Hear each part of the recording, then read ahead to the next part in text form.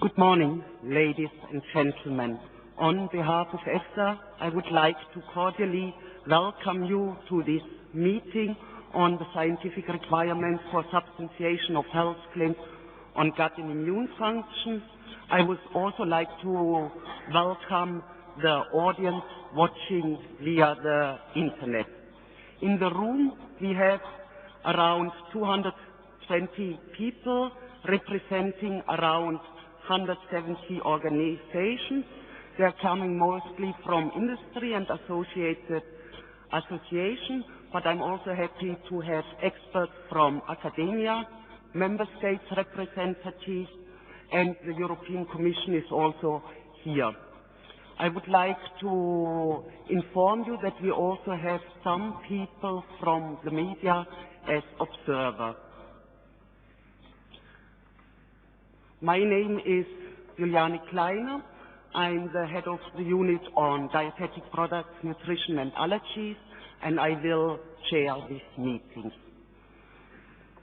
Briefly to the objectives of the meeting, it is to discuss with you, the experts in the field, the scientific requirements for the substantiation of health claims related to gut and immune function.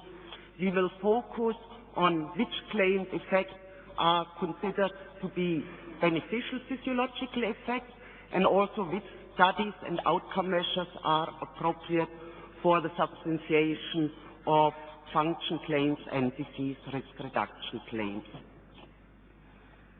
Oops. The basis of the meeting is a draft guidance document prepared by the NDA panel, which was subject to public consultation from 28th of September to 22nd of October.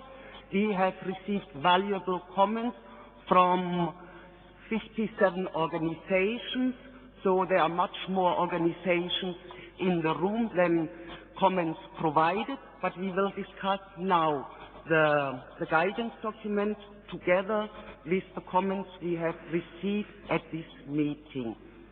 The guidance document should be read in conjunction with the draft briefing document on the evaluation of Articles 13.1, 13.5 and 14 health claims, which is laying down the general principles for the substantiation of health claims. Also, this document was discussed in a meeting earlier this year. What will be the next steps after the meeting? There will be a very brief meeting summary published tomorrow, and it will go together with all the presentations and the list of participants. A more comprehensive summary report summarizing all the comments we have received during the public consultation and at the meeting will be disclosed early next year. And we will also, according to the comments we have received, update the guidance document. And this will be also published next year. Now, briefly to the organizational details for the meeting. We have three main themes. The first theme is related to bowel function, and we have allocated around 1.5 hours for this. Then there will be the claims related to gastrointestinal microbiota, and after lunch we will discuss claims related to the immune system. Each theme will be very briefly introduced by a panel member and followed then by questions from the audience and answers by the panelists. And maybe this is now the opportunity to introduce to you the panelists. So from your side, from the right to the left, we have Martino Slurvik, who is panel member of the NDA. Then it's Stefan Strobel, panel member of the NDA. Then we have Henk van Loveren, who is the vice chair of the NDA panel. Then we have Albert Flynn, the chair of the NDA panel. Then there is Hildegard Schirembe, NDA panel member. Then comes Seppo Salminen, Yolanda San, and Maria Serella, who is a member of a sub-working group on claims on gut and immune function. And I also would like to tell there are several EFSA scientists also in the room, so you may want to approach during the lunch breaks, and we have several panel members in addition to this. And with this, I would like to hand over to give the floor to Albert Flynn, who will introduce the meeting, the background.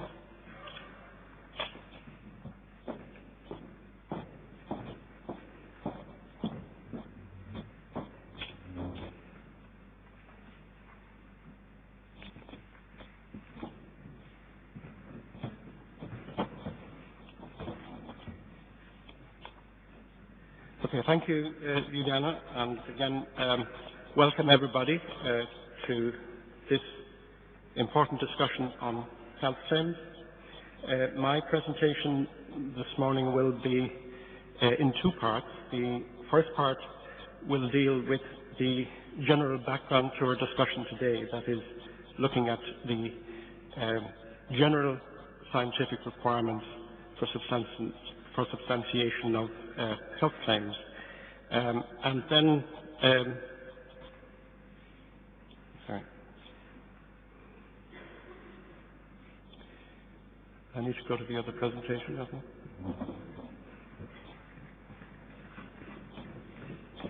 The one on the specific. You go first for the general. Yeah. Okay, thank you. Then these are the general principles which we have consulted now on two occasions. In June of this year, in Parma, we had a meeting to discuss these general principles, and in June 2009, we had a meeting in Brussels to discuss these general principles as well. So I'm presenting some of these today as general background to our discussion for the specific claims. So they're not, if you like, here today for discussion because we've discussed them quite a bit already, but we keep them in mind as the background. And in the second part of my presentation, I'll come on to talk about the specific claims on gut and immune function. Some of the topics I will cover in the general presentation are mentioned here, just to remind ourselves of what EFSA's role in evaluation of health claims is under the legislation, what are the scientific criteria for substantiation of claims, how the panel decides whether a claim is substantiated, pertinent studies for substantiation, extrapolation between groups, beneficial physiological effect, claims for reduction of disease risk, and disease risk factors. Now, firstly, with EFSA's role in evaluation of health claims, it's specified in the legislation. The regulation says that health claims can be used only if they're authorized for use in the community after a scientific assessment at the highest possible standard. That's what's required. And then in the second bullet, it specifies that EFSA is the authority which will carry out these assessments.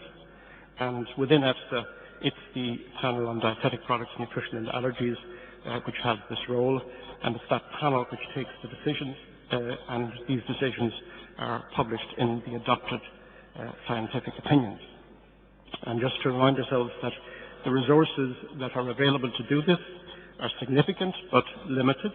The resources constitute the panel experts. We have 21 panel experts on the NDA panel.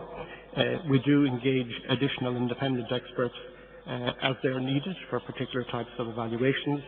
And of course, we have a team of about 20 EFSA staff who support this work also.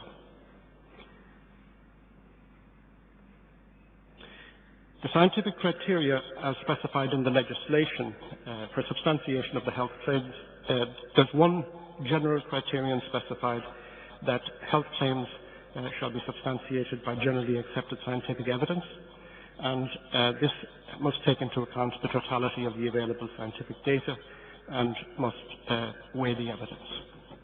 Now, whether the evidence is sufficient to represent generally accepted scientific evidence to substantiate the claim is a scientific judgment of the NDA panel, and this is the key judgment which is required from the panel. How the panel takes this decision is specified here in the first bullet. The panel considers the extent to which a cause and effect relationship is established between consumption of the food or the constituent and the claimed effect. There are two important qualifications of this. It's the extent to which it's substantiated for a specified target group. Every claim will have a target group. And also under the proposed conditions of use. That's also an important qualification. Now, all of the evidence from the pertinent studies is weighed, and emphasize pertinent studies here. I'll come back to that. It's weighed, and then the judgment is made in terms of the overall strength, the consistency, and the biological plausibility. These are the elements that are involved in the weighing. Human data are central for substantiation, and the hierarchy of evidence from human studies has been published in our guidance previously. The relative strength of the different types of studies, the relative strength of evidence you may expect to get from different types of studies. So the design and quality of individual human studies is very important, and this is something which is examined with great care by the panel. Studies in animals and in vitro may provide supportive evidence. So on their own, such studies would not be sufficient to substantiate a claim. Now, there's no pre-established formula in terms of either the number or type of studies that are needed to substantiate any specific claim. We evaluate the claims on a case-by-case basis. And coming back to the issue of pertinent studies for the substantiation of the claim, these are some of the questions which the panel asks in relation to these studies, and of course which applicants should consider in submitting their applications. Do the studies have appropriate design and quality? Were the studies carried out with the food or constituent that is proposed for the claim? Were appropriate outcome measures used for the claimed effect? And in this respect, the panel, of course, is guided by what is generally accepted by experts in the field. The conditions for the human studies are also taken into account, especially in comparison with the conditions of use that are proposed for the claim. For example, in relation to the quantity of the food that is used in the studies compared to the quantity that is proposed for the claim. And of course, whether the study group where the study was carried out, whether that is representative of the target group for the claim. Extrapolation between groups is important. Extrapolation from the groups in which the studies were carried out to the target group for the claim. For example, extrapolation from studies in subjects with disease to the general population, perhaps for which the claim is intended. Or indeed, extrapolation from one population group to another population group in relation to a specific claim. And this is something that the panel will judge on a case-by-case basis. There are examples of where the panel has accepted patients, for example, as an appropriate study group for claims in the general population. In the case of patients with gastrointestinal discomfort, or for claims on gastrointestinal discomfort in IBS patients, the panel has judged that that evidence may be extrapolated for claims for the general population. And the issues that arise here in considering extrapolation is extrapolation to the target group, is it biologically justifiable? This involves consideration of the physiological status of the patient, for example, compared with the general population. Also, the mechanism of the claimed effect would be quite important as well. And it's important to remember that in some cases, patient treatment may interfere with the study interpretation, and that may complicate the extrapolation. And also it's important for applicants to remember that they should provide justification for why extrapolation is justified. Now, there is a lot of confusion about health claims for essential nutrients and whether we're treating essential nutrients differently from other substances.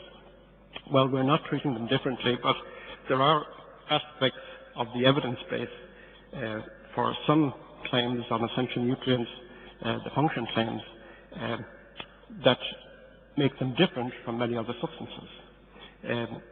So if you look at proposed functions of essential nutrients, for many of these, if there is established scientific consensus for the substantiation that we see in authoritative scientific sources, in scientific reports, etc., that the panel may simply rely on these sources for substantiation without having to go back and review the primary scientific studies.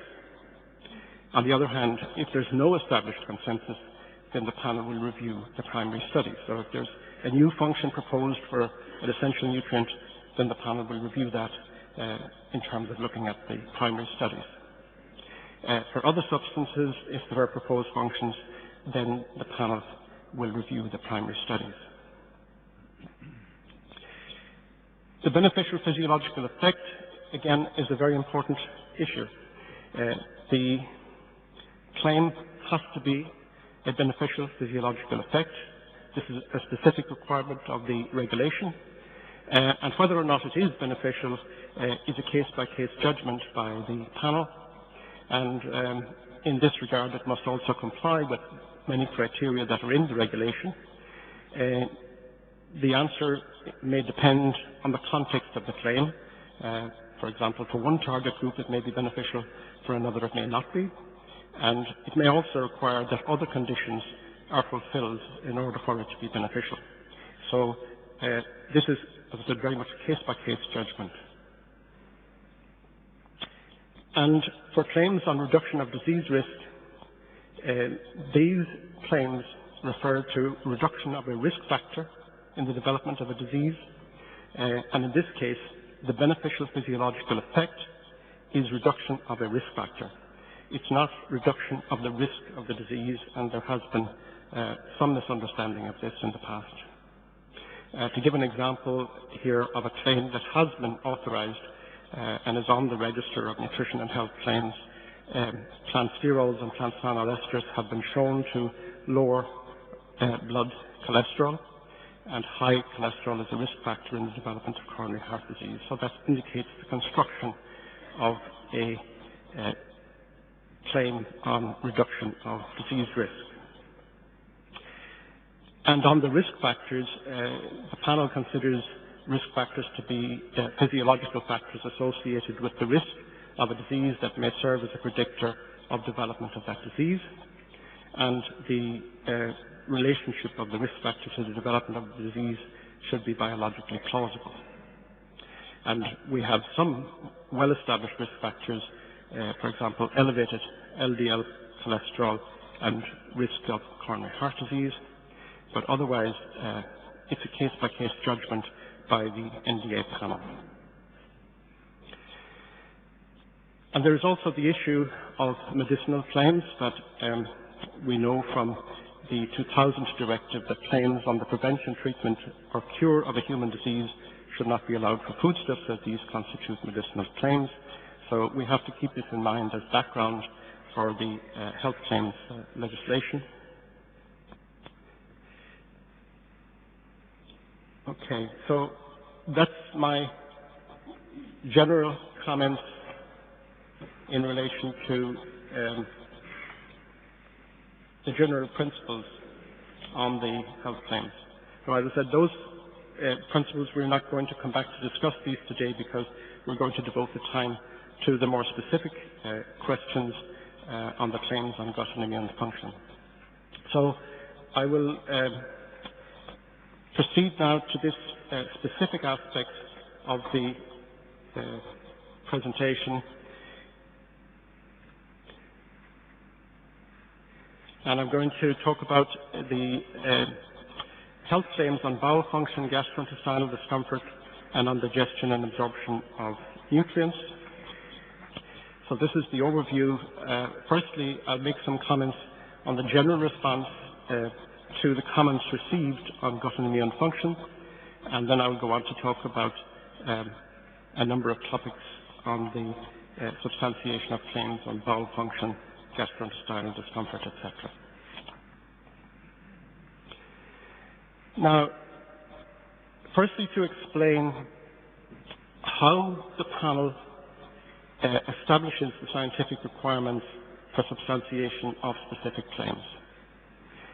This is done progressively as the claims are evaluated. The panel evaluates the claims as it receives them, and then it takes decisions as it goes along. So these decisions are agreed by the panel, and they're then published in the adopted scientific opinions. And what we're in the process of now doing is consolidating these requirements for specific claims into guidance documents. And the first one we have under discussion here today on gut and immune function, we have a series of these to come. And the idea is that there will be stakeholder consultation in selected areas. For example, today we have the gut and immune. Now, what we wish to address in these guidance documents are two main aspects, because these are the central aspects for substantiation, and they relate primarily to human studies for supporting substantiation of claims. And one question that's very important is which claimed effects are considered beneficial physiological effects by the panel.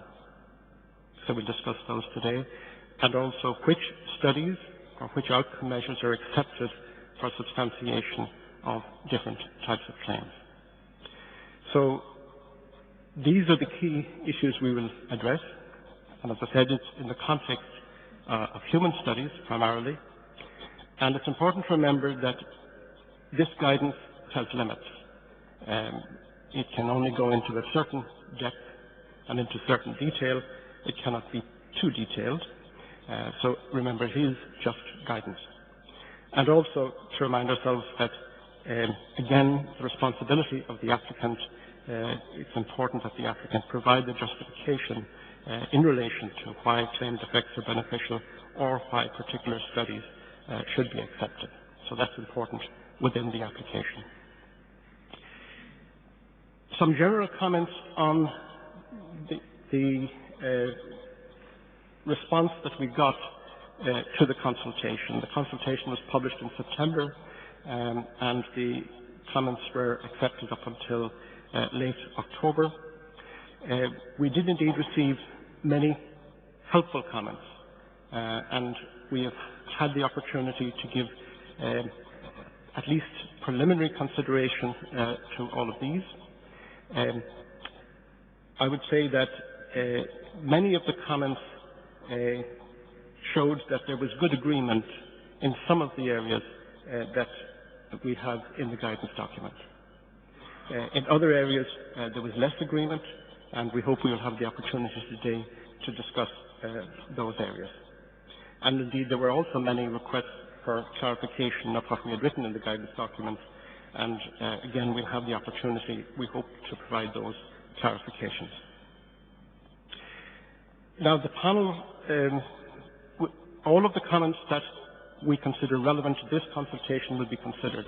Some comments addressed the general principles which we already have consulted on, so some of those are outside of the scope of this consultation.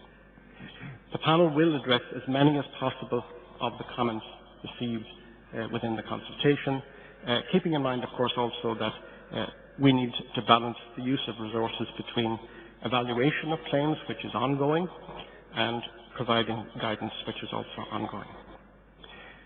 Some comments may need to be considered in the context of specific applications for health claims, because some of these are quite difficult areas and can only be considered within a specific application. And also some comments are too detailed to address in a guidance document. For example, questions related to experimental design and methods and statistical analysis. We don't intend to get into details in the guidance about these issues. And also, some people had requested lists of appropriate outcome measures for claimed effects. Again, we don't intend to provide exhaustive lists. We will give indicative measures which we hope will be useful as guidance. In the area of bowel function, the guidance documents had indicated a number of beneficial physiological effects, such as reduced transit time, more frequent bowel movements, increased fecal bulk, softer stools, and this has been clarified because there were comments in relation to had we not considered consistency. Yes, that is included. So each of these is considered a beneficial physiological effect, and there was good agreement in the comments received in relation to what the panel has put in the guidance document. There was request for clarification of what was meant when we talked about changes in bowel function within the normal range, and we understand where this confusion arose. What we had intended to say was that the changes in frequency, transit time, and consistency that are being evaluated, those changes should be beneficial but should not go so far as to result in diarrhea. So we will make that clear when we revise the guidance document. There was also a comment in relation to there was no reference in the guidance document on reducing diarrhea as a beneficial physiological effect. We would agree, of course, it is a beneficial physiological effect. We hadn't considered it in this section of the document because it was also addressed in relation to claims on gastrointestinal infection in another part of the document. In relation to the study group, there were some suggestions that patients with functional constipation, studies in these should be acceptable as a study group for claims for the general population, and in principle such studies would be acceptable.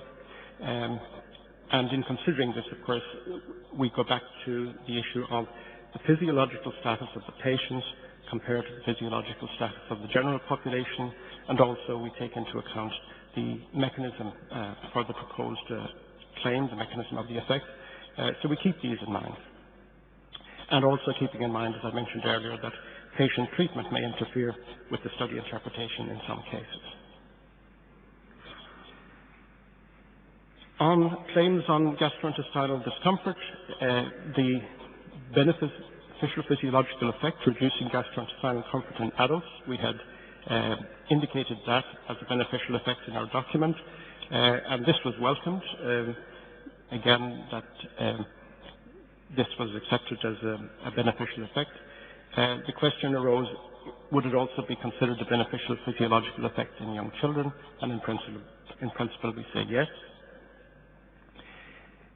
Regarding the use of studies in IBS patients, in adults, being acceptable to substantiate claims for the general population in adults, again, we had accepted that and we indicated that in the document, and this again has been welcomed by most responses on this topic.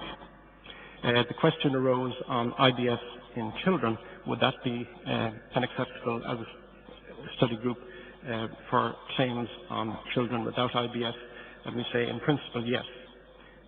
We have to keep in mind also when we're talking about children that we have to consider the age group of the children, for example, the age group of the study group versus the age group for the target group.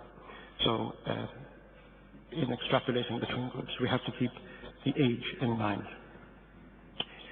And what are appropriate outcome measures for such claims? The guidance document has indicated that subjective outcome measures are accepted, of course with the proviso that we must have caution in such studies that self-reporting is very subject to bias, so the studies have to be careful to avoid bias.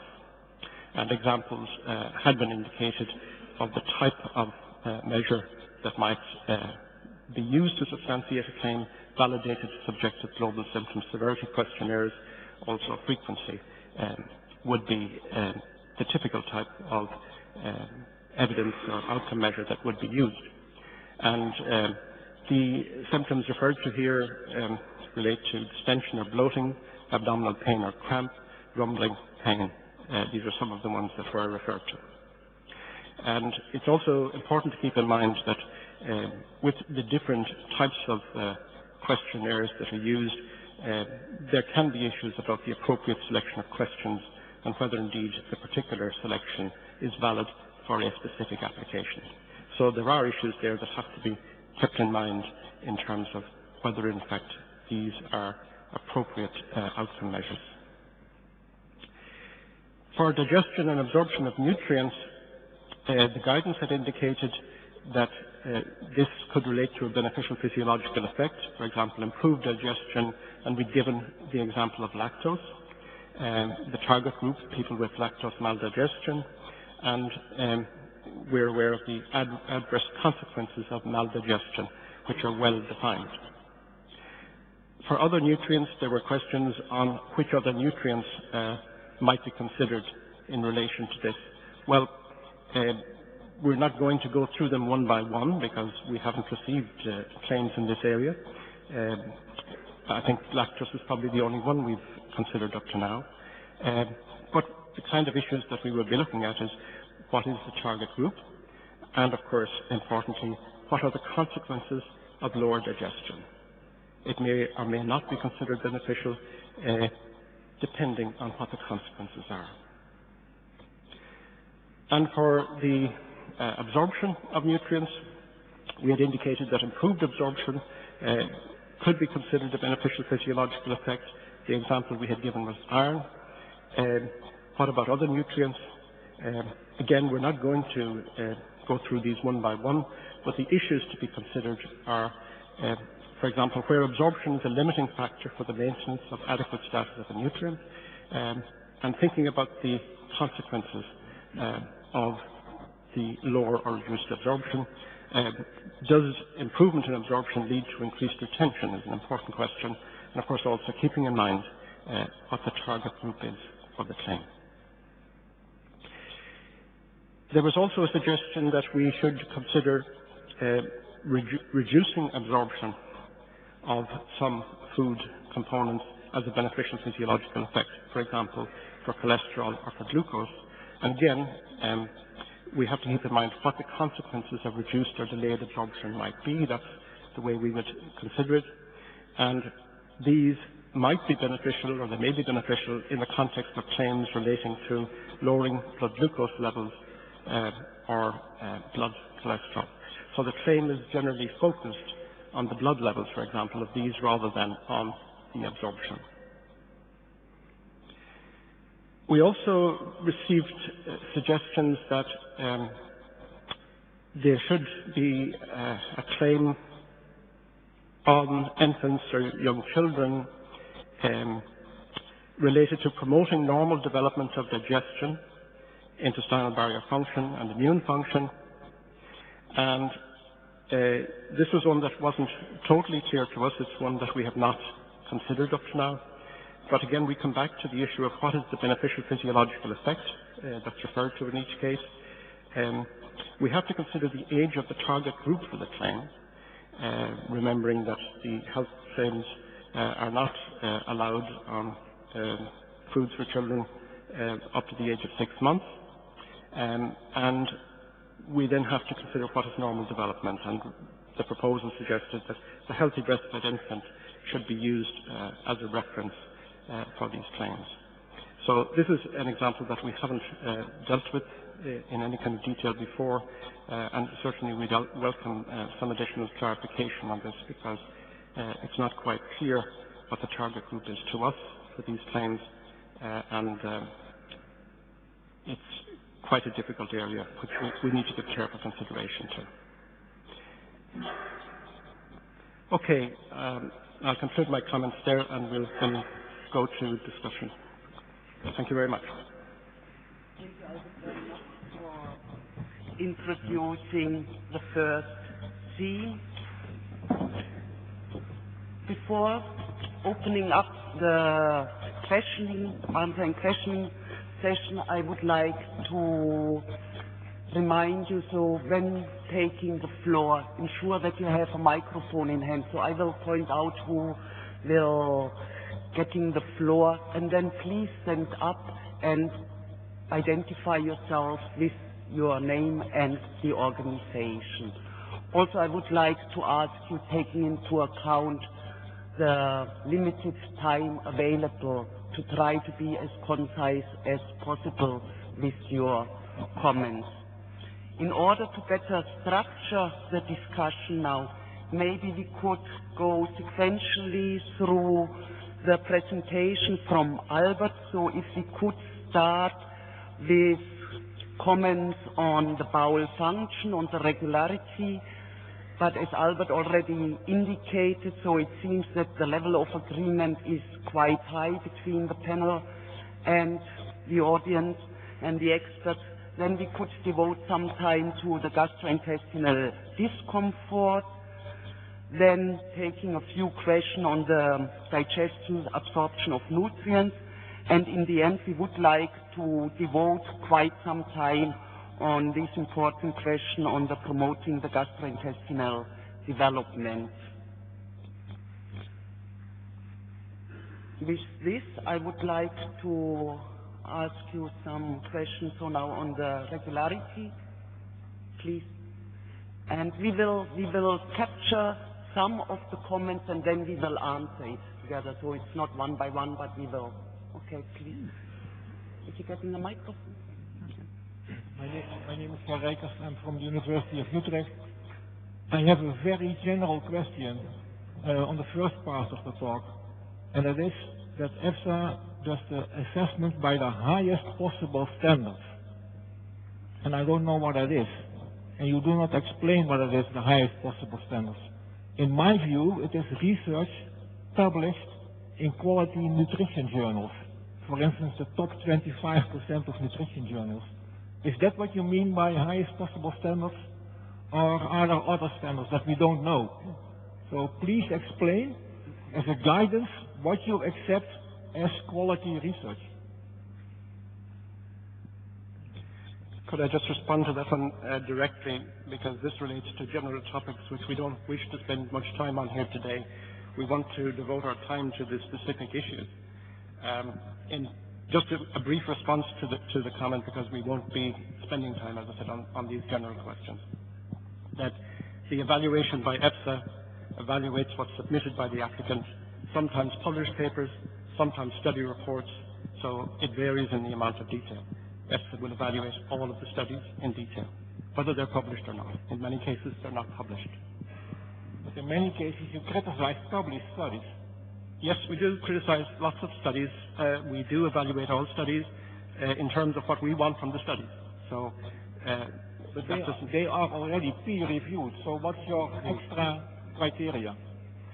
Yes, peer-reviewed studies we do examine very carefully.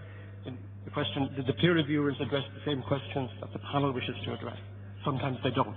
So we have very specific questions that sometimes differ from the questions the peer reviewers have to ask. So I don't think we're in any conflict with peer reviewers here. Maybe we take some other questions. So we take one over there, and then here, and then here. Okay?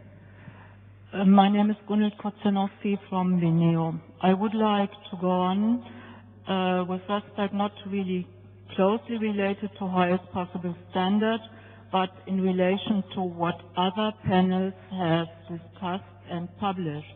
In view of bowel motor function, for instance, the PASS claim, a project which was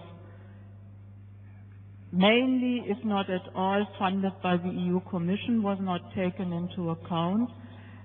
This relates to what is general accepted scientific evidence and what is the standard there, and how can, in particular when it comes to beneficial physiological effect, other panels and the community, the scientific community at large, be taken into account, including reference to that. Thank you.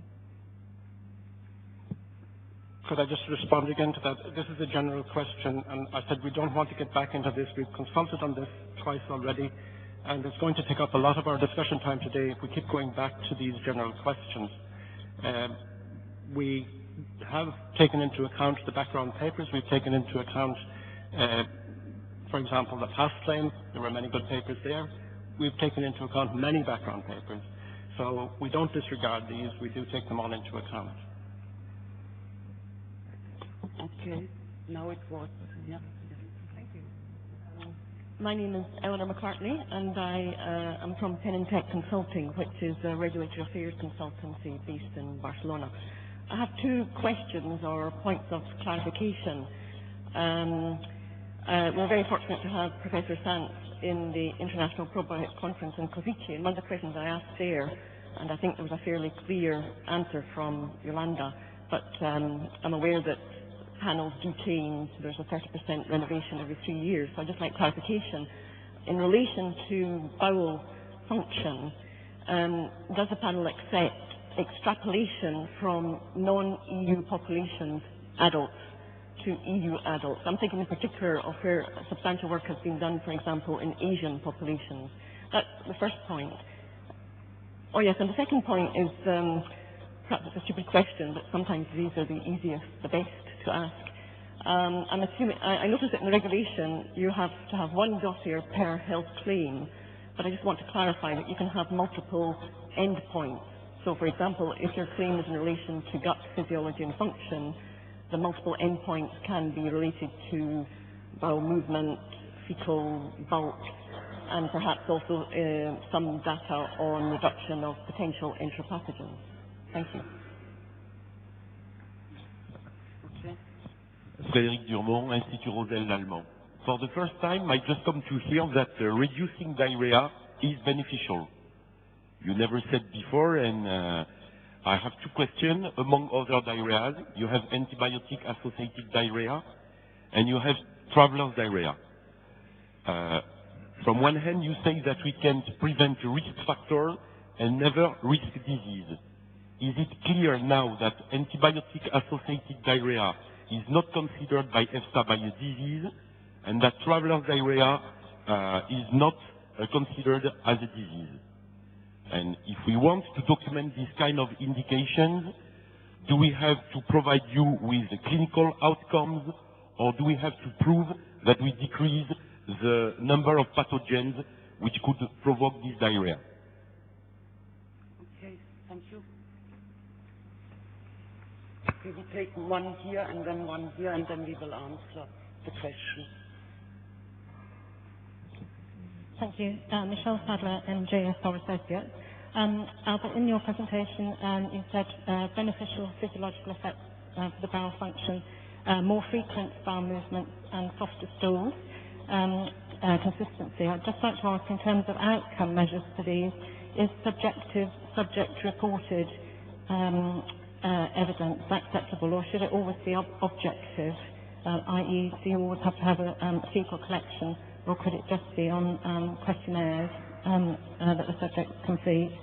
And the second question, actually, which is how important is follow-up data as part of the study design in terms of assessing the outcome effects of whatever you're testing? Thank you. On the subject. Stéphanie Courreau, Merck. To come back to the gastrointestinal discomfort and the evaluation of gastrointestinal discomfort, I have a question. So you talk about the questionnaire, so it is a subjective method, and I would like to know if it's enough to substantiate a claim, or if we need to have some objective outcomes additionally.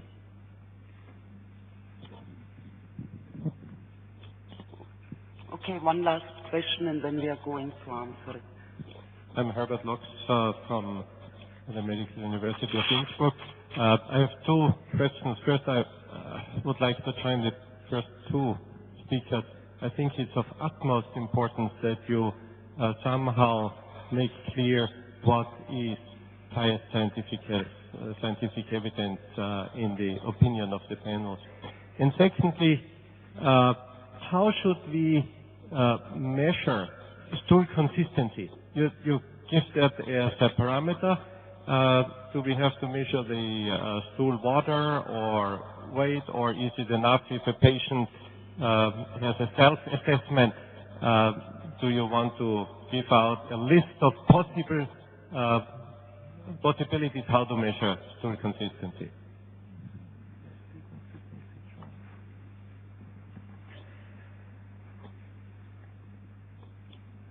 Okay. Just to take some of those questions in order. One dealt with extrapolation from study groups that were outside of Europe to European populations. In principle, it is acceptable, but all extrapolations have to be examined carefully in terms of the physiological status of the study group, for example, and the physiological status of the target group for the claim. So, in principle, it's acceptable, yes. In terms of multiple endpoints, to keep in mind here that we're not talking about multiple claims, we're talking about one claim for one effect, and there may be more than one outcome measure that supports the substantiation. That's of course possible. In terms of the question about reducing diarrhea, and this is one of the difficult areas because, again, as I indicated, there is a borderline between health claims and medicinal claims, and this is one of the areas where we have to take a lot of care in relation to whether indeed the claim fits within the scope of the health claims regulation. Now, the panel refers many of these issues to the Commission and the Member States for clarification, because ultimately they will be guiding us in terms of what is within the scope or what isn't. But in principle, reducing diarrhea, it's the issue of whether it's a symptom of the condition or whether it's a disease in itself. It can, of course, be both. So it very much depends on the presentation of the claim as to how it's considered. So it is one of these borderline areas, but as a symptom of an infection, for example, then it's quite acceptable. But in terms of what the claim itself states in terms of the scope, this is one of the borderline issues. But in principle, reducing diarrhea is a beneficial effect. I'm not sure if I caught all of that comment. That could answer the one on the frequent bowel function about the subjective versus objective outcome measures. Yeah, I think we have listed most of the most common outcome measures, and there was a question concerning also the discomfort in terms of questionnaires. I think the idea is that there should be validated questionnaires, and it's often asked what is a validated questionnaire. There is a good example on the WHO website. They have done extensive validation of health-related questionnaires in different countries around the world. There's also a measure of how one should validate questionnaires, and it can be quite simple by having, for instance, different people ask questions and see if the same answer is received. But in general, the validation is quite well described. There are validated questionnaires in different European countries on specific target groups, elderly for bowel function, and younger people for bowel function. So I think those are also examples of what could be done.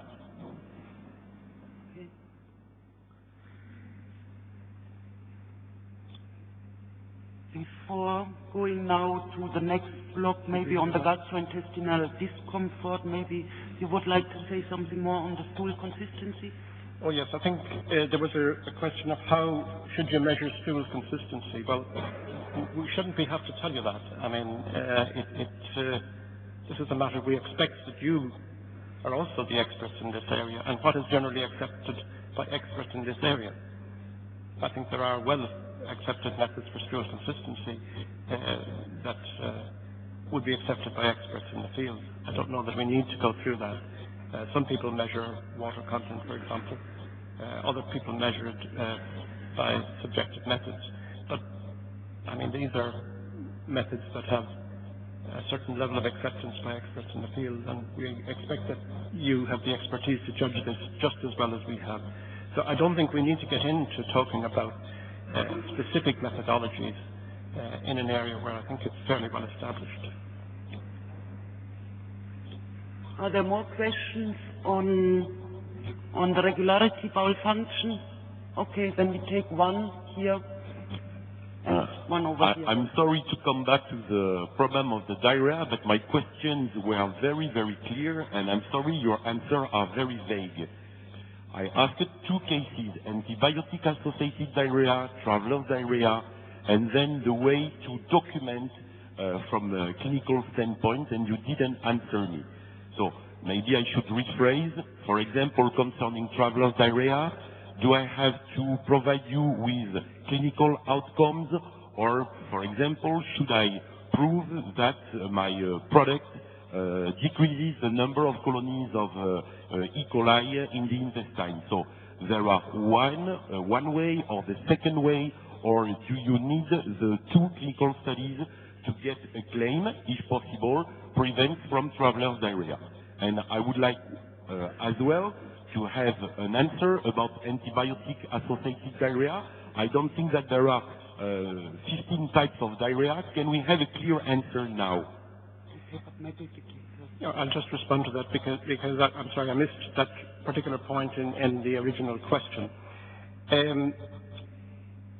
If you consider that you're talking about a disease, traveler's diarrhea, then as I indicated earlier, that the construction of a claim related to that would be, for example, a disease risk factor reduction. So it would be necessary to identify the risk factor for the disease and to indicate that this risk factor was reduced in the study population. And then it could be demonstrated to be substantiated as a reduction of the risk factor. Not reduction of the disease, but of the risk factor, and then indicating which disease it was that the risk factor related to.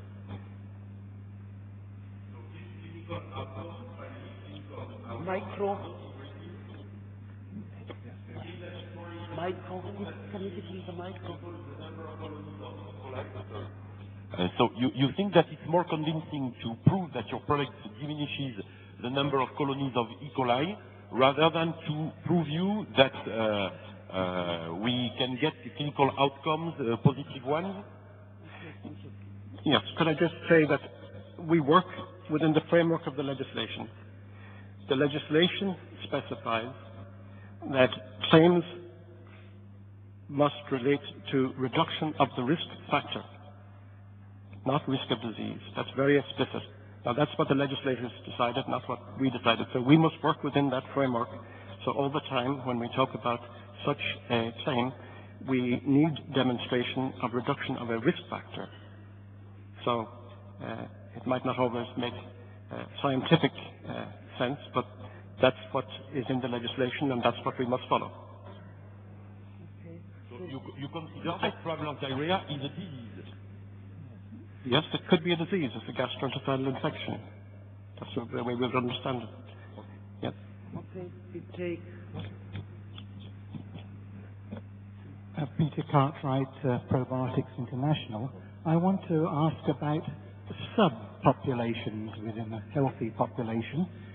If one was to work with IBS patients in relation to improving bowel function, I'm not clear whether it is acceptable to have subpopulations of the IBS patients. For example, a group of IBS patients who have been classified as being post-infectious in the cause, or for example, a constipation predominant version of IBS. So can you give me some clarification on that, please? Okay, thank you. Okay, we take one question over here and then over here. My name is Paco from Yakut Europe. I'm very sorry to come back to the previous question. I would like to confirm again about the measurement or the measure of stool consistency. For me, it's not clear yet. And if my understanding is correct, so you panel will accept both subjective measure and objective measure, both. And for instance, water content is acceptable, or for instance, Bristol scale measurement is also acceptable. Could you please answer again? Okay, thank you. Then this gentleman over there. Yes? My name is Francisco Guarne from Spain, from Barcelona. So the idea is IBS is symptomatic array for people who have troubles or discomfort related with bowel movements. But it's only one part of all the functional bowel disorders, which are functional dyspepsia, for instance, or functional bloating only. So experts have worked for long on this area for 15 years, trying to characterize very well all these symptomatic arrays which are not related with organic disease. I wonder if the panel would consider only IBS of all the functional disorders.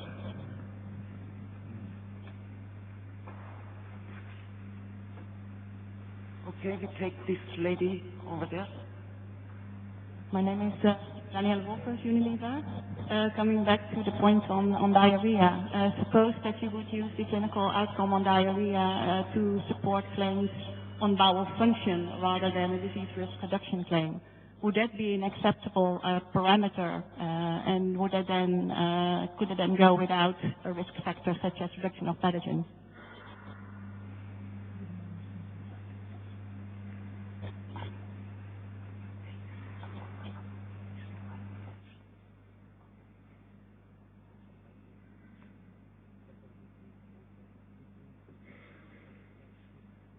Okay, we take one question here and then one question here.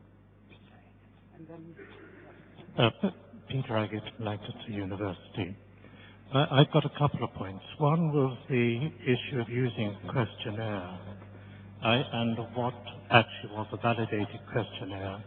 I think that if you are indeed looking for defendable assessment of a claim or of an effect, then each questionnaire cannot just be taken off a website or off another site. It really does need to be validated against objective criteria used in the assessment of loose stools, their consistency and frequency. The additional point I'd like to raise is perhaps to give you an opportunity to discuss. Sorry. Can you take the microphone close to...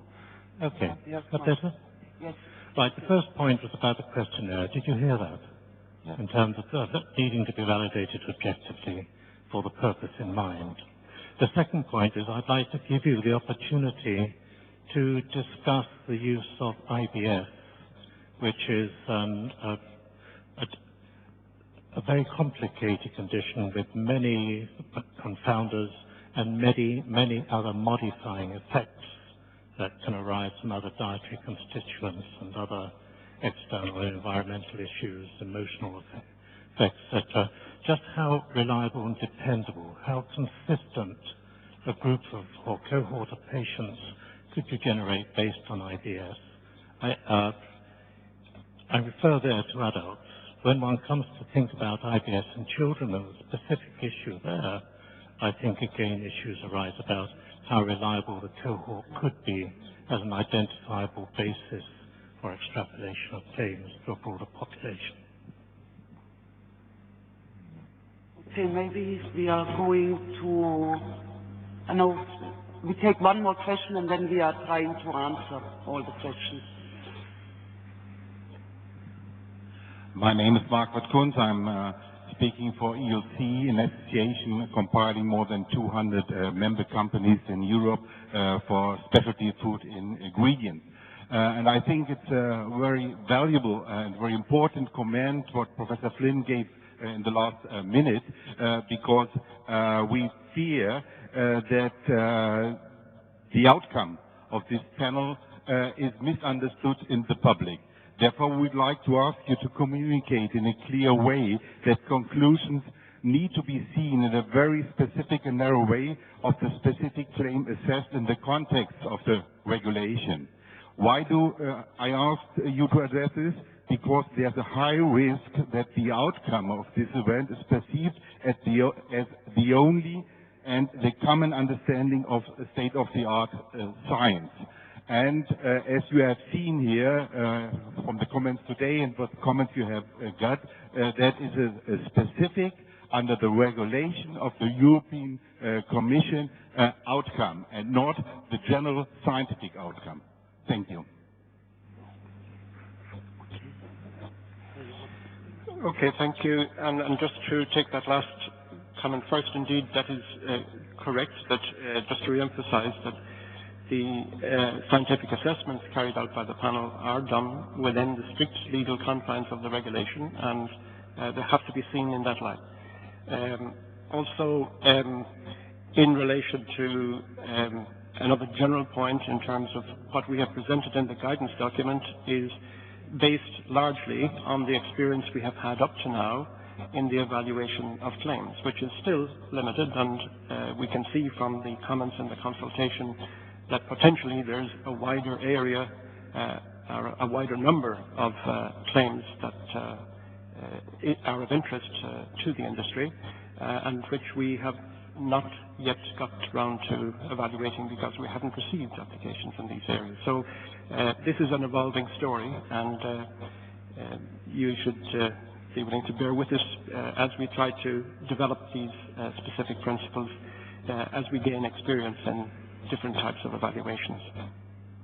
There was a question on IBS subgroups, and again, in the area of IBS, we had indicated that we, for claims related to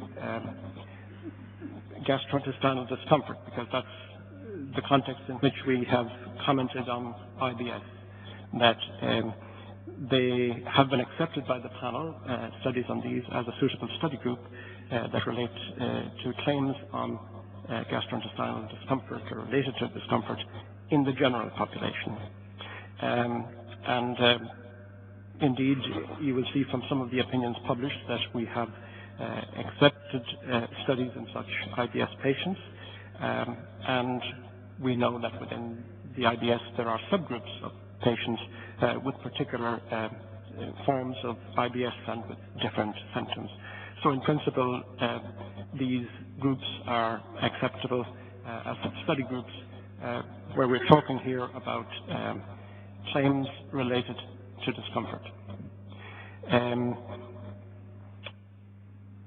In terms of the question about symptom arrays, for example, in IBS, in different types of symptoms, etc. Again, this may be related to IBS. I don't think we've had an example of this so far, where there are symptom arrays which are not clearly IBS. But again, of course, we would look at this, and again, the principles that we keep in mind are the physiological status of these subjects compared with the physiological status of the general population. And there's an indication that these symptom arrays may not be related to any organic condition, and then that would help to support the extrapolation from such a study group to the general population, as it does with IBS. There was a question related to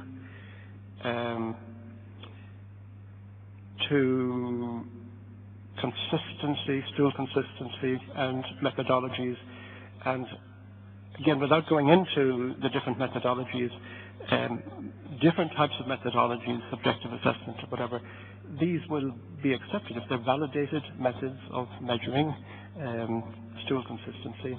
Of course, we would accept them. Validation is the key for any of these questionnaires or these measures. The Back to the IBS, there was a question about how reliable it is indeed, and we know that this is a difficult area. We know the variation there is between individuals with IBS. It is indeed a very varied condition, and we accept that, and that's part of the consideration that we give when we consider the studies done on these IBS patients, and also the reference to IBS in children. We have not had an example of this yet. Nobody has provided us with studies on IBS children to substantiate claims on discomfort, gastrointestinal discomfort in children. But we can appreciate that there will be a lot of variability within such a group. And of course, we do take that into account. Nevertheless, as I said, we have accepted IBS patients as a study group from which you can extrapolate for bowel or gastrointestinal discomfort in adults. And in principle, we could accept it for children.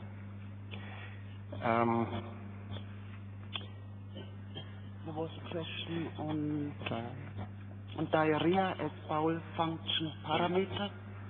Yes, diarrhea as a basis of a claim on improved bowel function. Yes, we have considered that only up to now in relation to gastrointestinal infection. But in terms of improvement of bowel function, it goes back to the point I made earlier. It depends on the presentation of this claim. We're on the borderline with diarrhea. Is it a function claim, or is it related to a disease? This is one of the borderline areas, but in principle, reduction of diarrhea could be regarded as an improvement in bowel function, of course, but you're on the borderline here of whether these are health claims or medicinal claims, and that's one of the areas where we'd be looking for guidance from the Commission and Member States and whether that fits within the scope of the legislation or not. From our perspective, from a scientific perspective, it's not an issue, but it's purely within the confines of the regulation. Whether that fits with the health claims or not is something that we have to keep in mind. Okay, we can take a few more questions on regularity and gastrointestinal discomfort. So we take first here, then the lady over there, then here, and here. Okay. Okay, actually, sorry, my name is Eleanor McCartney from Pertinent Consulting, Regulatory Affairs. It's not so much a question as perhaps a comment that might aid the discussion, especially on these very borderline issues about when is a disease, when is a claim, a medicinal claim. And I'm speaking from my experience with live microorganisms in the feed area and also in the human area. I think it's worthwhile considering that there is a dose-response effect with live microorganisms, and I've seen experience in piglets many years ago where piglets are actually challenged with an E. coli. You give them a very high dose of a sporing bacillary probiotic and you'll get a reduction in diarrhea, reduction in duration of effect. With that high dosage, single dosage probiotic, or perhaps 2 or 3 dosages, I would say that is a medicinal use. However, probiotics, live microbes, are commonly used as feed additives in pigs and poultry and other species. And then you get a more of what we would call a zootechnical effect. You tend to get just a normalization, if you like, of gut health and function. So I think that there is a dose-response effect in some instances. And also in relation to the use of live microorganisms in humans and animals, there's huge individual variation. So what could be a maintenance dose, if you like, maintenance of gut function for one person, could be too high a dose for another person, too low a dose for another person who tends to have, for example, functional constipation. Okay, thank you. Then it was over here, the gentleman over here, then here. Okay, please. I have 2 questions. My name is Stefan Bischof from the University of Hohenheim in Stuttgart, Germany. My first question is on quality of life, which is an important issue also in GI discomfort patients. And I was missing the scores of quality of life, and I would like to ask you whether you would accept this type of outcome in clinical trials. The second is, even though you don't like the very general questions, I think there is a real need that you give us some more information about the scientific evidence, even though you are under the umbrella of these EU or EC regulations. Because you are the expert panel which finally decides about opinions, and I think you could do also a step forward. For example, in case of IBS, you did that step forward by making the decision that even though it's a disease, you will accept it to some extent.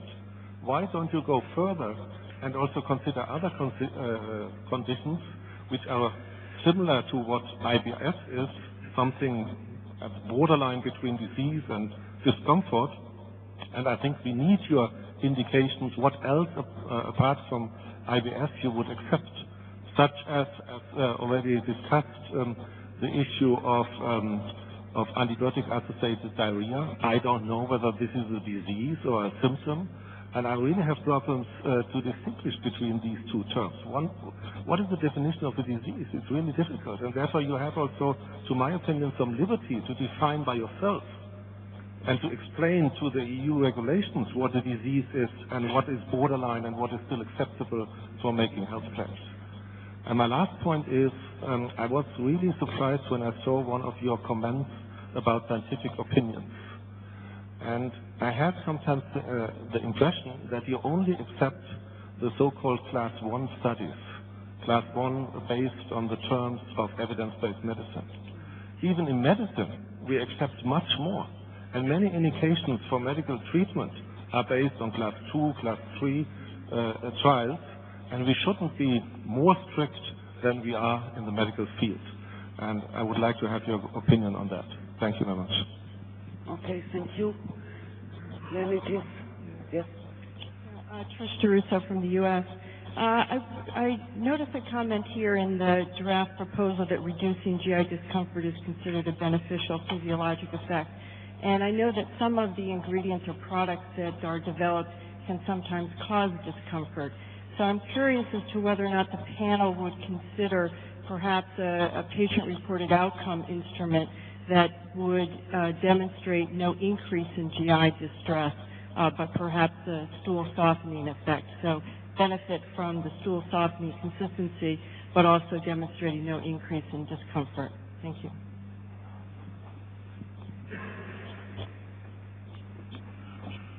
Okay, so then first this gentleman over there and then Gunhild. Okay. Yeah, my name is Kasper Nielsen. I'm from the Danish Dairy Board. I'm a lawyer, so sorry for interrupting your scientific discussions, but I'm a little bit confused about the interrelationship between the claims on bowel function and the gastrointestinal discomfort, because from a consumer's point of view, it's maybe not that huge a difference. So my question is to you, the arguments or the questionnaires, when you are looking at subjective information in relation to discomfort, could that be supporting in relation to claims on bowel function? Thank you.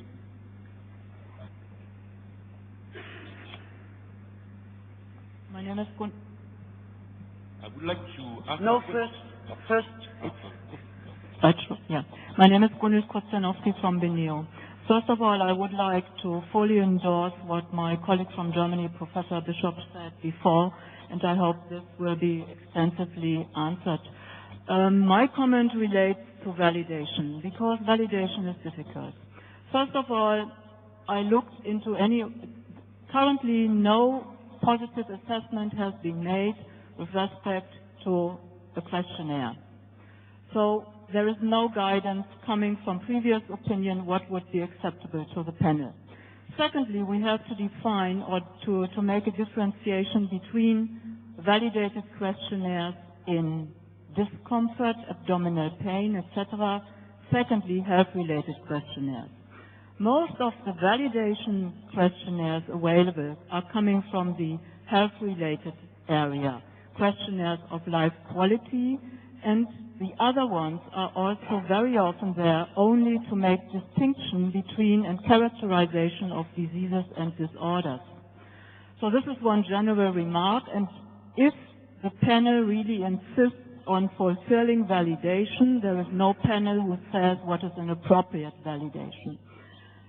This is one remark. Secondly, validation contains one element what Professor Salminen has not mentioned, which means responsiveness.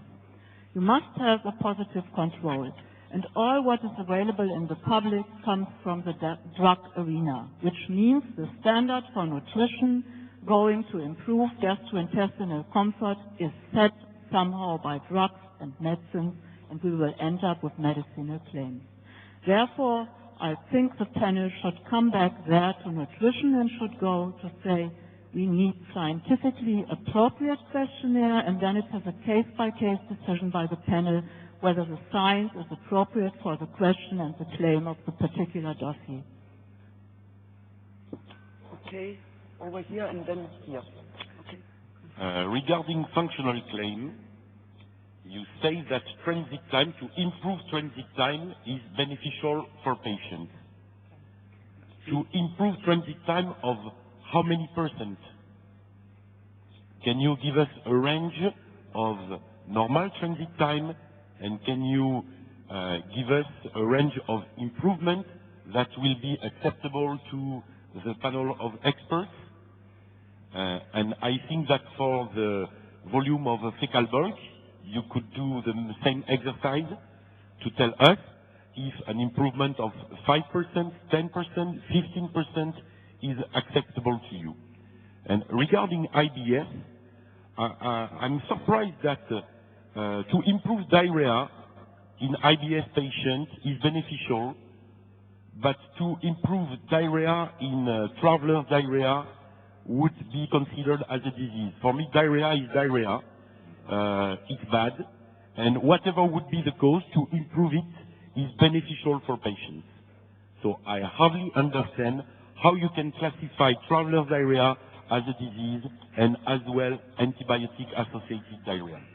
And finally, a technical question regarding IBS. There are several validated questionnaires which range from the SF-36 up to the hospital anxiety and depression scale. All these scales are validated. So when we want to run a clinical study and we want to include IBS patients, should we choose only one scale or several scales? And if one scale is positive, and for example it's the primary objective, and you have 2 or 3 other scales as secondary objectives, what will be your decision? Is it a positive or a negative study? And for each scale, what is the percentage of improvement that you are expecting? Thank you. Could I make a general point here? Because I detect from a number of the questions that there isn't sufficient understanding of the difference between the target group for the claim, that is the population group for whom the claim is intended, and the substantiation of the claim has to be for that target group, and the study group on which the studies were carried out, that may in fact be a different group in some cases. So in relation to the discussion we have had on IBS patients, it was in the context of using studies in IBS patients to substantiate claims on gastrointestinal discomfort in the general population. It was not for claims on IBS patients. Okay? So to be clear about that, because I think that has caused some confusion in the minds of the audience. Just to follow from that, because somebody had asked in relation to claims on discomfort about whether quality of life could be an acceptable outcome measure. I think for claims on discomfort, what you're trying to get are measures of discomfort. So how do you measure discomfort? We've had some discussion on the different measures and the validated questionnaires, because it's a claim related to discomfort. Quality of life might support that, but to what extent does it indicate discomfort? It's a very general issue, and does it indicate discomfort? But in principle, improved quality of life would be supporting such outcome measures if you had measures of discomfort. I think, again, the issue of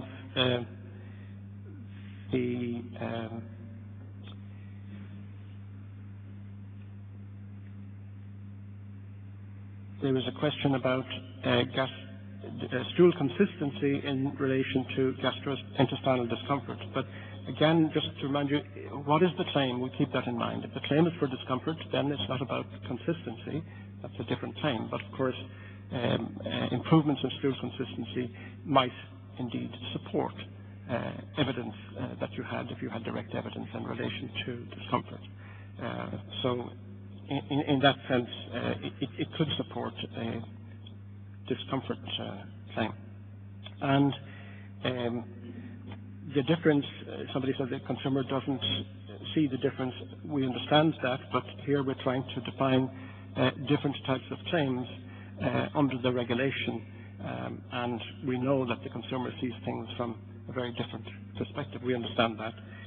But this is for the substantiation of specific types of claims, whether it's a discomfort claim or whether it's a bowel function claim.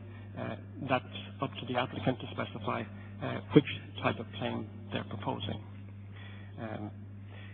There was a question about, or a comment in relation to the different types of trials that EFSA does and does not accept. EFSA accepts all trials. EFSA considers all of the studies that are submitted and then considers to what extent they can be used to substantiate the claim. We've said this before. Some studies are not considered useful for supporting a claim for all kinds of reasons, because they weren't designed to address the particular issue, which is the subject of the claim, and sometimes the quality of the studies would be such that they would add very little to the substantiation. For example, studies that would be carried out with insufficient control, where it's very difficult to conclude what the outcome relates to.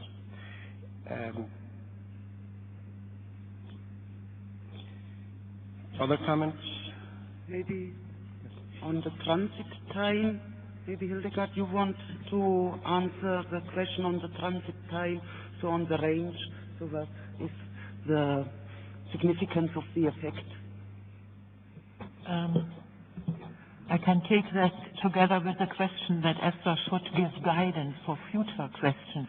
I think you ask too much from EFSA, because we are not deciding what research to perform, what science is acceptable. In the case of are there indicators of what is a normal transit time? Of course, you find in the literature parameters what can be considered as normal, and EFSA looks at those, but it has for an application to look at the specific question which should be answered there.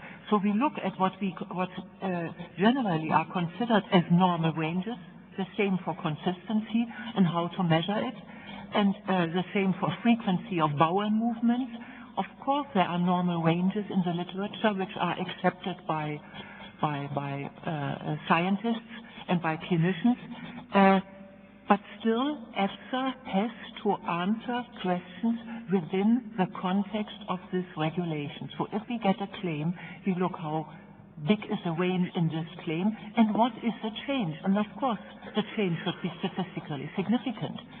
So what we cannot give is an increase of 5% in 100 people is for all the future a significant effect. This is not our task. Our task is to assess what is provided to us and in relation to the question we are asked. I hope this is clear. Okay. No? Not at all. Okay. What is not clear? No.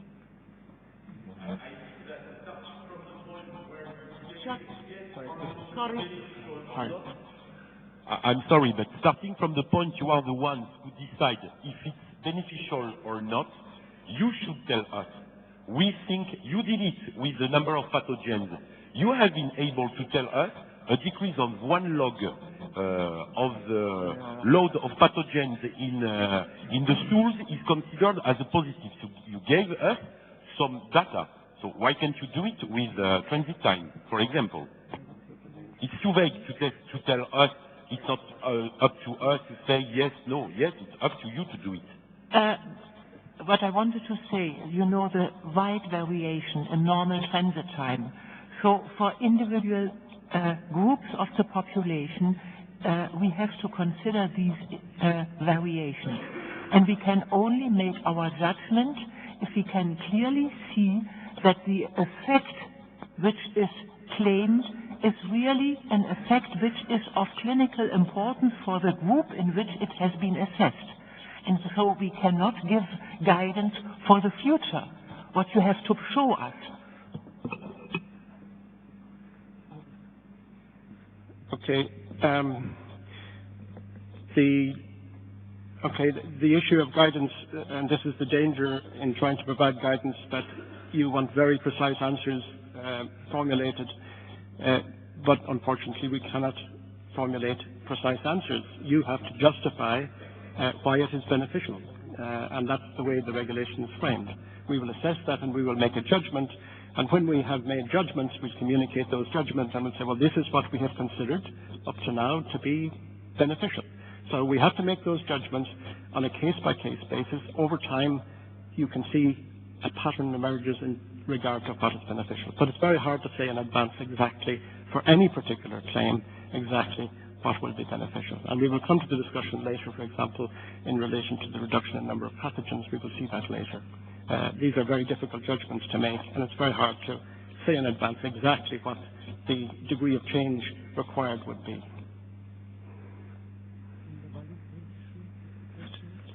Maybe, Seppo, you are taking the question on the validation and the questionnaire. Yes, I think it was Dr. Kosciuszko who pointed out the challenges in validation.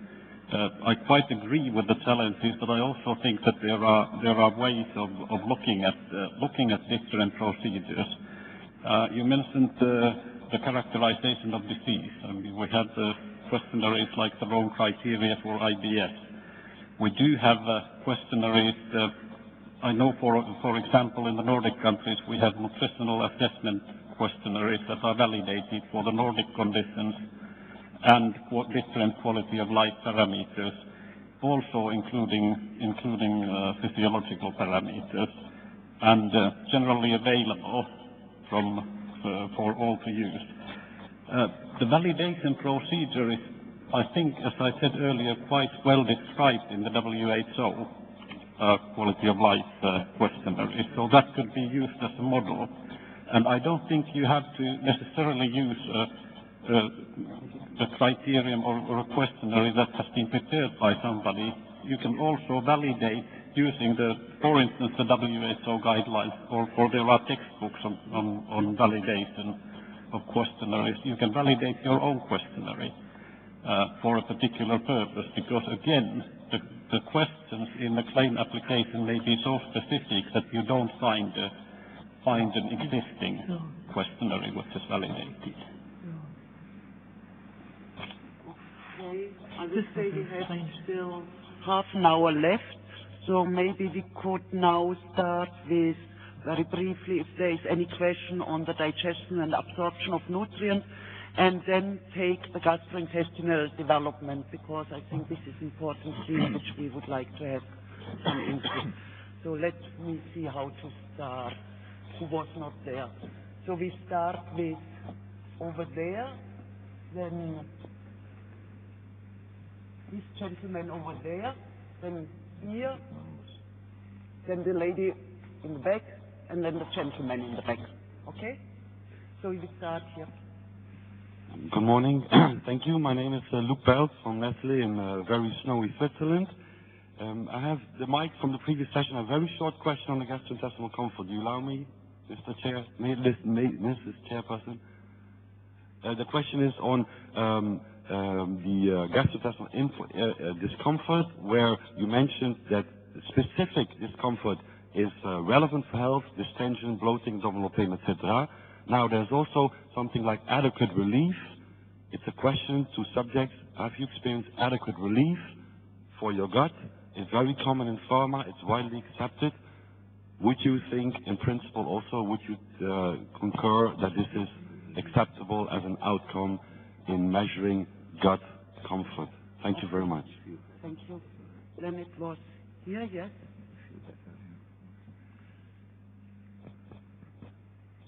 I'm not particularly happy with this format of questioning because we ask 20 questions and get 10 answers, and then we have to ask again the same question. So I want to do re-ask the question of Professor Bischoff. Very important because it's about the scientific basis of health claim applications, and you are the scientific committee. What level of evidence do you need? Is it class 1 studies or, like proposed in medicine, class 2 and class 3 evidence also will be acceptable? Has not been addressed sufficiently in the answering. It has been addressed. Okay, we are taking more questions before we are going back. Actually, I would like to confirm what just was said. I have also the feeling that my questions were not answered, and I think you take too many questions and you do not succeed in answering all the questions. Therefore, my proposal would be that you take less number of questions and answer directly to our questions. Otherwise, we will repeat and repeat and we will lose a lot of time.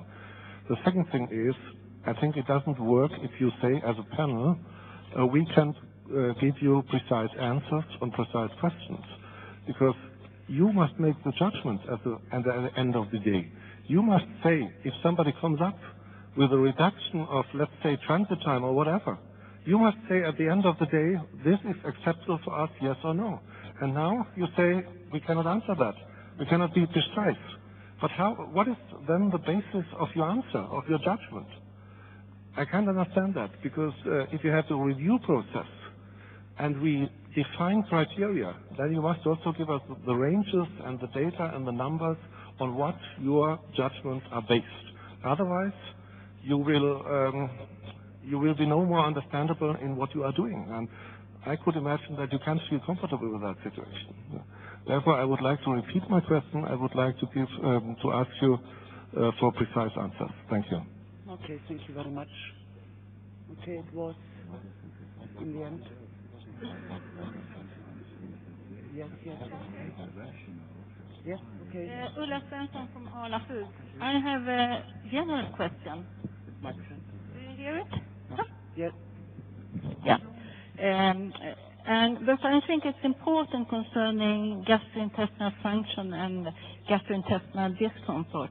I think in many studies, multiple strains have been used in this area, and there are also some meta-analysis showing, for example, for antibiotic-associated diarrhea, that it's the combination that it's good.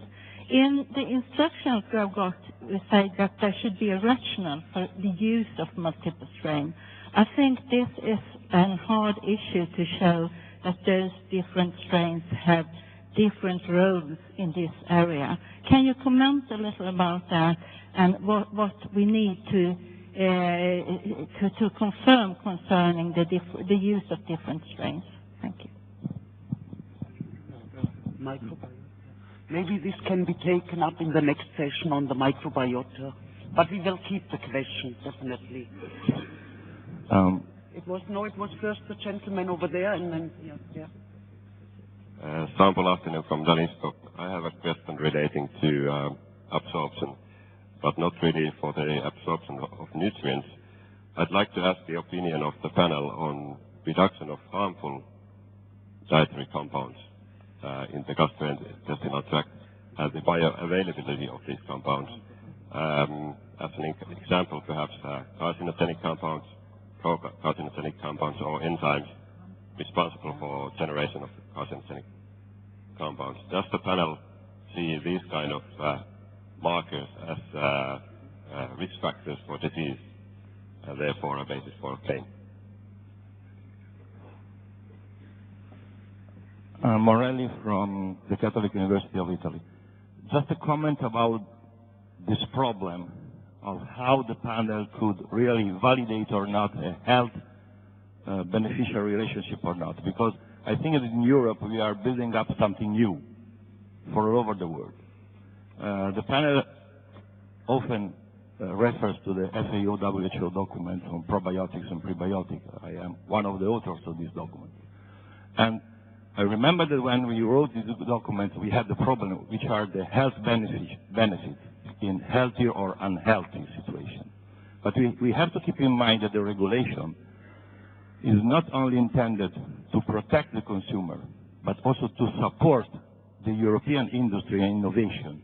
This is the reason why they have introduced the property rights regulation.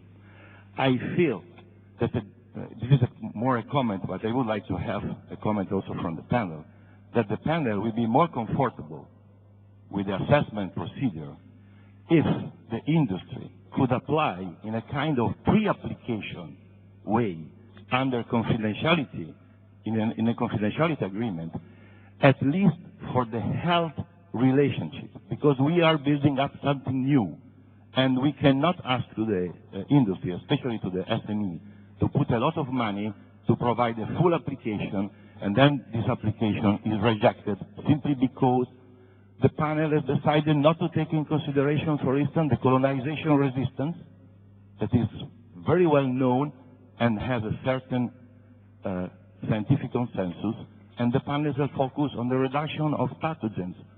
And for me, in this field, there is less scientific consensus because there are a lot of healthy carrier of salmonella where one log of difference means nothing. So why not to open, to change the procedure in collaboration with the Commission and to have a kind of pre-application limited only to the health benefit relationship, and then the company will decide if put or not money in the scientific validation, the scientific support of the claim. Thanks. Okay, thank you.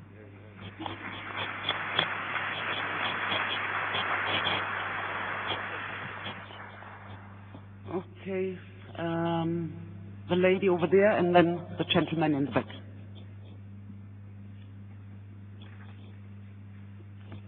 Yeah, no, I'm trying Can to... you Sorry, yeah, my name is Birgit Makos, and I'm with Christian Hansen. No, I'm going back to the discomfort question. Can you put the microphone closer? Sure. This relates to the use of IBS patients as a study group. We're looking at guidelines and recommendations on how to show discomfort in that particular group. It is suggested that that repeated cycles be used, intervention cycles. And the question now is, do you also think that would be necessary in order to show effects on discomfort in using that patient group?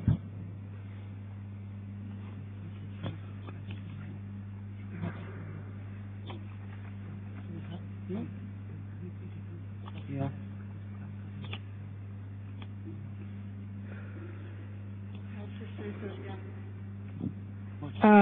Gentleman in the back, yeah. I'm sorry. It was first the gentleman in the back, and then, yeah. My name is Sandra Rijman from TSML. I have a very specific question. Is it possible that if we demonstrate improvement of intestinal permeability, that that's considered beneficial to health?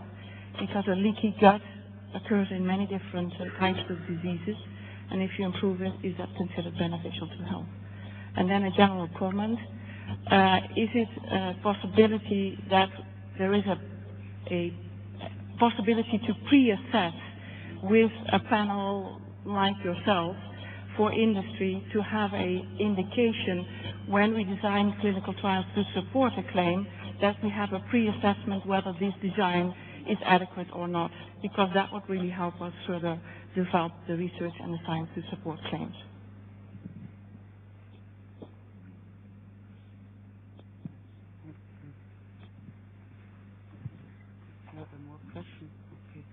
Are you addressing, or shall I address it about the science of the first class science, or can you just repeat it again? It's just, yes, please. So, yeah, please.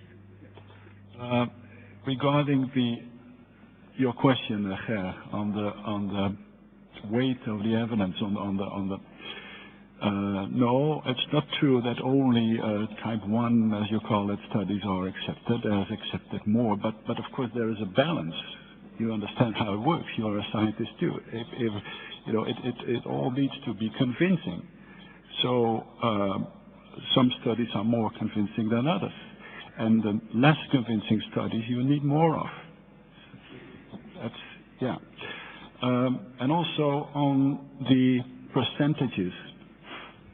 Obviously, that's a difficult discussion, and we have the same problem as you have, that we actually find it very difficult to know when, you know, something is beneficial or not. So if, you know, any statistical difference is not necessarily, you know, clinical relevant. It is not so easy to say, okay, 2%, 5%, 15%, as you do it, and you do it all the time. When is that? So what you have to do is provide the evidence or provide the rationale why a 15% would be beneficial or not, why that would be clinically relevant. That is your task to do. Thank you for this clarification. Maybe before we are going to answer the specific question, I would like to make a few comments on the request for pre-submission advice by the panel. So the primary task of EFSA of the panel is to evaluate claims. Secondary, also to provide guidance. But we are not doing research by committee. So what I would like to say, EFSA is currently exploring on how to improve the dialogue with stakeholders. The services of EFSA is very often compared with the services in other agencies, like in EMEA, the medicine agency. But you also have to keep in mind that EMA has quite a threefold higher budget than EFSA, and also more staff for the same number of applications. In addition, the complexity of the legislation, which are in the mandate of EFSA, is much higher than in the legislation in the EMA portfolio. But still, EFSA is open for continued dialogue with stakeholders. We are looking at all possibilities under the resources we are having to provide the best service to the applicant. Okay. Okay, thanks. And just to add to that, given that, of course, the resources are finite, we do the best that we can, because this is a very heavy workload in terms of we're still at the early stages of implementing this legislation. So there is quite a heavy workload. It would be nice if indeed we could provide pre-submission guidance and advice. It would be nice if we could, but we have a limited number of experts with a limited number of time who have to devote time to the evaluation of the applications received. So there are real practical issues here in terms of what we would like to do and what we have the capacity to do at this point in time. We do hope that our procedures will evolve over time, but as I said, we have the limits on what we can do in terms of specific applications, and that's why we have the procedure here in terms of getting into more detail about the claims in specific areas, so that we can give you clearer guidance. And we can go so far with that guidance, and we hope that this consultation will add a lot of clarification to the general guidance that we have given up to now. But as I said, this is an evolving process, and you're learning, we're learning, and we have to learn this together. We can go so far in terms of telling you what you will need, but sometimes we cannot answer the exact questions until we have it in an application, and every issue must be addressed ultimately in the context of the evidence presented in the application.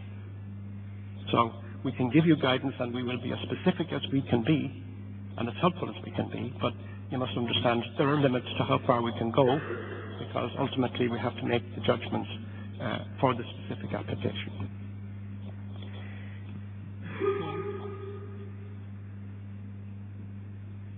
Adequate relief as outcome measure. Does somebody want to comment on that?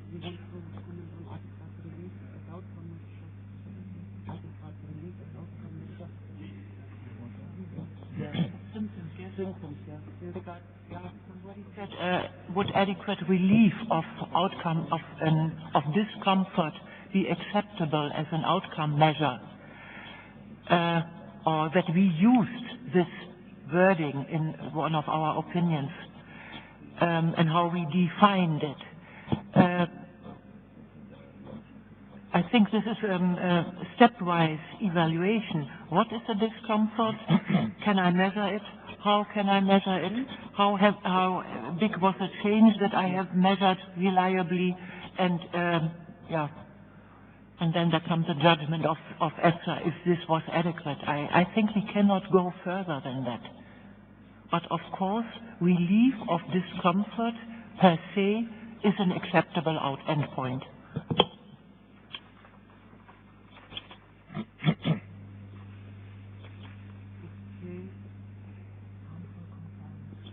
Yeah, you want to the harmful compounds. Maybe Albert, can you address here whether the reduction of the absorption of harmful compounds, yeah, which we have already addressed. Well, we've addressed it in a limited way in relation to cholesterol, for example, or even glucose, which in some cases, I guess, can be harmful. But in those cases, the claims typically were presented as reductions in blood levels rather than as reductions in absorption. In relation to other substances whose absorption might be harmful and reducing the absorption, I don't think we've had examples of those up to now on which we could base a judgment. So I'm not sure whether we would consider this as a beneficial effect or not, because we've never really had an example to consider. We'll give it consideration, but I don't know what type of claim this would be, because I don't think have we considered this? I don't think we have. So, as I said, we're always depending on the experience that we've had up to now, and to us this is a new concept that we will have to weigh in terms of whether that would be considered a beneficial effect or not. And of course, it's something that we might or might not have to refer to the Commission and Member States to guide us on in terms of whether they consider it beneficial. But as I said, we will consider it, but I don't think I can give you a direct answer today. Maybe, Stefan, do you want to answer the question on the importance of the functional barrier function and whether lowering intestinal permeability would be a beneficial physiological effect per se? Okay, thank you very much. I think the problem with intestinal permeability, having done lots of studies, I don't know why now it works. Yes, having done lots of intestinal permeability studies, I'm aware about the problems with measuring it. Intestinal permeability or changes in them are basically a surrogate marker for a lot of underlying diseases. Could be milk allergy, food allergies, could be celiac disease, could be inflammatory bowel disease, and any kind of disease or noxate to the intestinal epithelium which you might want to measure. If you have been able to link your particular symptoms you're looking at to an increase in intestinal permeability, that might be worthwhile to consider. However, with intestinal permeability, you measure mostly sugars and not other nutrients. So, yes, if appropriate, but this needs to be clearly shown as the link to the claim you're going to make.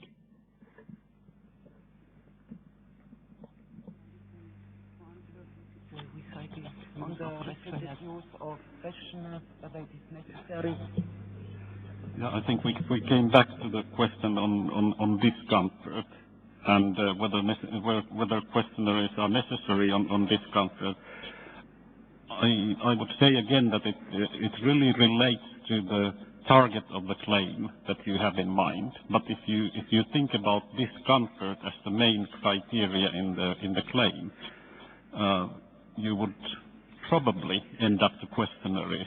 Of course, there are other criteria, but what would be the other criterion that actually adequately describes discomfort? It could be bowel regularity, constipation, reduction in diarrhea markers, but still, ultimately, if the claim is on discomfort, it's a very subjective area. You have to do it repeatedly in the study group. And whether you have to do it repeatedly. I think you would have to do it repeatedly.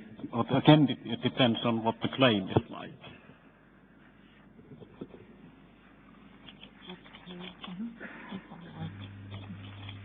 I think maybe now we go to devote 10 minutes, or maybe we have coffee break 10 minutes later, because I would like to devote a few questions and to hear the view. So the panel would like to hear the view on the gastrointestinal development.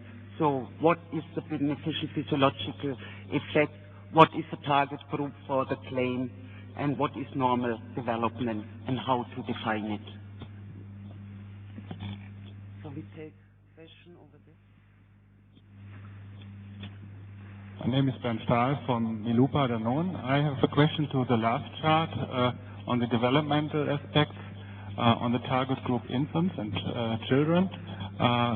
It was mentioned more clarification is needed, and it would be interesting to know how you would structure the process to get this more clarification. How could be the next steps in that specific area?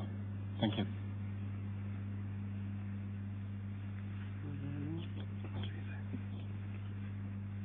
Yes. Gunil Kotsanowski from the NEO.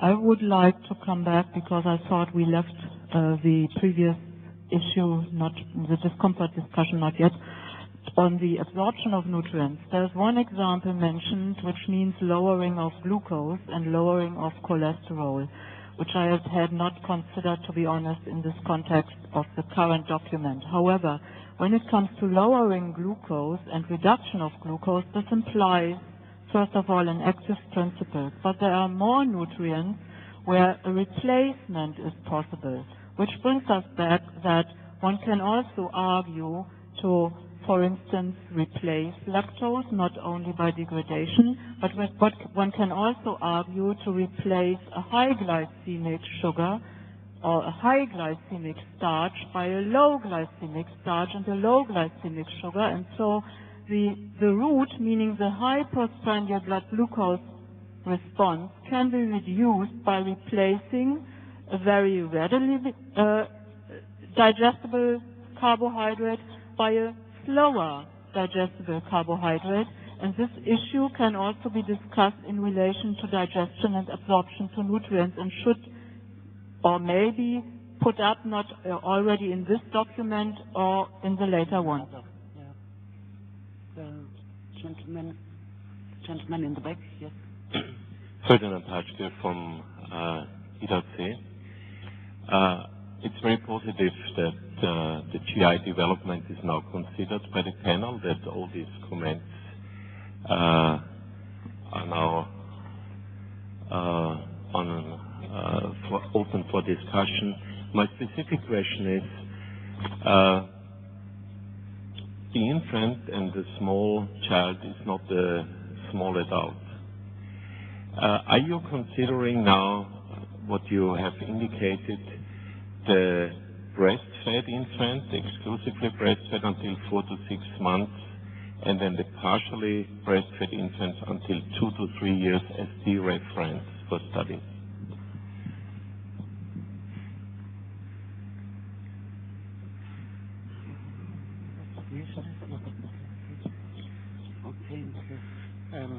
I didn't get the first question. What's the first question? What was the question? Yes. On the last one, on the breastfed infant, whether this could be the reference. Whether it could be it depends on the target group. Okay, could I just make an introductory comment, and then I'll ask some others to join. In relation to, firstly, let me just take the slowly digested carbohydrates and replacement of one carbohydrate with another. This refers to a general issue of comparative claims or replacement claims, which the panel is currently considering in a general sense, and will be coming forward with opinions in this area over the coming months.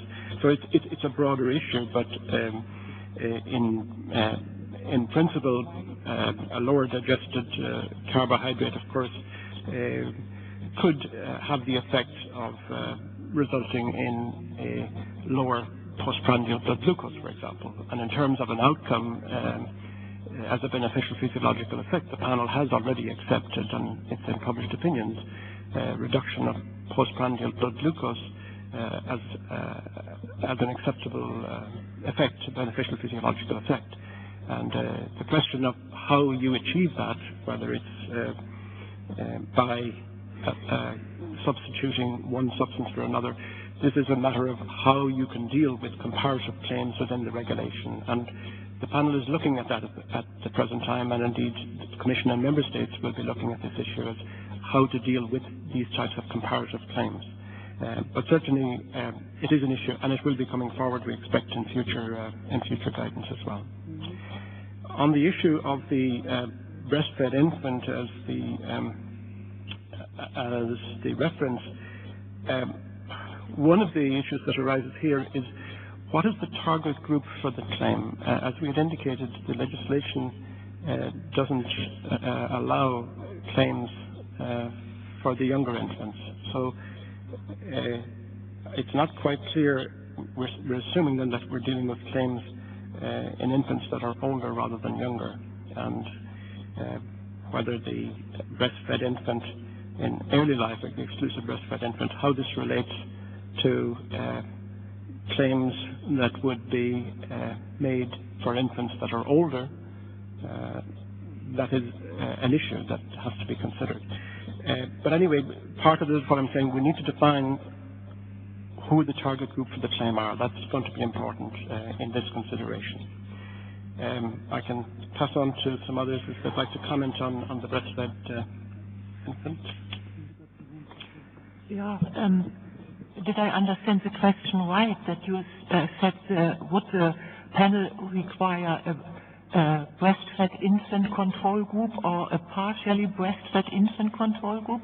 Was that your question? That we would have to decide once and for all what kind of reference group we wanted? Well, you put it on the chart, what's there, that the reference should be the breastfed infant. And I've followed up with my question. Are you considering the breastfed, exclusively breastfed infant until 4 to 6 months as a reference? And then, for example, for follow-up claims from 6 months to 2 years, the partially breastfed infant as a reference. This was my question.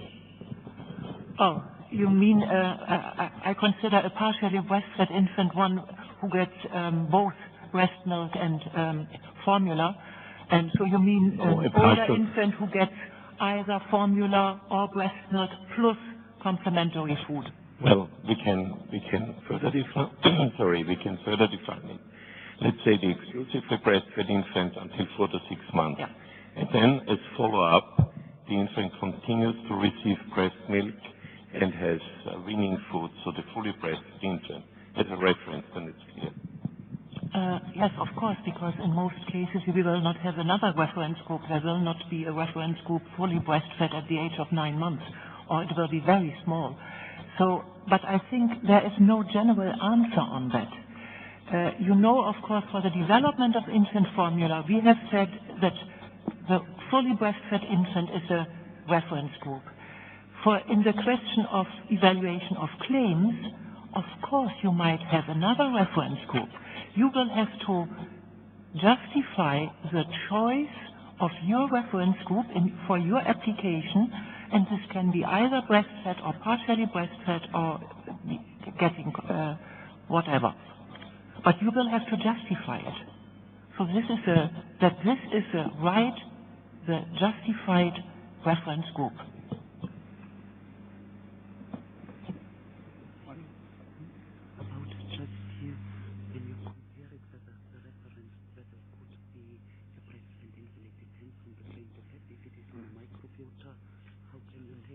Microbiota from 0 to 6 months for the target population. I missed the first question. Just more clarification. Here you said you wanted to have more guidance in this. This was I heard the first question from Malupa. Malupa, what was the first question? To have some more clarification. Where you need some more input.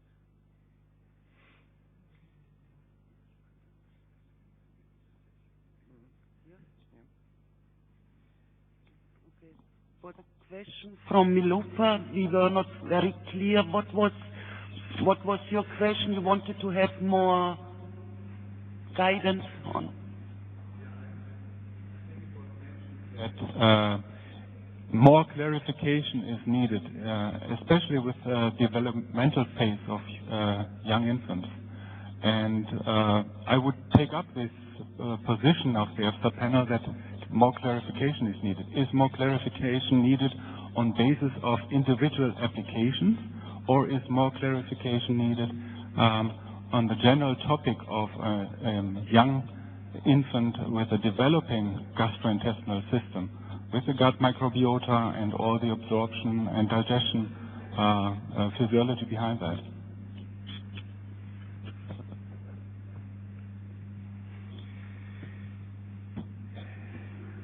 Yes, we're not very clear on what the claims will be that are.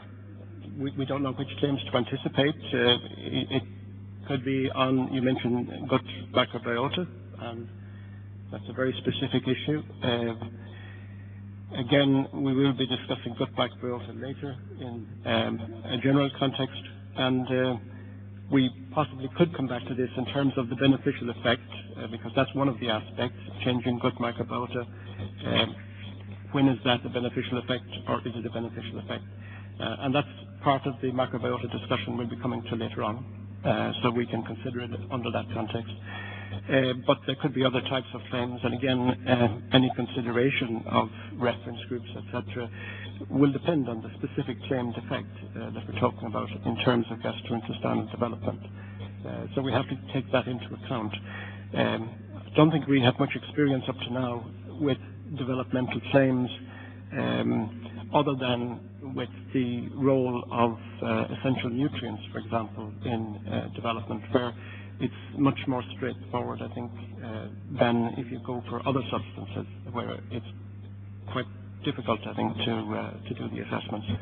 But yes, I think we need more guidance ourselves, or more clarification on this, and I'm not sure how that's going to come. Is it going to be in the context of specific applications, which we will then have to consider, because this is quite a complicated area for us.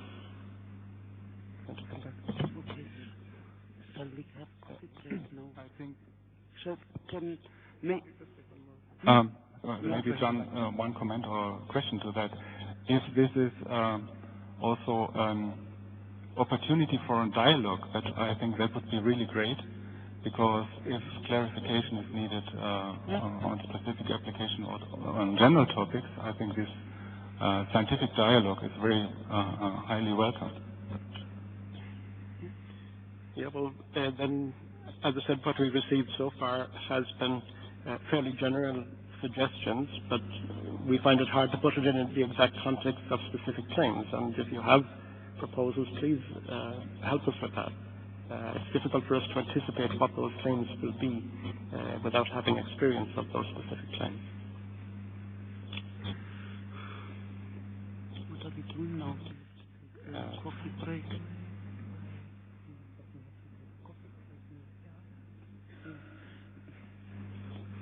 I know it is a very interesting field, but I'm looking at the time, and we are already after 11 o'clock, so I would propose to have now the coffee break until 11:30. Then we start with the gastrointestinal microbiota, and there, in this context, we may come back again to some of the question on the gastrointestinal development. So the coffee will be served outside here to the left, and then upstairs there is the coffee break. Okay, thank you very much.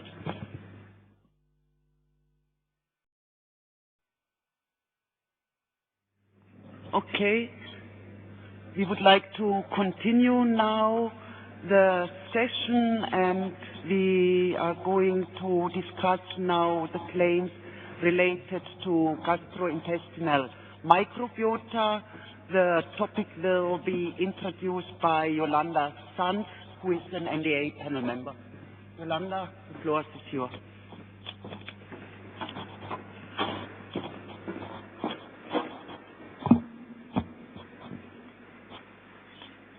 Well, good morning, everybody. And first of all, I would also like to thank all of you for your valuable contribution during the consultation process, and in particular in the area of gastrointestinal microbiota. In my short presentation to introduce this topic, of course, I'm going to address some of the points you have questioned during the consultation, but anyway, later on, there will be plenty of time for other questions you may have and for further discussion. Well, our intestinal tract, as you know, is colonized by a complex microbiota that develops commensal and mutualistic relationships with the host, thereby contributing to human physiology. Our intestinal microbiota also include potential pathogenic bacteria that eventually can cause adverse effects and disease, but whose pathogenicity depends on environmental and endogenous factors, and is not a simple matter to define and to predict, and here we have a scientific challenge in front of us. The gastrointestinal tract is also the second largest surface of the human body, and therefore is highly exposed to environmental and foodborne pathogens that eventually can also be part of our gastrointestinal tract and cause infections. Well, in this field, we have made many efforts to try to find out which microorganisms of our gastrointestinal tract could contribute to a health status, or by comparison to different diseases. However, so far, most of the evidence we have is based on associations, and we don't have direct relationships, what we can call causality.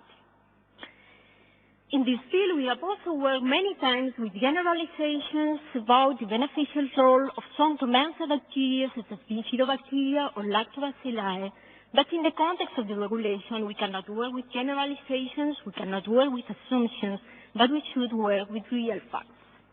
And in fact, so far, even if we have tried hard to do it, we have not been able to define what is a healthy microbiota on a population basis. In this field, there are also uncertainties about the adverse roles of some commensal bacteria that in different studies, in observational studies, have been associated with disease in a specific population groups. And I'm referring, for instance, to enterobacteria as such, or to Bacteroides as a whole group. And while the pathogenicity of some microorganisms is very well established through epidemiological and clinical studies, and therefore these are considered cause and risk factors of disease unequivocally.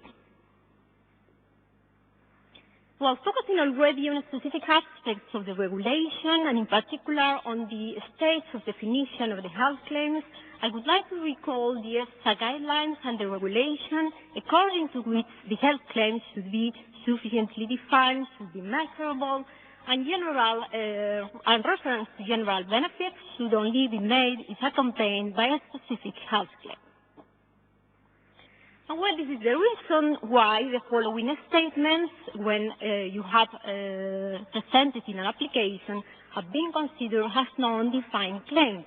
For instance, when you refer to the healthy microbiota, the beneficial microbiota, or when you have referred to terms such as probiotic or prebiotic. Well, these two concepts have been widely used in the field, have been supported by very well-recognized science, but in the context of the regulation, and in particular when you are trying to define a health claim, are not very useful because are too broad. For instance, if we recall the probiotic concept, it refers to microorganisms that when administered in adequate amounts exert a benefit on the host, but we don't know what is the benefit. And the same applies to the prebiotic concept. Is defined as non-viable food components that confer a health benefit through the modulation of the gut microbiota, but again, we don't know what is the benefit you are referring to and what are the outcomes we have to look at.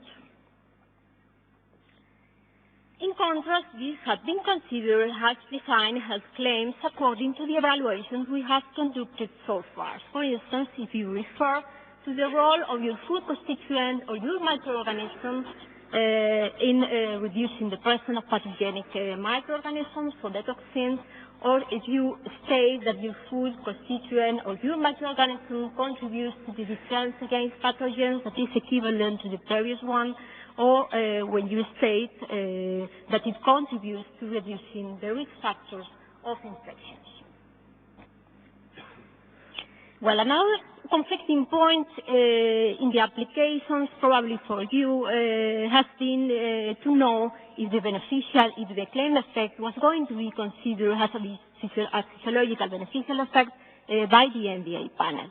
And while in the following case, it has not been considered beneficial. For instance, if you address the increasing numbers of bifidobacteria or lactobacilli. We don't disregard, we don't exclude the possibility that an increase in numbers of lactobacilli or bifidobacteria could be linked to another beneficial physiological effect, but per se is not considered beneficial, alone. The mere passage of the bacteria through the gastrointestinal tract is not considered an index of a beneficial physiological effect. And another case is the following one, decreasing numbers of commensal microorganisms when you, for instance, refer to decreasing the numbers of enterobacteria as a whole group, or Clostridia, or Bacteroides. According to the knowledge we have now about the composition of the intestinal microbiota, we know that these bacterial groups, for instance, Clostridia and Bacteroides, are very important in our intestinal tract and quantitatively are much more important than other bacterial groups that we have considered beneficial, such as lactobacilli, that represent only or even less than 1% in adult population, and that's why we don't consider this as a beneficial effect, the reduction of these groups. In contrast, we have been considered as beneficial physiological effects the following.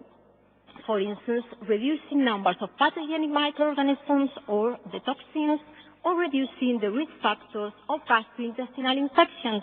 And the rationale behind is the following. The presence of pathogenic or toxigenic microorganisms in the gastrointestinal tract might lead to infection, and therefore the panel considers that reducing the numbers might be a beneficial physiological effect. Well, another question you have made during the consultation was related to the outcomes which could be appropriate for this claim, and I'm referring to a claim related to gastrointestinal pathogens and infection because it's what we have evaluated so far. And in this case, you have to provide data on reduction of pathogens or toxins. You can express the data in different ways depending on the technique you are using and depending on the way you have planned your study. For instance, in terms of absolute numbers, proportions, or prevalence. And in this context, you can also provide data on clinical outcomes as supportive data, because we are not talking about medicinal claims, but about food claims. And that's why we use some biomarkers as indicators of a function or a reduction of disease risk. In this context, in relation to the clinical outcomes, you can, for instance, provide data on reduction of incidence of infections related to the risk of infections, of course. You can provide data on reduction of episodes of infections, a reduction of severity, or a reduction of duration. And well, in this context, again, we have also evaluated some other outcomes that have been considered mechanism of actions or your food constituent or your microorganism against potential pathogenic bacteria. For instance, change in intestinal permeability or change in pH, reduction in pH, or increase in production of short-chain fatty acids that overall would lead to change the conditions of the ecosystem. In relation to the type of pathogens, we have already published a non-exhaustive list of pathogens that are considered as such by the scientific community. we have included gastrointestinal pathogens such as Clostridium difficile or Helicobacter pylori. We have also included some foodborne pathogens, but because occasionally it can also be cause of infections and risk of infections. But we don't pretend to limit the list. I mean, you can propose some other things that could be acceptable as well. And well, in other cases, when the pathogen is not recognized as such in the strict sense of the concept, you should provide the evidence of the pathogenicity or the virulent feature of these microorganisms. Well, you have also made some questions about the difference between a functional or disease risk reduction claim in this context. And in principle, there are no difference in the outcomes you have to provide. You have to provide outcomes on reduction of pathogens or toxins, but the difference is only in the way the claim is formulated. It's a similar case as the case of cholesterol. You can mention that your food or your microorganism reduce pathogens, toxins, or increase the defense against gastrointestinal pathogens, or you can refer in a disease risk reduction claim that your food or your microorganism reduce the risk factors of infections, and the risk factors are the microorganisms that cause the infections. In relation to the methodology, I also made this slide in response to your questions during the consultation process, and in any way I pretend to set up a list to limit the possibilities, because there are many others that are not reflected in this slide, and this area is evolving very quickly, and we will have many other tools in the next future for sure. But just in response to your question, you can use, of course, cultural methods, but it's always better to use molecular methods. You have a lot of techniques available that are accurate and are not expensive. For instance, fluorescence in situ hybridization or real-time PCR, or if you have availability of other more sophisticated tools, you can also use, for instance, DNA arrays or DNA sequencing techniques. The detection of pathogens or toxins, as you know, usually are conducted by immunological tools. And in relation to the magnitude of the change, we state in the document that a relevant change could be at least one logarithmic unit, due to the fact that a change in half logarithmic unit could be within the methodological error. But anyway, the biological relevance of this change should be evaluated case by case. And finally, I would like also to mention something about the study population groups that are acceptable, because you have made some questions and some proposals that were quite interesting for us as well. You have questioned, for instance, if it would be possible and acceptable to do studies in regions with higher incidence of infections, and our position is that in principle this is possible. We don't foresee any problem in the extrapolation a priori. You have also questioned if it would be possible to do studies in population groups with higher susceptibility to infections, for instance, athlete people or people under a stress situation. We consider that this also, in principle, is acceptable, and other possibilities to conduct the studies in pre-select carriers of pathogens, and in principle, we also consider that this is feasible.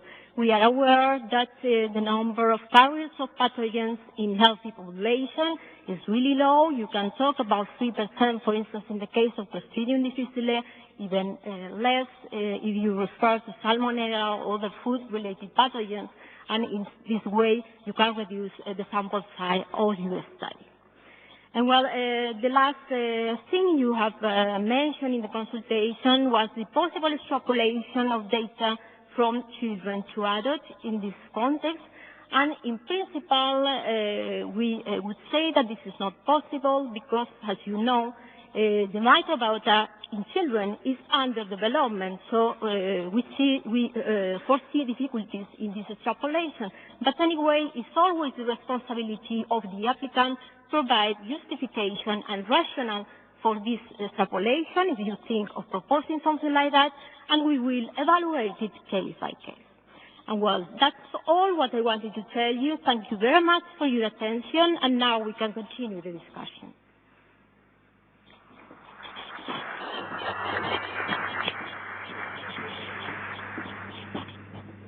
Thank you very much, Yolanda, for introducing the subject. In order to better structure the discussion now, I propose to only take 3 questions at a time. Then we will repeat the questions and they will be answered then by the panelists. And maybe to structure the discussion better, maybe we could start with questions related to the outcome measures for the defined claim for reducing the presence of pathogens. And in this context, we could also take then the appropriate study groups together. So I take now a question from 1, the first one, 2, 3, and then we come on the other side. Okay? My name is Koen Venema from TNO Quality of Life here in the Netherlands.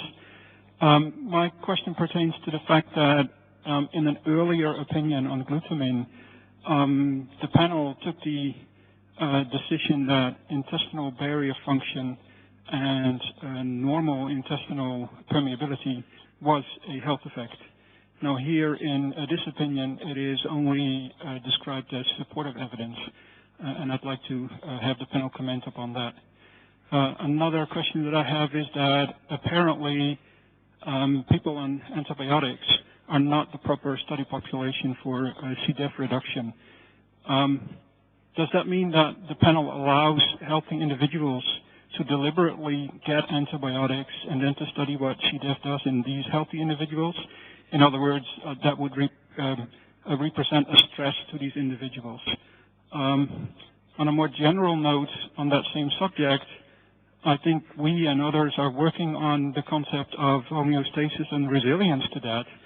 And my question is, if we deliberately stress these individuals, healthy individuals, would those be considered a proper study group for effects of probiotics or microorganisms? Okay.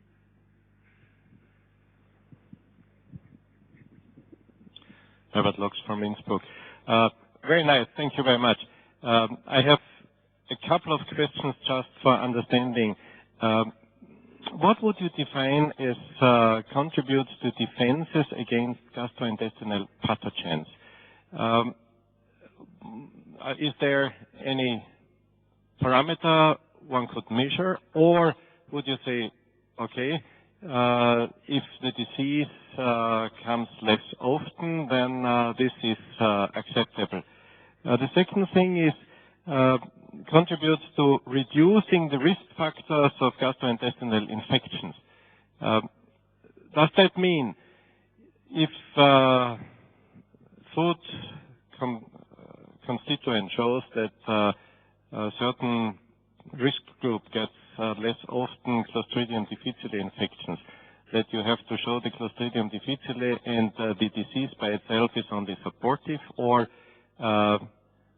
could you also show that the disease, or traveler's diarrhea, there we are back, would that be sufficient if you show there is less often traveler's diarrhea, or do these people have to show that they are definitely less frequently a certain group of pathogenic bacteria?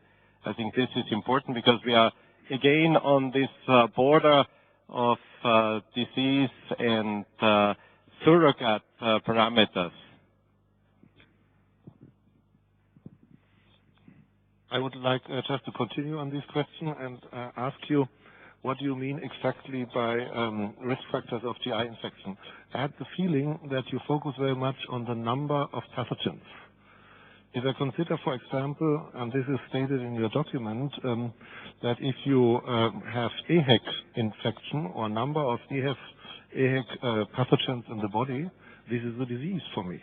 And therefore, I'm wondering, how can you distinguish between a risk factor of disease and disease? And I'm questioning whether it's perhaps easier to show a reduction of disease than a reduction of risk factor, in particular if the risk factor is disease in case of EHEC, for example. Okay. Thank you. So maybe we are trying to answer now the first 3 questions. So the first question was related to the barrier function as beneficial physiological effect per se. Yolanda, would you like to answer? Well, I mentioned during the presentation that the effects on the barrier, on the intestinal barrier, were considered as supportive data and mechanistic data for reduction of gastrointestinal infections. And well, this is because is what we have evaluated so far. We don't exclude the possibility that in other applications there are claims about the integrity of the barrier function or improving the barrier function, but we cannot anticipate an answer because we have not finalized any evaluation in this direction and focus only on the gut barrier function. Or maybe, Yolanda, could you also answer the question related to the study groups? Again, what would be appropriate study groups? In relation to the appropriate study groups, I mean, this does not depend on the EFSA NDA panel. This depends on the Commission when we are dealing with disease population. But what I can tell you about the two things you have mentioned in relation to antibiotics and in relation to the possible value for health of the homeostatic control of the microbiota, we are aware of these concepts, and perhaps in future we will address such a claim in a specific application, but at this moment we cannot anticipate the answer because we have not faced that yet. Then the next question were related, what would be appropriate parameters to measure contribute to defense against pathogens, and whether the infection incidence alone would be sufficient or whether you need in all cases the pathogens to be measured. Well, in this context, as I mentioned in my presentation, we work with biomarkers, not specifically with clinical outcomes, because we are talking about food claims, not about medicinal claims. And the main outcomes you have to provide consist of the detection of the pathogen that causes the disease or is the risk factor for the disease, for the infection. Additionally, you can also provide data on clinical outcomes that would be valuable, of course, and can be supportive data that makes your application to weight more. Okay. Does any of the other panelists want to add something? No? And have we also adequately addressed the homeostasis? You want to?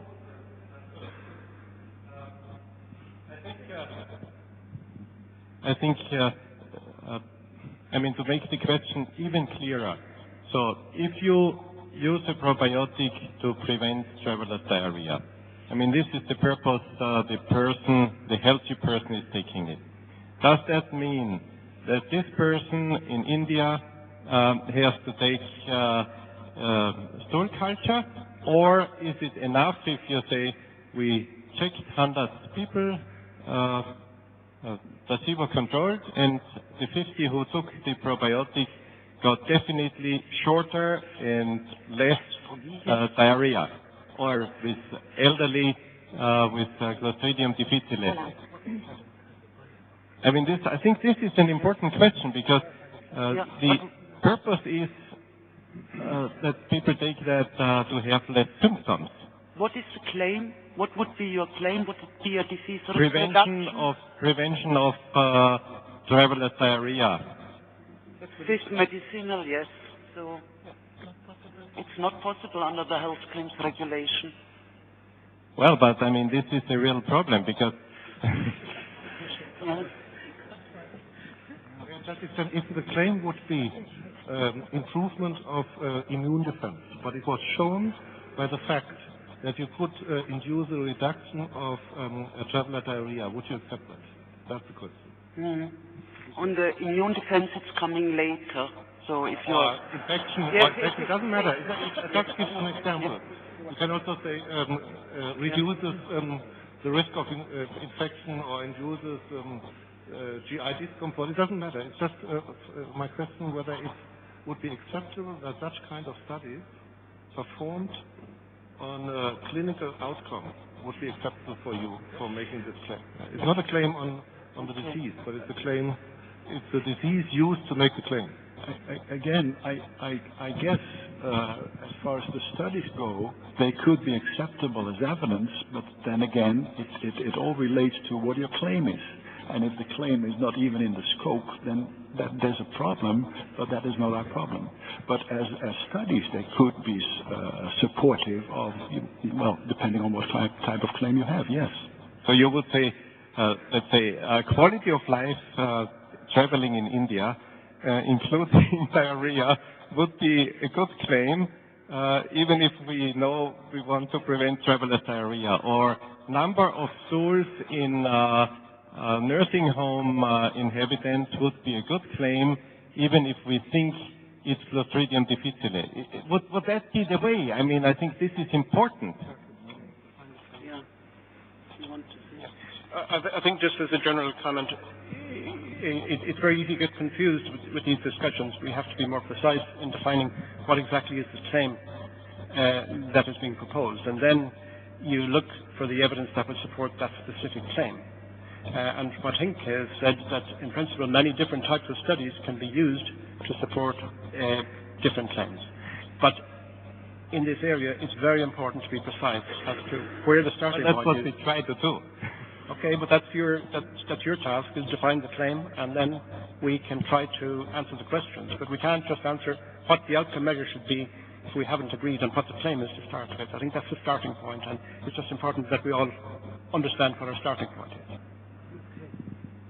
So maybe now we take 3 questions from, so we start with over there, yes, 1, 2, 3, okay, 1, 2, 3, and then we take.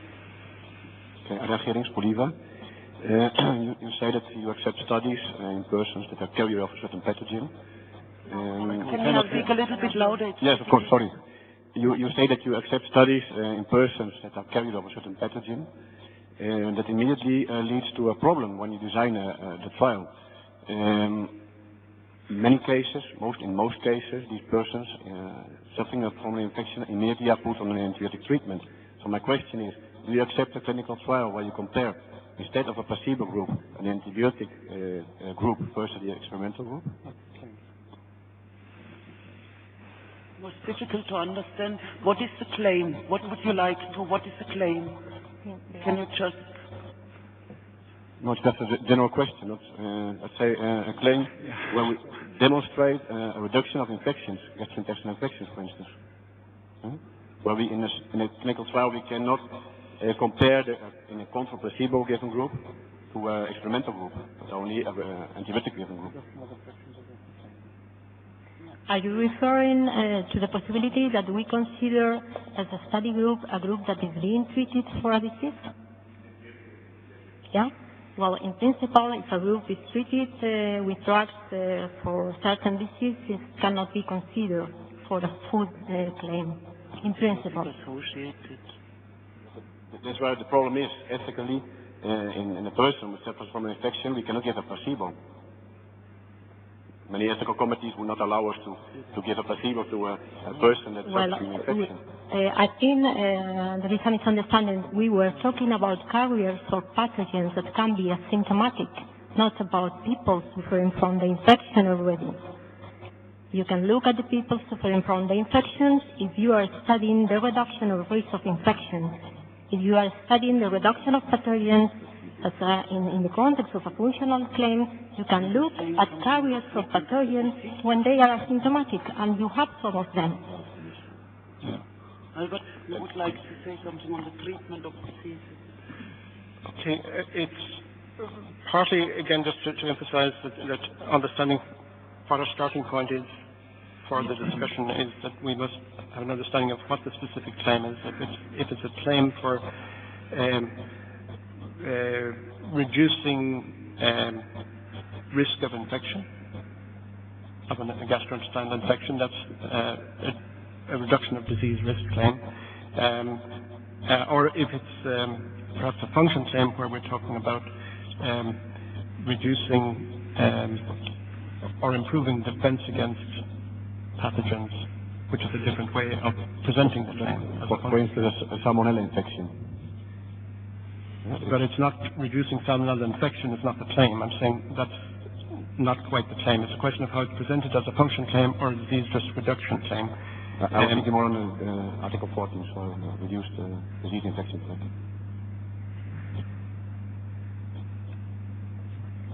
I mean, the outcome measures that are accepted up to now for the claims on improved resistance to gastrointestinal infection, what does it specify in the guidance? We can clarify that.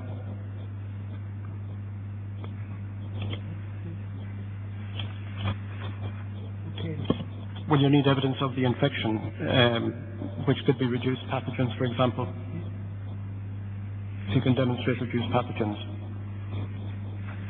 How else can you demonstrate reduced infection in the gastrointestinal tract? Yes, if it's specific, it's not always an indicator of infection, and that's, if it can be assured that it's due to infection, then that's okay. But it's the confirmation that indeed it does relate to infection. There are other causes of diarrhea, so in that sense, it's a question of how you confirm that that is indeed related to an infection. So these are the issues you'd have to keep in mind, that we're measuring what we think we're measuring.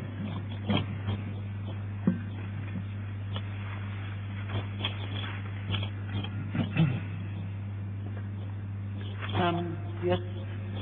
I would like to have your comment. Yolanda showed us a slide stating that trials undertaken with young children cannot be extrapolated to adults. So first, I would like to have a precision about what is the definition of young children, because if I refer to the ICH, the International Conference of Harmonization of Pharma, I only know newborn babies, infants, children, and adolescents. So what is young children for EFSA? And then the second question is about safety. Regarding pharma products, EMEA asked us to run as few clinical trials as possible on children, and in most of the cases to try to extrapolate data of adults to children. This is a crucial question of safety. Is EFSA in line with the opinion of EMEA regarding clinical trials about children? Then regarding biological products, when can we consider that an immune system is mature for a child? Is it from 3 years old onwards, 4 years old onwards? Because if, for example, you take the example of flu vaccine, the posology is exactly the same for children from 3 years old onwards compared with adults.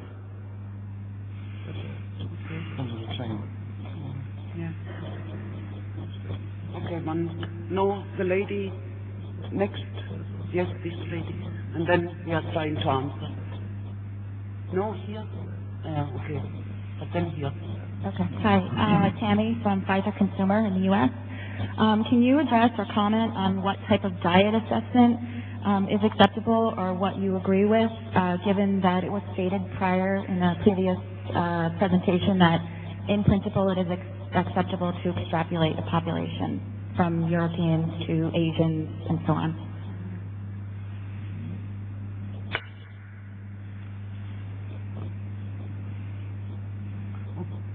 Okay, maybe first the question on the definition of children, what constitutes young children. I completely agree, we should be more precise in this, everybody. So there is the definition there is some guidance by the European Commission. So you have infants until 1 year and young children is up to 3 years. But it is better not to use these terms, but just to define what would be really the target group. Is it really very young children, infants from 6 months to 12 months, or is it up to 2 years, 3 years, and then later on? And then you also have to see whether the evidence is there, whether you can extrapolate when you have the study group from 6 to 12 months, whether it can be extrapolated to older children. It depends as well on the claim. Then the next question was on the extrapolation, and maybe Yolanda, you want to address it again? Well, in relation to the comparison you have made with the pharmaceutical sector and with the food sector, I think there is not a real parallelism between both. And we can understand that in one case there is a possible extrapolation due to safety reasons, but we are talking about foods that modulate the composition of the gastrointestinal microbiota. And from this point of view, you cannot compare a children with an adult. I mean, from the composition point of view and from the variations that the children experience and from the evolution that is completely different.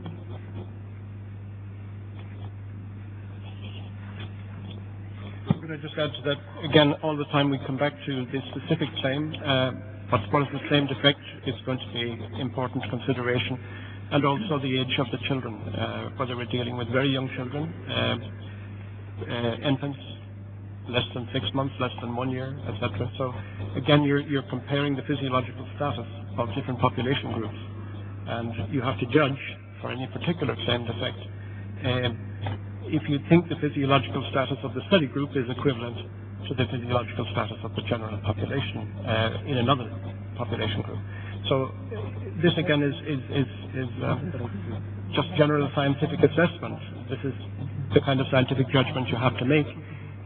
You can make some general principles that in general it's not possible to extrapolate from many effects from very young children in terms of gastrointestinal effects, for example, to adults. But then again, you have to look at this on a case-by-case basis. Which effects are you focusing on, and which age group of children? So it's important to keep that in mind. There was one question here on the extrapolation from non-European to European. We have already addressed it in principle, but maybe just to...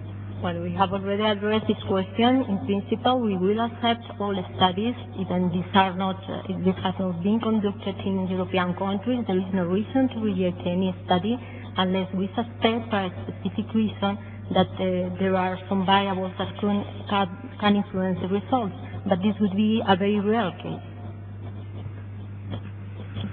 Okay, now again 3 questions, so I'm starting now. Maybe this time from the back. So 1, 2, 3. Okay, from the back. So the 3 people. Yeah, please.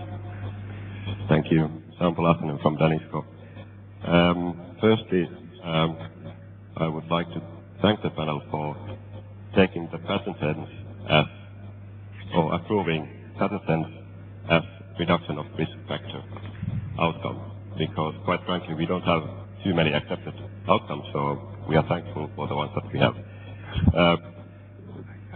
I would also like to thank the panel for having the courage of giving exact numbers what to measure. So you say 1 log unit, statistically significant.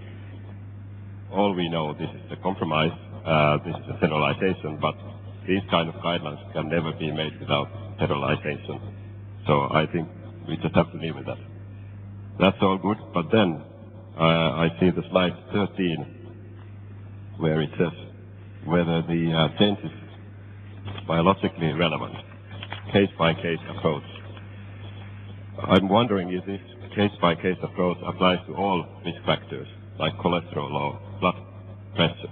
Are these also evaluated case-by-case?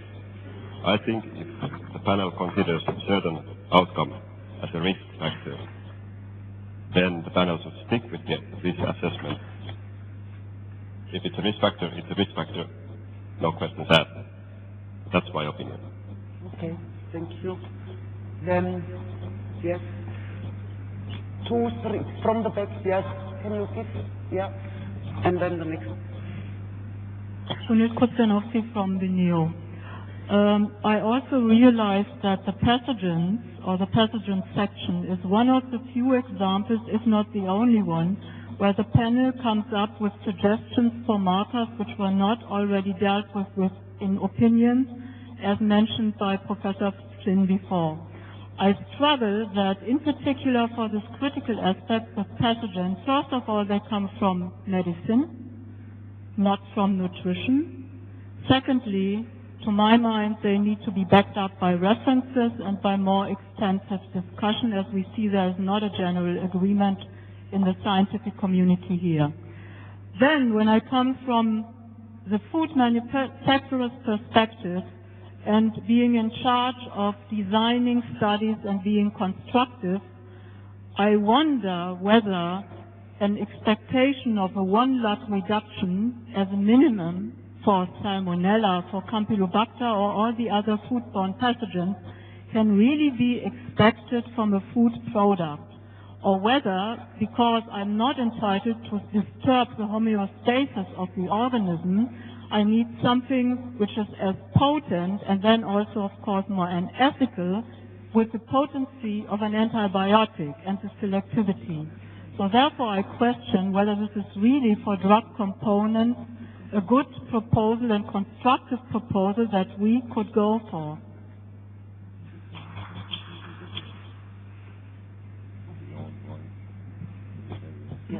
Diederik Meijer, company Census, the Netherlands. It seems that we're focusing a lot on dysfunctioning gut. I'm very much interested to know the opinion of the panel about gut health. What are potential or even validated markers for gut health? Is it in connection with the question asked by Danisco earlier, concentrations of toxic or potentially toxic ingredients or components, carcinogenic components, short chain fatty acids, or even, if you allow me, the composition or the activity of the gut flora. This is also something that we should, I think, discuss. There's a lot of mentioning of what is not a proper measure, but we should also know what is a potential proper measure. Thank you very much. Okay, so now we try to answer the question. So the first question was related also to the numbers of pathogens and what is statistically significant versus biological significant, and in the guidance document it is said it is, or we are now saying it is a case-by-case approach. Yolanda, would you like to clarify it more with the 1 log reduction? But we refer to 1 log reduction only by methodological reasons and statistical reasons, but as you have pointed out during the consultation, the value of these changes will depend on the specific situation, and we cannot precise in every case what is going to be a relevant biological change. We have to evaluate case by case. But in general terms, we consider microorganisms, these pathogenic microorganisms, has caused a risk factor for disease, and therefore the reduction is in principle considered beneficial. Albert, would you like to answer to the reduction of risk factors, what statistically versus biological significance, clinical significance in other areas like cholesterol? What is the panel view? The comment in relation to the risk factor, we've explained generally that we take these risk factors on a case-by-case basis. So we treat them all individually. For some, as I said, are well established that it's accepted that they are indeed a risk factor under a wide range of conditions for the development of the disease. But in some cases, it's less clear. I think in the case of the pathogens, we have indicated that the presence of pathogens in the gastrointestinal tract, for example, would be accepted as a risk factor for the development of gastrointestinal infections. So I think that's fairly clear. So the construction of the claim is whether you can demonstrate reduction of the risk factor related to gastrointestinal infections. That's the way in which the claim would be constructed. So I think in certain cases that in general the presence of pathogens can be taken as a risk factor. In other cases, risk factors have to be taken very specifically in relation to particular conditions, and they may have to be established within the studies provided that in fact what is proposed as a risk factor is indeed a risk factor. And you would typically have to establish that by showing that indeed the risk factor is predictive of the development of the clinical outcome, the disease, for example. So we have quite a qualified way of dealing with risk factors. In some cases, a risk factor is always or almost always a risk factor. In other cases, we have to take it case by case, and it has to be validated as we go.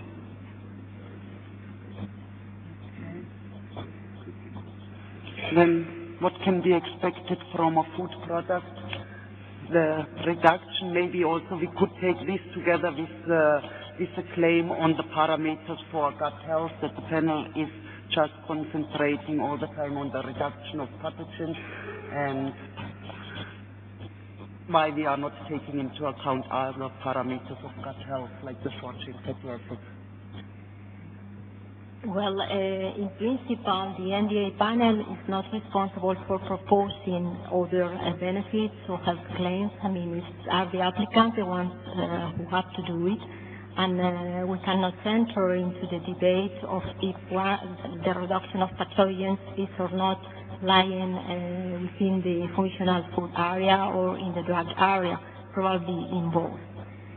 And well, in relation to our position to consider some other parameters as an indicator of gut health, we have evaluated some of these outcomes, as I mentioned in my presentation, for instance, production of short-chain fatty acids or reduction of pH in the context of reducing gastrointestinal pathogens, so we have considered that these are possible mechanisms of action.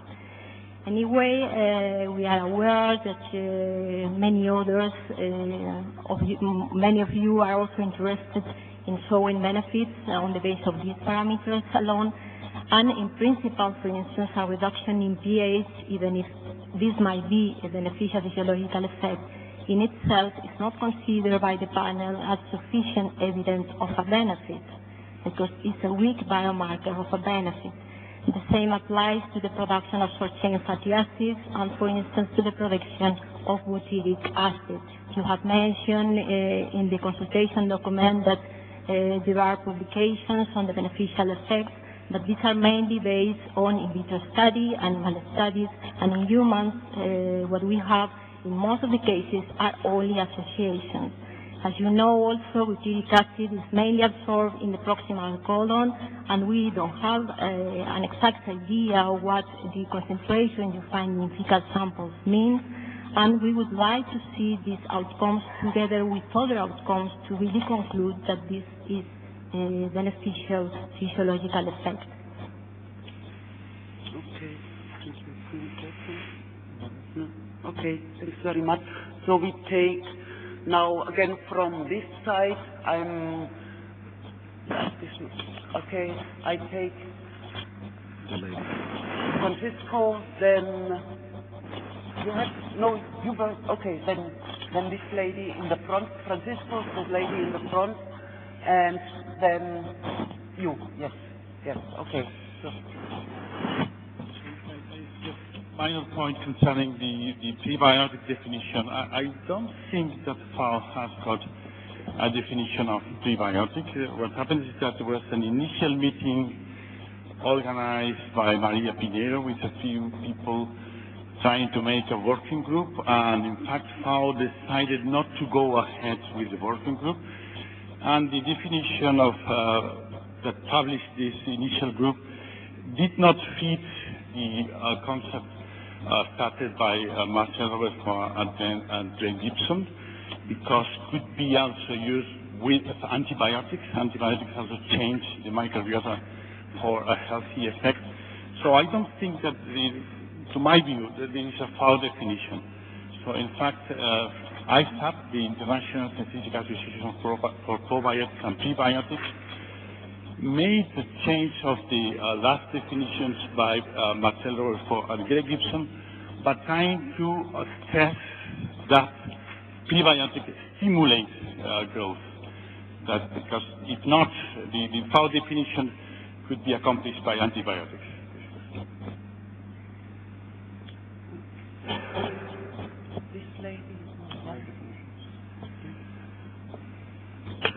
My name is Celia Martin from Institute Russell Lehmann.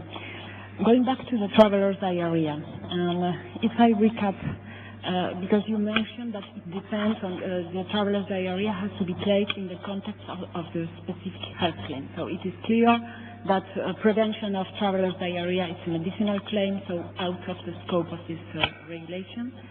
The reduction of risk factor of traveler's diarrhea, we need the clinical outcome as well as a biomarker like the reduction of pathogens, so this is clear for me. But what about the claims related to improvement of resistance to gastrointestinal infections in travelers?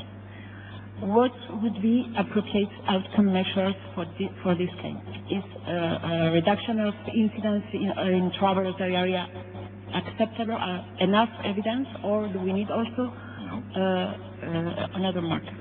Thank you. Okay, then, yeah. Yeah. Hi, thank you. Robert DiGregorio from Pfizer Nutrition. So a lot of the questions in the discussion has been walking the line as the previous question just asked between medicinal claims and health claims, reduction of risk disease. And we start to lose a little bit on the normal development side and the role of measuring pathogenic outcomes for normal development. As you spoke, the child development in the early intestine, there's a certain flora, and just the increase or reduction of pathogens or bacterial counts aren't really telling us that there's a reduction in risk or a reduction in disease or an improvement. But that is part of normal development. So one of my questions is to support a claim around normal GI development.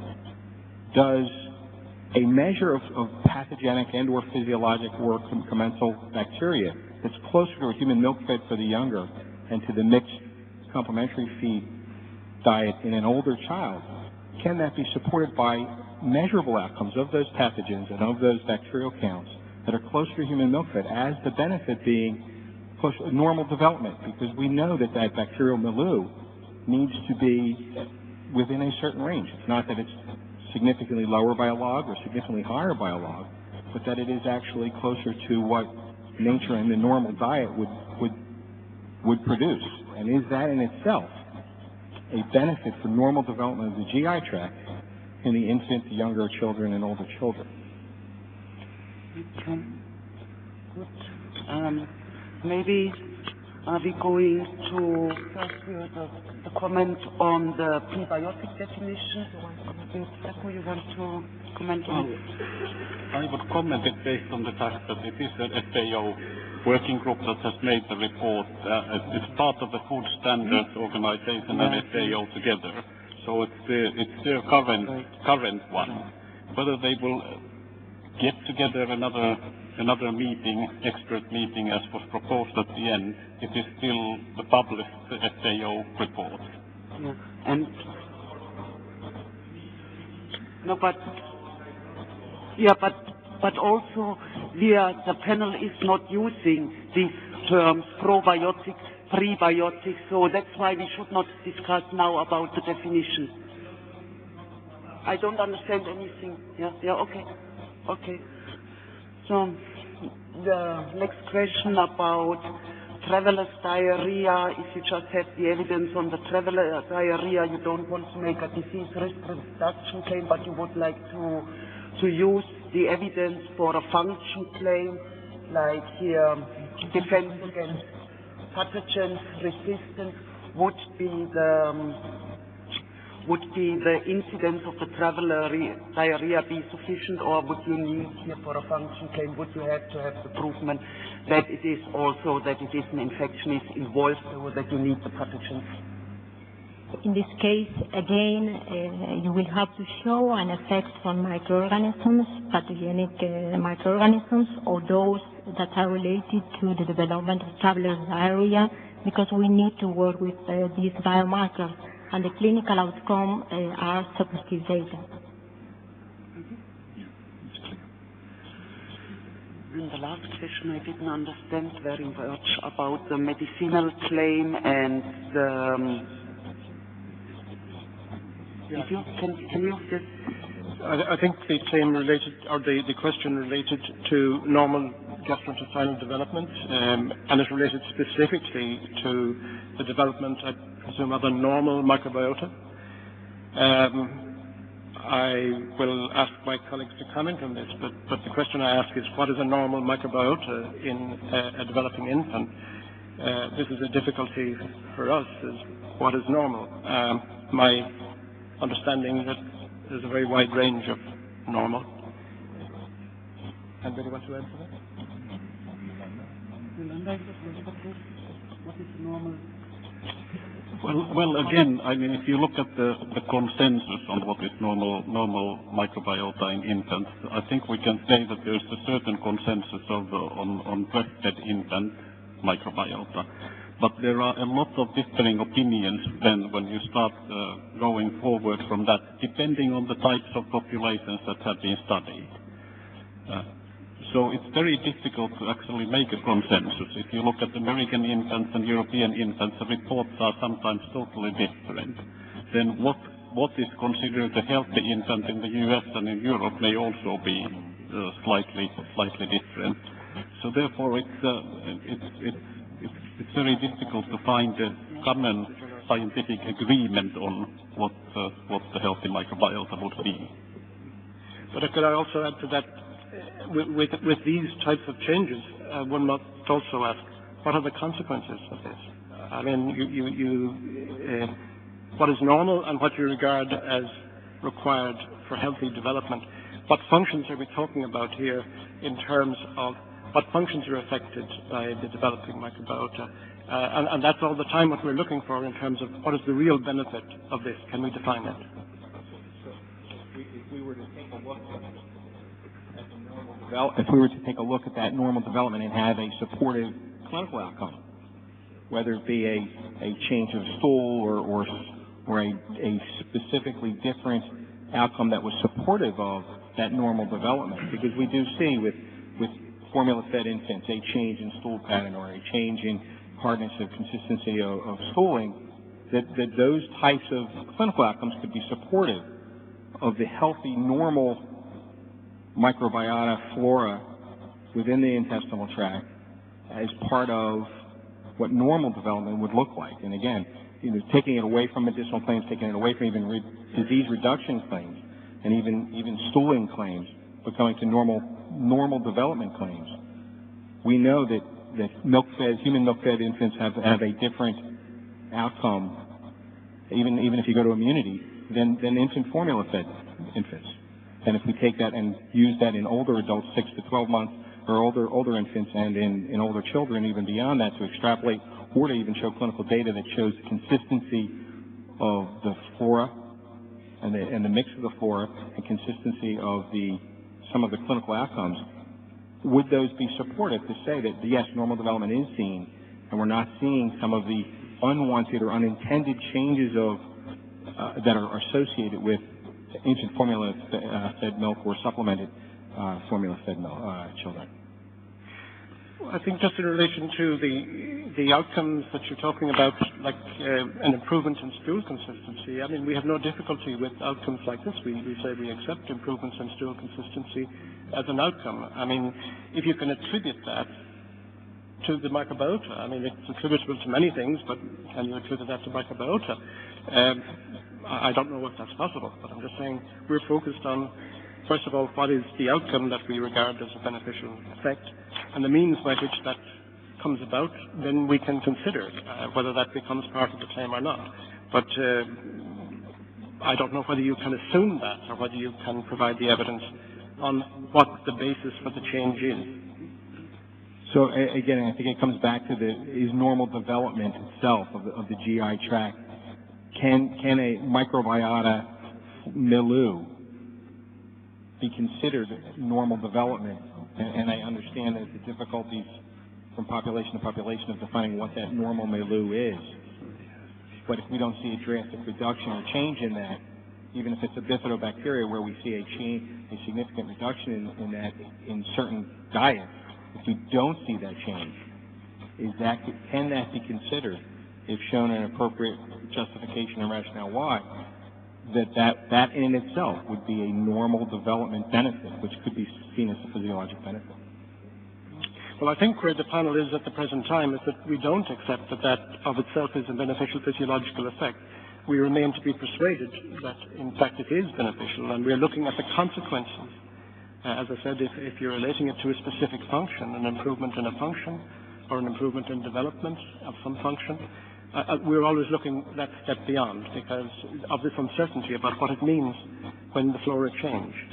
So, I mean, we're open to be convinced, but we're still awaiting that evidence. Okay, so now we take some more questions. I would like now to take some who have, we are in the front. Okay, 1, 2, 3, and then I take again 3. Okay, 1, 2, 3.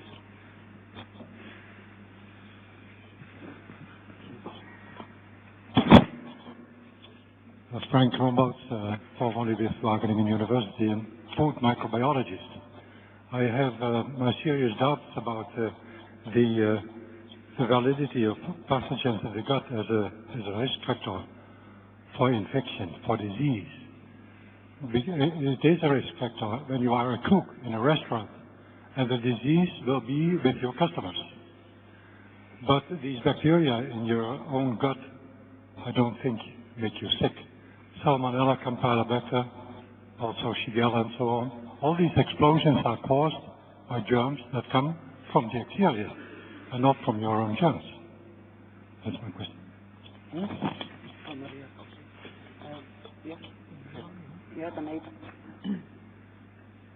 My name is Pieter Pekelharing from Winkel of Bioindustries here in Amsterdam.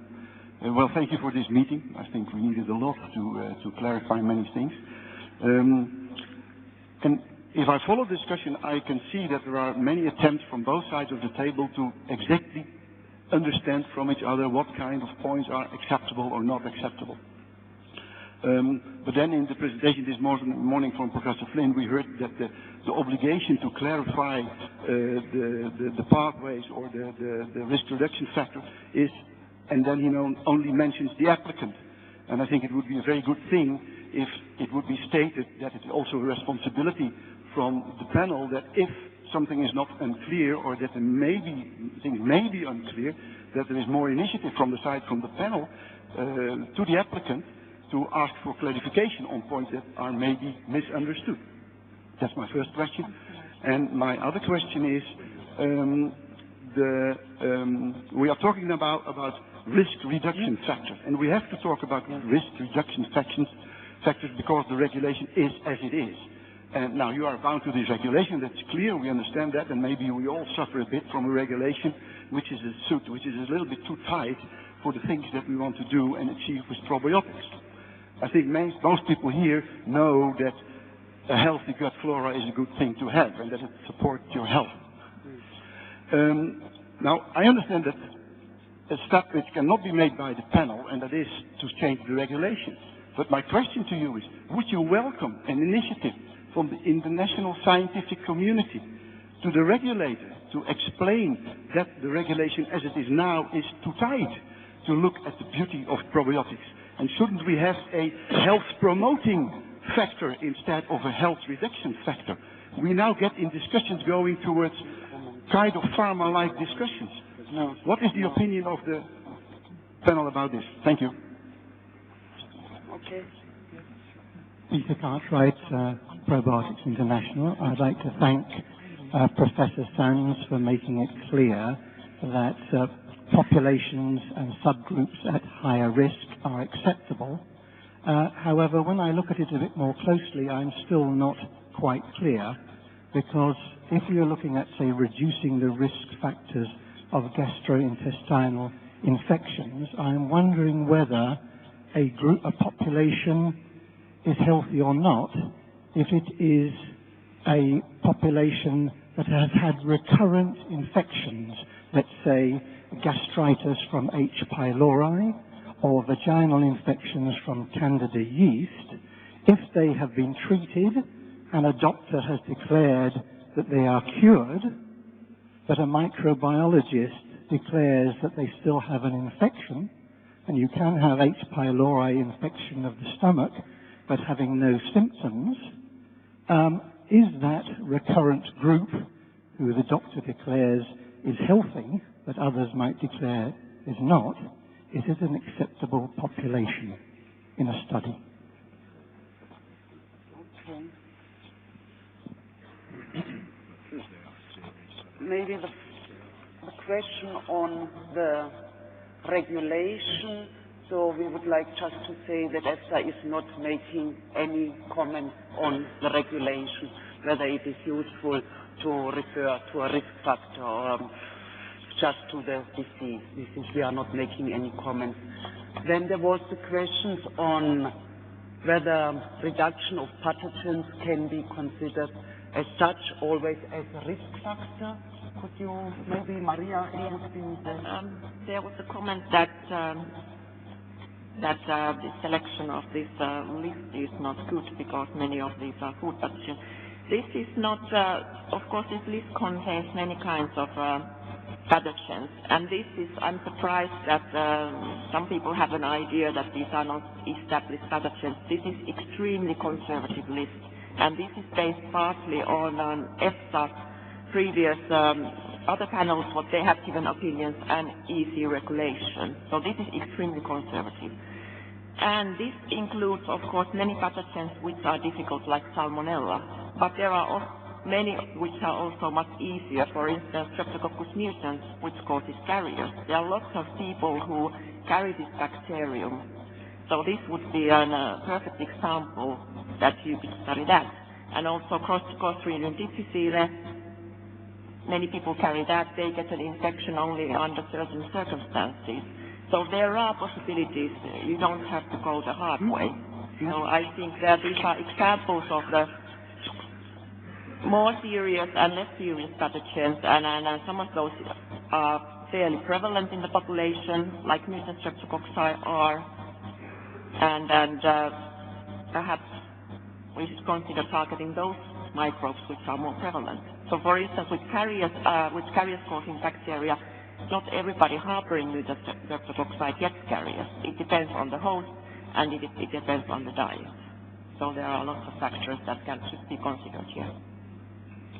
Okay, thank you. Maybe, Alva, could you respond to the general question on the responsibility, so who has to provide the evidence? Okay, I think I had made that comment in one of my slides that the applicant should justify the basis on which they're presenting the evidence for study groups, for example, extrapolation, why an effect is a beneficial effect, etc. And ultimately, of course, that is where the responsibility lies. I didn't intend to imply that there is no responsibility on EFSA. In fact, EFSA does take quite a responsibility in trying to help the applicants.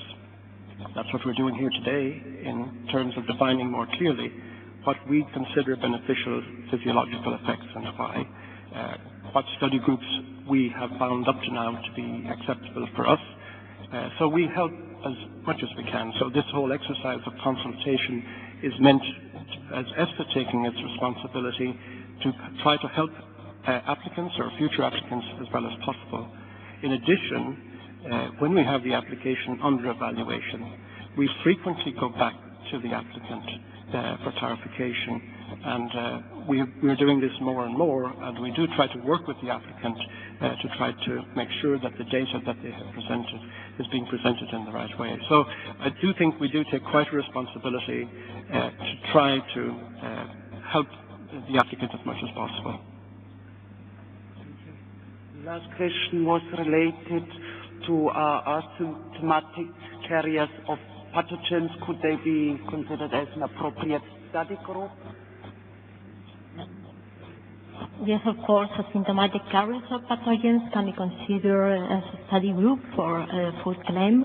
And in particular, in the case you have mentioned about people with recurrent infections, I think that in principle, in remission states, this can be considered also as part of general population. And you can also do an approach trying to see or to look at the risk reduction, and then you can also provide outcomes, clinical outcomes during the infection. Okay, so now we take another round. I'm going now. The back there? Okay. So sorry, there are so many hands up, so I try to be as fair as possible, but it's not so easy. Maybe now on this side again from the back. So we are taking, yes, the one. Peter Raggett, Lancaster University again. I think I've got some sympathy with the panel here because it's very difficult. I think part of the difficulty arises from the term using risk factor. Clearly the pathogens in one environment are not a risk factor. They're perhaps a risk marker, and that would be in the asymptomatic carriers. How one identifies those for a study, I have no idea. However, there is something that happens that transforms these pathogens into an active pathogen. And I was really wondering if perhaps people in the audience, or perhaps the panel, could comment on the potential value of actually understanding the mechanisms of why some non-pathogenic bacteria or microbiota in one environment become pathogenic in another environment. Of course, that surely would provide appropriate markers for taking this sort of work forward. At the moment, we seem to be arguing phenomenology, which isn't really going to take us very far. Okay, then, yes. Sandra Reinhardt from Theta Now. You mentioned earlier that intestinal permeability is considered beneficial physiological effect, provided that we link it up with a disease. So I'm happy with that comment. Now I would like to make the parallel to prebiotics. So if we demonstrate that the prebiotic is linked to an effect in disease, would it then be seen that the prebiotic is considered beneficial to health? I'm not sure. Is that clear? Okay. Christiane Alexander from Analyze and Realize. I was just wondering on the last comment from Yolanda, if pathogens are present in a person, then to my understanding this person is infected. Can you please give me your definition of infection? Is that you have to demonstrate symptoms, or where does your definition of infection start?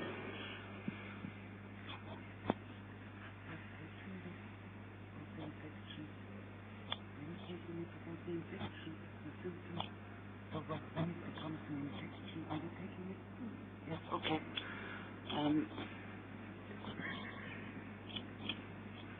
So maybe we could take two questions together on the mechanisms of transformation of pathogens into an infective agent as a risk factor, and also whether when it becomes so the definitions of the infection. So maybe you would like to take these two questions?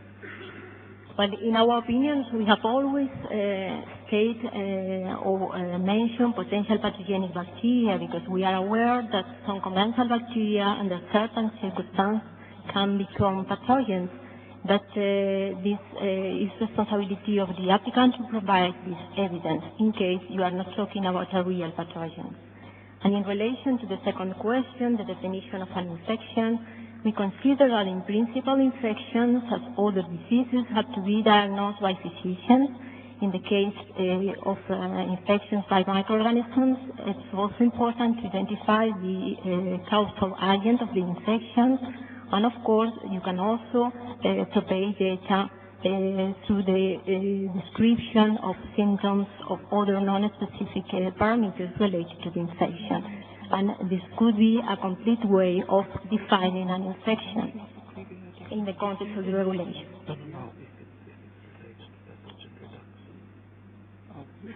Okay. Seppo, are you taking the comments on the prebiotics and the disease incidence and how it relates? I'm not sure if I totally understood it, but I think the principle would be the same as would be with the probiotics. That if you show a reduction in pathogens and if that's related to a disease risk, then it would be a format that you could follow.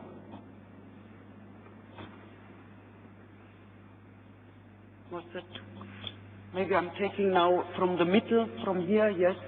So 1, 2, 3, yes, and then we go further on. So, no. Peter Seeley, MBCon. So I think we're in great danger of sort of trying to reinvent the wheel. You know, we're talking about what's a pathogen. We've lots of examples in microbiology about organisms which colonize and then become pathogenic. Perhaps the classical is with Staph aureus. So I think there's a whole lot of issues that we need to actually look in other areas of microbiology where we can get some very clear answers in terms of actually the difference between something which colonizes and actually something which causes an infection. And I think in relation to the comment that was just made about looking at markers, what makes an organism pathogenic? Again, we've got loads of data. We actually understand a lot of these things. We only need to look at issues about quorum sensing and in terms of what actually turns organisms, again, let's take staph, for an example. If you treat them with an antibiotic, you'll actually get rid of the susceptible ones, you leave the resistant ones there, and then they become pathogenic. And that's because of quorum sensing, it's because of switching on all sorts of different mechanisms. So I think there's a whole host of other markers that we can actually look at in terms of actually looking at what can be beneficial in some of these model systems, which we know an awful lot about. Thank you. Okay, you have the lady. Yes. Yes, Mary Ellen Sanders from the International Scientific Association for Probiotics and Prebiotics. And my question relates back to the issue of homeostasis and gut microbiota. And I know that Dr. Sanz indicated that hasn't been addressed yet by any of the dossiers, but I think it would be very unfortunate for the guidance document to remain silent on the issue of maintaining stability of microbiota as a potential appropriate outcome measure. Because I do think that there's a fair amount of scientific consensus that even though we may not understand the specific components of the microbiota, that preventing drastic shifts in microbiota is certainly a biomarker of potential health difficulties. And so I think that a claim, for example, such as improved stability of microbiota could very nicely be addressed by using similarity indices within individuals relative to changes that might be made by a perturbation, and that a probiotic or prebiotic may be able to reduce the variability that occurs with a perturbation. So I would hope that the panel might consider specifically addressing that in the guidance document. Okay, and then, yeah. Stefan Bischoff from Hohenheim. I would like to come back to the comment of Professor Flint. I understand very much it's a real challenge for you, committee, that you have, and the tasks are, to my opinion, almost undoable. But you stated at the beginning of this session, and I made a note in on my paper, that the number of pathogens are often a risk factor for disease. If you hear now the discussion we have, I think it became very clear that this statement is problematic, if not just wrong. And my question is, how does the panel now go forward? What is the consequence of this discussion now? Is it really just the responsibility of the applicants to find a solution out of this problem, or is it also a task of you to reconsider whether first the approach that we just speak about risk factors and not of disease, and first to define as a risk factor only the amount of pathogens is the right way to go?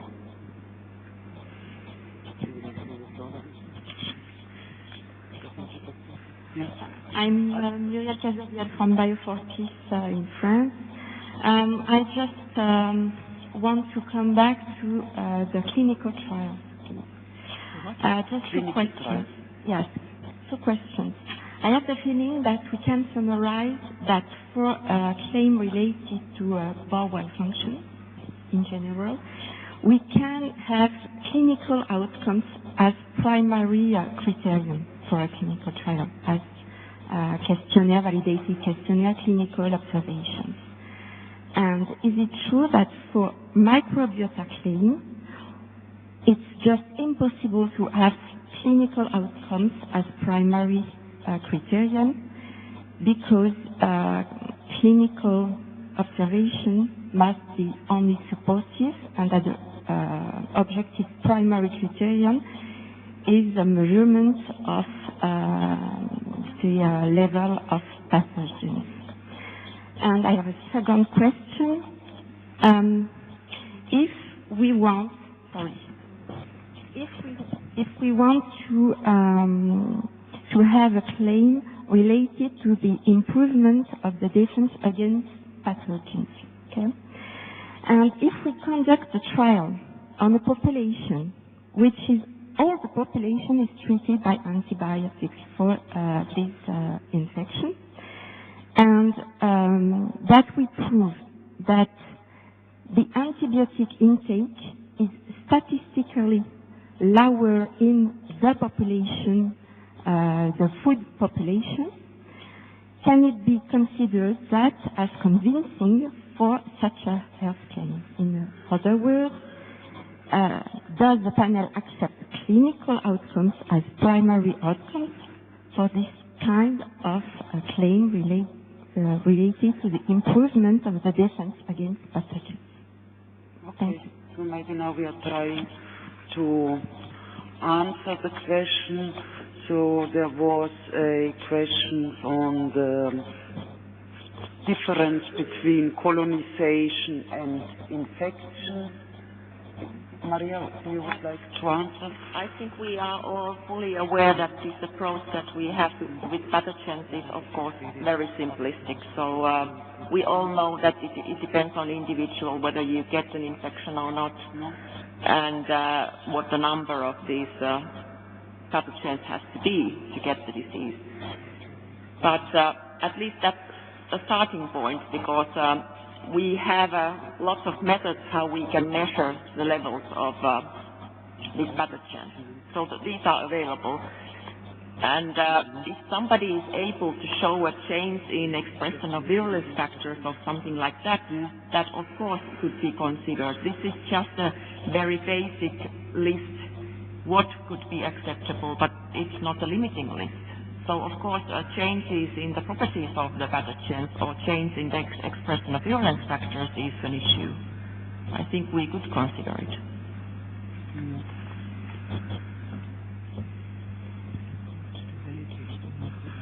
Yeah, I mean, we got a question again on the homeostasis and gut microbiota and the stability, and I think this was already that it is a beneficial physiological effect per se, but this was explained already several times, so I don't know whether we should go again into detail on this, because you have to show us something as the consequences.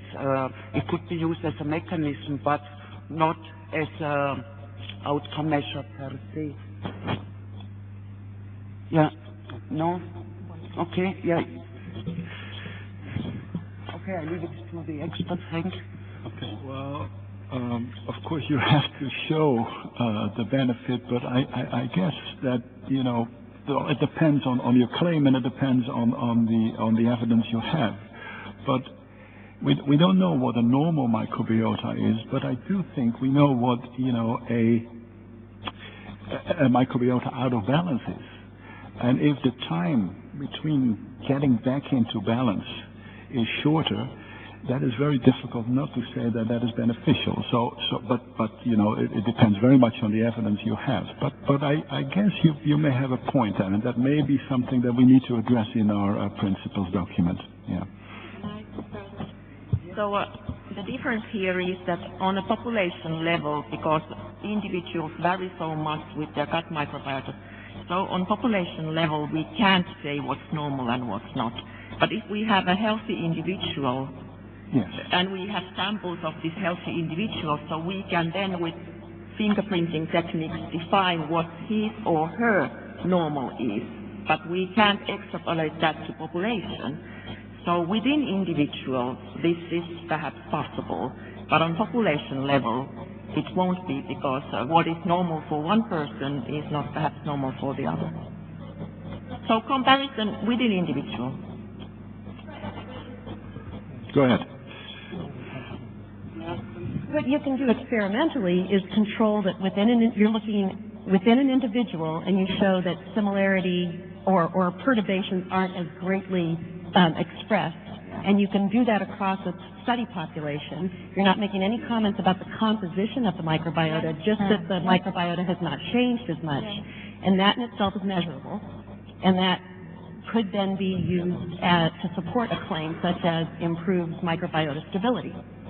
But could I just comment on this? Because we've all the time said this, that yes, of course, microbiota may have an effect, but what are we linking it to in terms of an outcome, an effect on a function? What function are we talking about other than the organisms themselves? Well, I would say that's maybe one of the fundamental difficulties, is that we have kind of a disease model here, that if we're not preventing disease somehow, or some type of functional endpoint or clinical endpoint, that it's not an appropriate marker. But I would argue that in foods, what we're looking at is foods can promote homeostasis.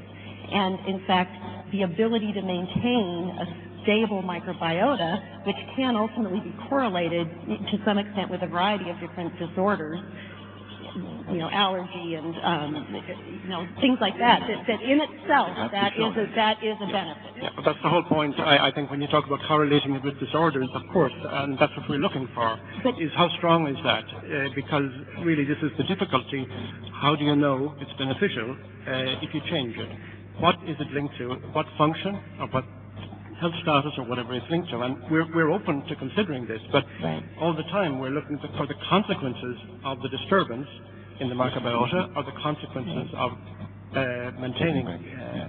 So we're open to this, but we're all the time trying to link it to something. Right. What I would try to get the panel to be clear on in the guidance document, though, is to accept the concept that the ability of a particular food to maintain homeostasis in itself is good, the microbiota is good, because there are established links in a variety of conditions, but any individual dossier should not have to then show that there's some disorder that this perturbation is linked to. That would be my hope for the panel to consider. I think we have the point, but the difficulty we always have is how good are those established links that you referred to. I mean, that's the difficulty we have, is the uncertainty about what it means when you change the microbiota. All the time we're open to be convinced that it leads to something, but we're looking for those links. And you say there are established links or there are correlations, etc. We're aware of that, but we just haven't seen the clear evidence of that so far. Maybe it will come, but this hasn't been presented to us so far. Then there was one question about, for a claim of defense against pathogens, whether the antibiotic use or intake alone would be sufficient as an outcome measure to substantiate a claim on defense against pathogens. I guess not on itself. It's a secondary measure, but it could be supportive. And well, I would like to add that if you have a clinical trial study in which the clinical outcome was the primary outcome in the design, this would be acceptable. What we have said that we need other outcomes doesn't mean that we are not going to accept a clinical trial in which the primary outcome was a clinical outcome.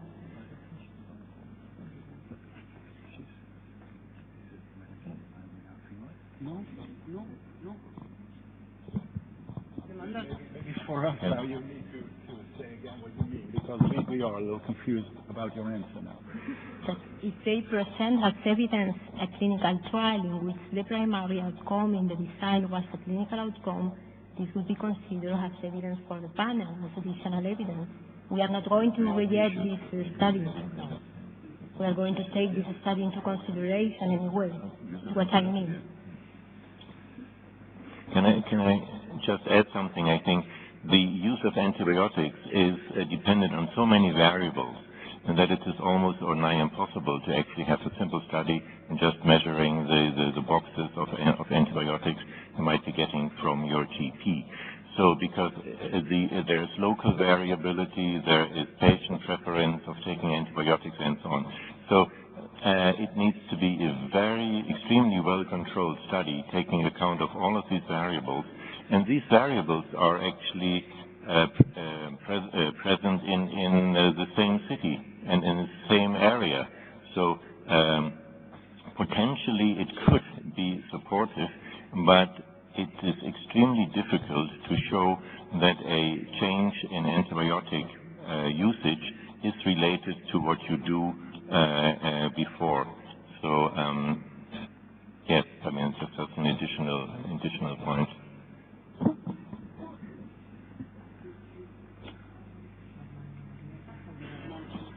There was still one question, but this was also already answered. I think it was, but maybe just to clarify again, for claims on the microbiota, whether you need always to have an outcome measure on the pathogens or whether the clinical outcome per se would be acceptable. But we have already, maybe, Yolanda, you wanted to confirm again, but I think we have already answered this question. Yes, we have agreed that the clinical outcome is not enough per se to support these claims. It's additional evidence. And you need to provide evidence of reduction of pathogens or toxins or some other microorganisms that in the context of your application may have some adverse effect. I'm not sure how we're going to address, so there were questions about here whether the pathogens are always, is it a risk factor for a disease? Well, as I said, there are people who carry salmonella and never get the disease, but this is, you know, it's like, if you think about cholesterol, it's a risk factor, but it doesn't mean that you get the cardiovascular disease, so this is a similar situation. It's one of many risk factors, so it is doesn't lead. I think there's a huge difference. In some cases, you are right, but we have also examples of infections you have in your list where just the presence of the pathogen is disease, and it's not a risk factor. If you have EHEC in your body, you are diseased, and you are severely diseased, and you need only a handful of these bugs, and then you have disease. Therefore, that was my comment because I said, I don't think that you are right if you just define number of pathogens as risk factors. Sometimes you are right, but not in all cases. And we have to learn that this approach doesn't lead to a good end. And I would like to have your comment how we can solve that problem. I think we must get rid of the idea that just pathogens and number of pathogens is risk factor. It doesn't work, to my opinion. We have so many examples in microbiology and infectious diseases where the presence of few pathogens is disease. It's the definition of disease. And Can I just follow up on that point? I think one of the problems is microbiology. We've traditionally been taught to grow them and count them, and we're absolutely paranoid about numbers. And the reality is the numbers are irrelevant. It's what those numbers are doing that is important. And I accept the point that's just been made. And it does concern me about just this one log reduction. I mean, in one sense, I think that's, you know, it's good that we've got some targets there. But the real issue, you might have just a few there that are highly virulent. Or you might have large numbers that are completely avirulent. So it's not about the numbers. It's not about a numbers game. It's about what those numbers are doing. And I think we really need to just try and forget numbers and actually look at what they're doing. And in some cases, you might have very few organisms which, yes, can lead to disease. In other situations, you can have large numbers that are not causing disease whatsoever. No, I think here we come to the question that we do have, in many cases, a lot of risk factors. It's like cholesterol, it's one of the risk factors. And I think it comes back to the point that we have to do a case-by-case assessment. So it's not absolutely that one number of something is meaningful, but it's a case-by-case assessment looking at pathogens and other risk factors that are related to the particular case. Yes, and I also appreciate what you're saying, and to a certain extent we agree. But of course, first of all, in order to get an infection or the disease, you need the bugs. So that is a given. And what you're saying is true, but it's also true on an individual basis. On a population basis, that is different. And of course, we are talking on a population basis. We are not talking on the individual basis. Okay, now I go again on this side from, okay, 1, 2, and in the middle. Okay, 1, 2, 3. Okay. Dan Stahl, Melupa Danone. I have the impression that it is much easier to correlate just, let me use the name, numbers of pathogens to disease reduction, even if you talk into risk reduction, not talking about disease, then making the same correlation with positive parts of the microbiota, like bifidobacteria and lactobacilli, for example, especially in infants, where it is more or less seen as a confounding factor, but not as a correlation. So even if we would accept a reduction, which is currently proposed, of pathogens, which could be just a colonization but not an infection, that is seen as relevant, whereas significant changes in the microbiota or keeping or maintain the homeostasis of microbiota, there it is not completely accepted to use the, let's say, beneficial part of the microbiota. So that's my impression. Maybe you can comment on it.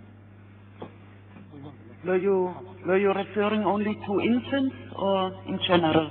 I think the starting point indeed would be infants, because we know that especially breastfed infants have a very specific gut microbiota, largely dominated by bifidus and lactobacilli. So that could be a starting point. But I consider also the more complex adult flora as relevant with regard to the beneficial part of the microbiota. Yeah, but also please keep in mind that the infants from 0 to 6 months are not covered under the health regulation. I know, but maybe if a salmonella is a marker, then a bifidobacterium, why can't a bifidobacterium or lactobacillus not be a marker?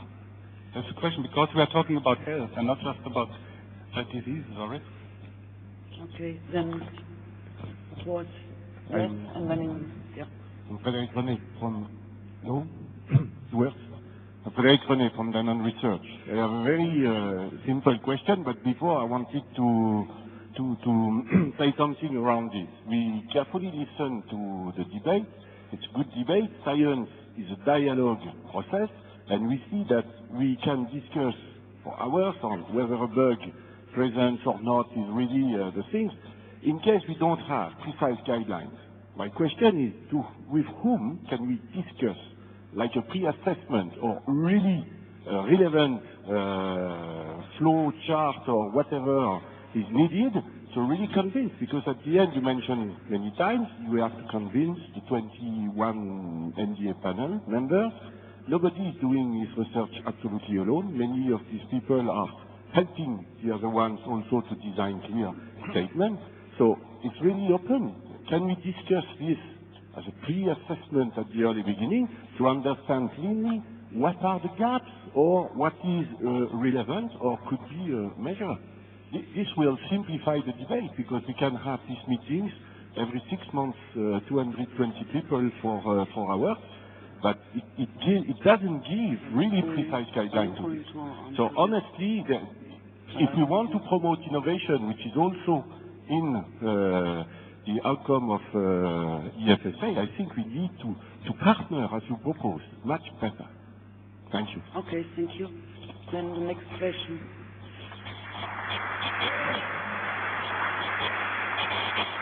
You like French accents, so let's go ahead with French accents. I would like to have explanations about the draft guidance, line 226 to 228.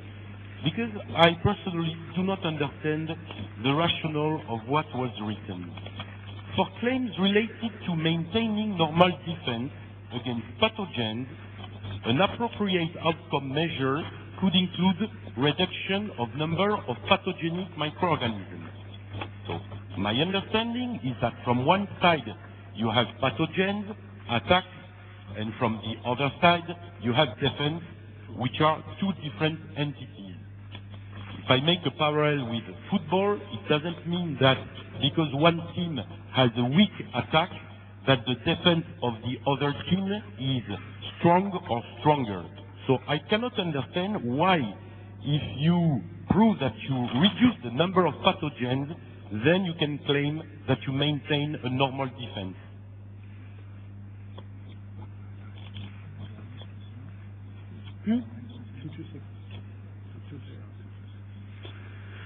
Okay.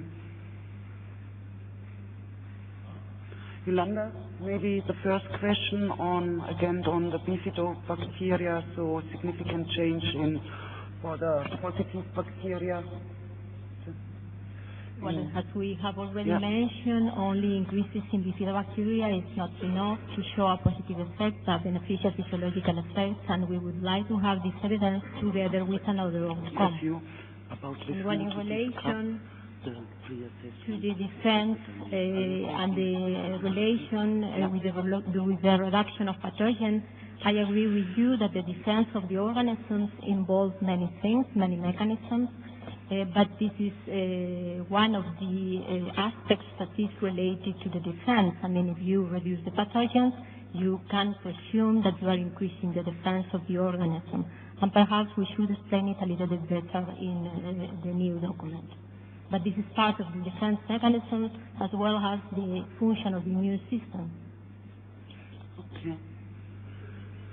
Then I hand it over to... You want to comment further on it? Oh, yeah, on the pre-assessment? No, you want to comment on the pre-assessment? Yes, Okay. I, as a person, as a scientist, I'm very sympathetic to what you want. I only wished it were possible.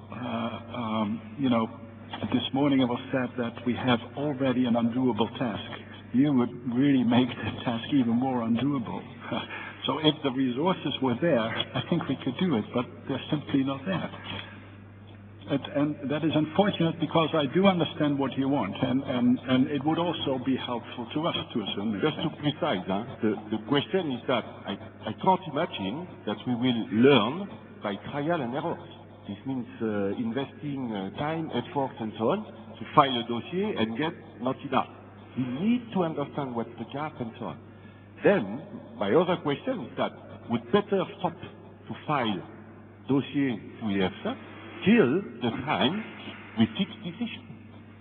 Because otherwise I can't see how to do. It's insane to learn by doing on such big investments. So here I think we're partners. It's my point of view, my view, so we can also make a stand on we can't do like that. We are in a transition period. Regulating things already existing, I agree. But what's next? What's next?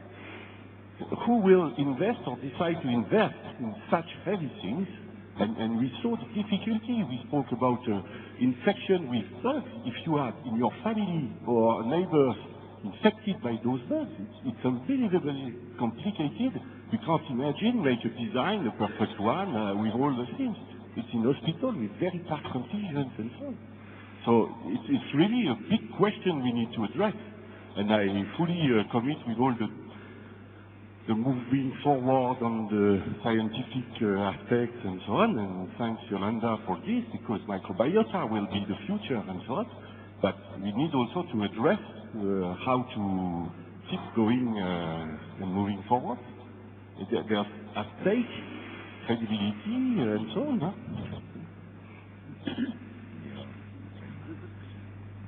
Well, as we said, we're sympathetic to the position. We know the difficulties, and we do as much as we have the capacity to do. We can't just stop everything and define detailed guidance for everybody. We don't have that option. We are required under the legislation to evaluate claims as we receive them. We've got a short time frame, so we have to keep that going. We just can't say that we will stop everything, so unfortunately we can't do that. And what we are trying to do is be as helpful as we can, and we have taken these special measures for consultations in these areas where we hope that we can help. And I think this consultation, from what I've experienced so far, has been helpful from our side in terms of producing better guidance for people who want to prepare applications. And that's what we're focused on. We do have sympathy for individual support, etc., as pre-assessment, but our capacity doesn't stretch to that at the current time, and we have to learn. So we understand the difficulty, and we are doing our best to help in any way that we can with the capacity we now have. Okay. Just one point more on the pre-assessment from the EFSA side of view. So, I mean, with whom do you want to have the pre-assessment? It would be the panel members, and it would not be the EFSA staff, I assume, because you would like to have some assurance. But even if you discuss it with one or two persons of the panel, this would not mean that this would be then the opinion is the final outcome of 21 members of the panel. So you want some assurance which is impossible to give at a pre-assessment stage. Okay. It's not guidance. Yeah, but guidance we are going to provide. So we are providing now. We are doing now several guidance documents in the various areas. We are trying to be as open as possible to have as many dialogue as possible. But it would be very difficult for EFSA and for the panel members to give you advice on which studies you have to perform. What would be the outcome measure? So in the current setup, and as Julian, sorry, this procedure already exists in pharmaceuticals with EMAA, and you have a guichet. You can discuss your clinical study, and when the experts of EMAA agreed on the design of your study, if the study is a positive one, there is no matter of further discussion with other members of panel or anything else. The study is positive, and then you can go to the next step, which is phase 2 or phase 3. So I cannot understand how EFSA cannot organize the same guichet of discussion with the stakeholders. As I said, EFSA is currently exploring on how to improve the dialogue with the stakeholders. But at the present stage, it is very difficult to compare the services of EFSA with EMA, because as said before, they have a higher budget, they have more staff. Also in the health claims regulation, so this is an evolving field, so we are just learning this.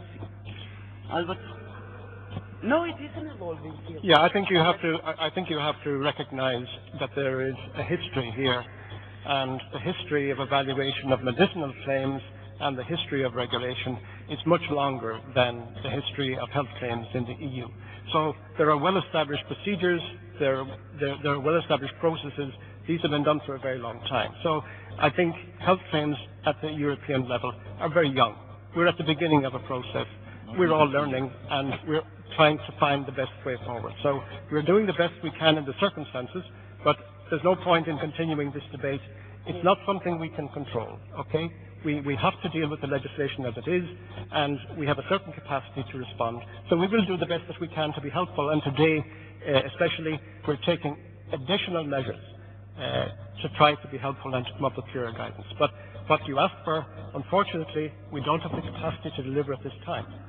We all have to learn as we go, and it will take some years before we understand exactly what the situation is with regard to health claims in the same level, for example, that you have in the medicinal area.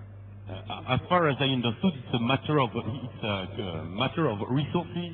You don't have enough people to do it, but the stakeholders are really very keen with payments, because if you don't realize, maybe you don't realize, but we were in Parma, we were in Brussels 2 months ago. It's money. All of us, we travel. All of us, we spend a lot of time within our companies, holding discussions. What is really thinking EFSA? We lose time and we lose a lot of money. And I think that it would be a cheaper effort for us to pay and to have in front of us some people to discuss really about the design of the trial, rather than being involved in several meetings which are very, very costly for all the companies.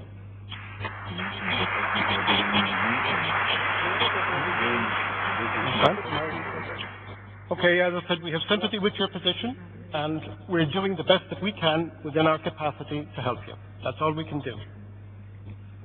Okay, we take some other questions, but maybe not on the pre-submission. I think we have discussed it now. So can we have some scientific questions? Okay, so then I have maybe the lady in black over there, and then yes, in the back. Okay, look, the lady, no, here. Yeah, in fact. Dawina Bosser from Cargia Global Food Research. So I have a question with regard to the microbiota. So from the slides that we have seen is that when you go to disease risk reduction claims and also function claims, you need to use the same biomarkers. And here we have the pathogen reduction. But what I do now hear from the discussion and from your last answer, that is an increase in beneficial bacteria like bifidobacteria or lactobacilli could be used as a function claim when it is linked to another outcome. So did I understand that right? Mm-hmm. Yes, this was understood correctly. If it can be linked to an outcome, then it could be used as a mechanism. Okay, then, yes, because I forgot you last time, you had the microphone. A technical question for microbiologists. There are at least two groups of population in which the composition of the microbiota is really related to a health outcome. One is the urogenital or vaginal microflora in women, especially in pregnant women, just to reduce the risk of preterm delivery. And there is a very wide scientific consensus on this. And this kind of microflora, if it is dominated by lactobacilli, is really a reduction risk factor. And the other one is the microflora in C-section delivered baby. It is different up to 2 years of life, so encompassing also the span life that is covered by the health claim regulation. Is it enough in this case for an Article 13, even if for the children it is assessed as under the Article 14, to demonstrate that the product is able to support, to sustain a lactobacillus-dominated microflora in the first case, or a microflora more similar to the naturally delivered babies without any other clinical outcome measure? Okay, then, yes. Thank you. Luc Pijls, Nestlé, Switzerland, related to the questions that have just been asked also, and related to the metaphor of the defense and the attack. If you think very logically, simply, it's quite amazing that we are interested and keen to have claims on gut defenses, whereas the actual defendants in the gut, the Bifido, the Lactobacillus, we're not so sure, but the attackers, so not the defendants, but the attackers, the pathogens, we very, very highly value. So how can we explain, understand that if we want to talk about defenses, we are very moderate opinion of the defendants, but we do highly, highly value the attackers. Speaking about defenses, can you fill me up on this one? Thank you. Okay. Yeah.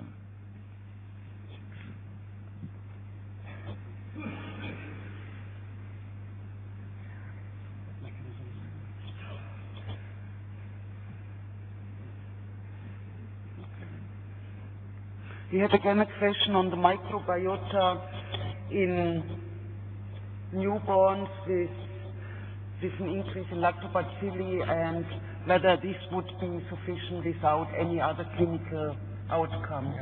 We answered this already. I don't think we should go back to this one. And now to the last claim on the attackers, that we are just giving too much focus. Okay.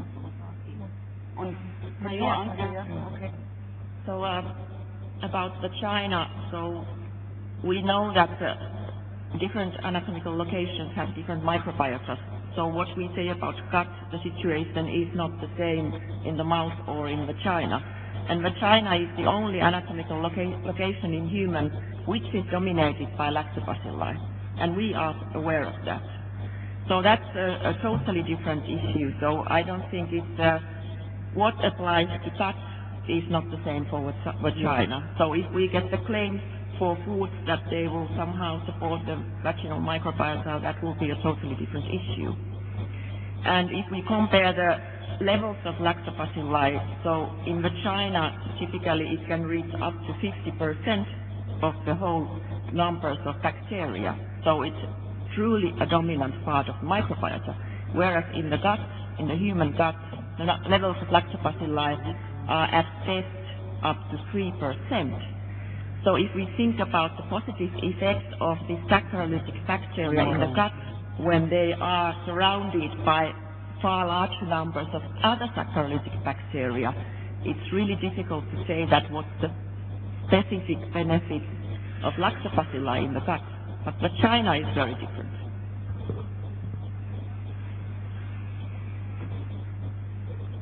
Okay, so I think we are doing now the last round. Have you answered sufficiently the defense and the attackers? Could I just comment generally on this because it keeps coming back? I mean, when we talk about ways of presenting claims and we talk about maintaining gastrointestinal defenses against pathogens or that type of claim, that's a broad type of concept. I mean, what we're saying is claims that, for example, are based on the reduction of pathogens or the reduction of infections in the gastrointestinal tract. It's that type of claim. And whether it's defense or attack, whether you're having an effect on the host or the human, or whether you're having an effect in the lumen of the intestine, the mechanism may be different.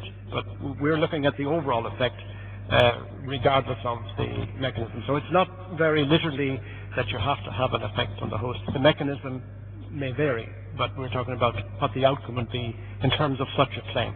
So it's not a question of exactly defense or attack. We're looking more at the outcome. Are there more questions from those which have not had the floor yet? So, yeah, maybe the lady over there, and then Patrick Coppens, and then who else didn't have? You had already 1, 2, and then the one in the back. So maybe the lady first.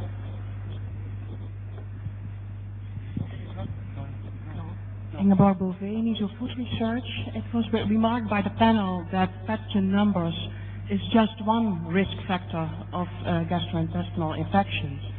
And I'm wondering what other risk factors, validated risk factors, do we have? And if they are not present, wouldn't it be better to focus on true clinical endpoints in dietary intervention studies? Okay.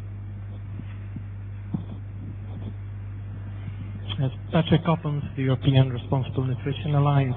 The guidance document and the discussion gives an overview of the elements that the EFSA panel seems likely to accept for the substantiation of these claims. And we appreciate this is based on the experience that the panel has had until now with the dossiers. But that also implies, of course, that experience is coming from dossiers that all have been rejected, since no positive opinions have been issued. So can the panel perhaps explain how they also assess the feasibility of the recommendation they make, or is it also something that is only of concern to the applicants? Thank you. Okay. Okay, then one last question. Okay, the man over there, yes. Yeah.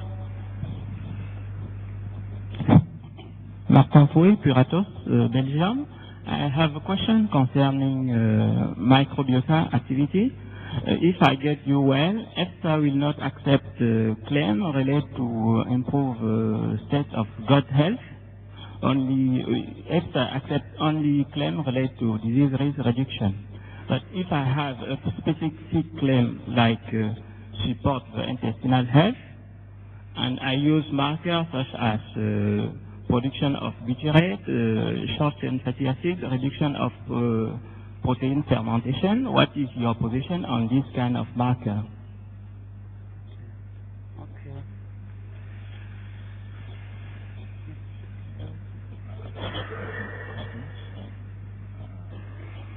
The first question was related to other risk factors than pathogens for infection. Well, there are a few risk factors that have been validated, and pathogens are for sure risk factors unequivocally. But you can propose some other risk factors and propose the evidence that this is a risk factor, and we will evaluate them. The requirement for a positive. Yeah, well, it's hard to say something about, you know, the chances that I will not do that. But your starting point that we have had all negative opinions is not, in that sense, not entirely correct. That some of the opinions we had, that the measures were accepted and the approach and the concept were accepted, but the studies were simply not convincing or good enough. So that's a little bit different from what you said. Yes. Just to comment on the last one in terms of a claim for gut health, well, we have looked at claims such as this in the past, and it's just too broad and non-specific. We all the time look for something more specific, and the regulation requires that there be some specific beneficial physiological effect. Gut health defined in whatever way with various markers, up to now from what we've seen, is just too broad a claim, and under the regulation it would be considered a vague or general and non-specific claim. We would be looking for something more specific than simply gut health. No, not without microphone. Yeah. I think maybe now it's time to break for lunch. So could I ask you, so lunch will be served for all upstairs, where you also had the coffee break, and could I please ask you to be on time back at 3 o'clock sharply, because we still have to discuss the whole session on immune function claims. So have a good lunch.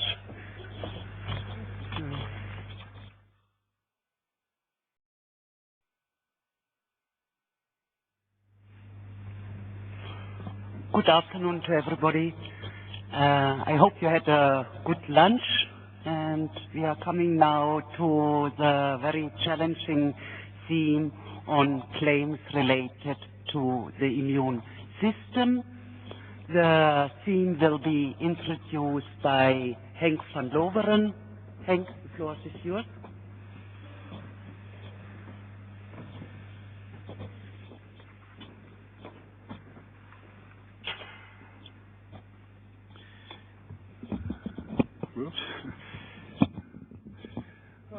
Thank you very much, Juliana. We had a wonderful morning, I think. So now to something really easy, the immune system.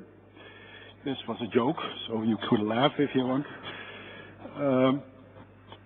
But of course, what you all know, it's just saying what you all know, is that an effective functioning immune system is crucial for maintaining physiological integrity and thus for health. It's easy.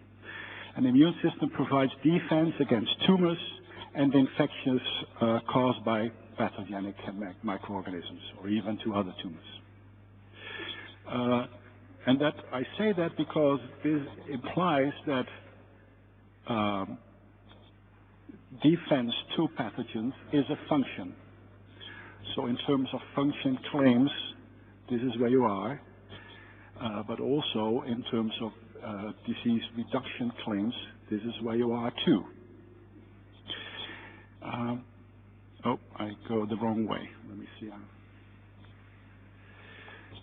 Allergic manifestations such as asthma or urticaria, eczema, but also other manifestations, autoimmunity or inflammatory diseases where the immune system is involved. What's going on? Can you hear me, or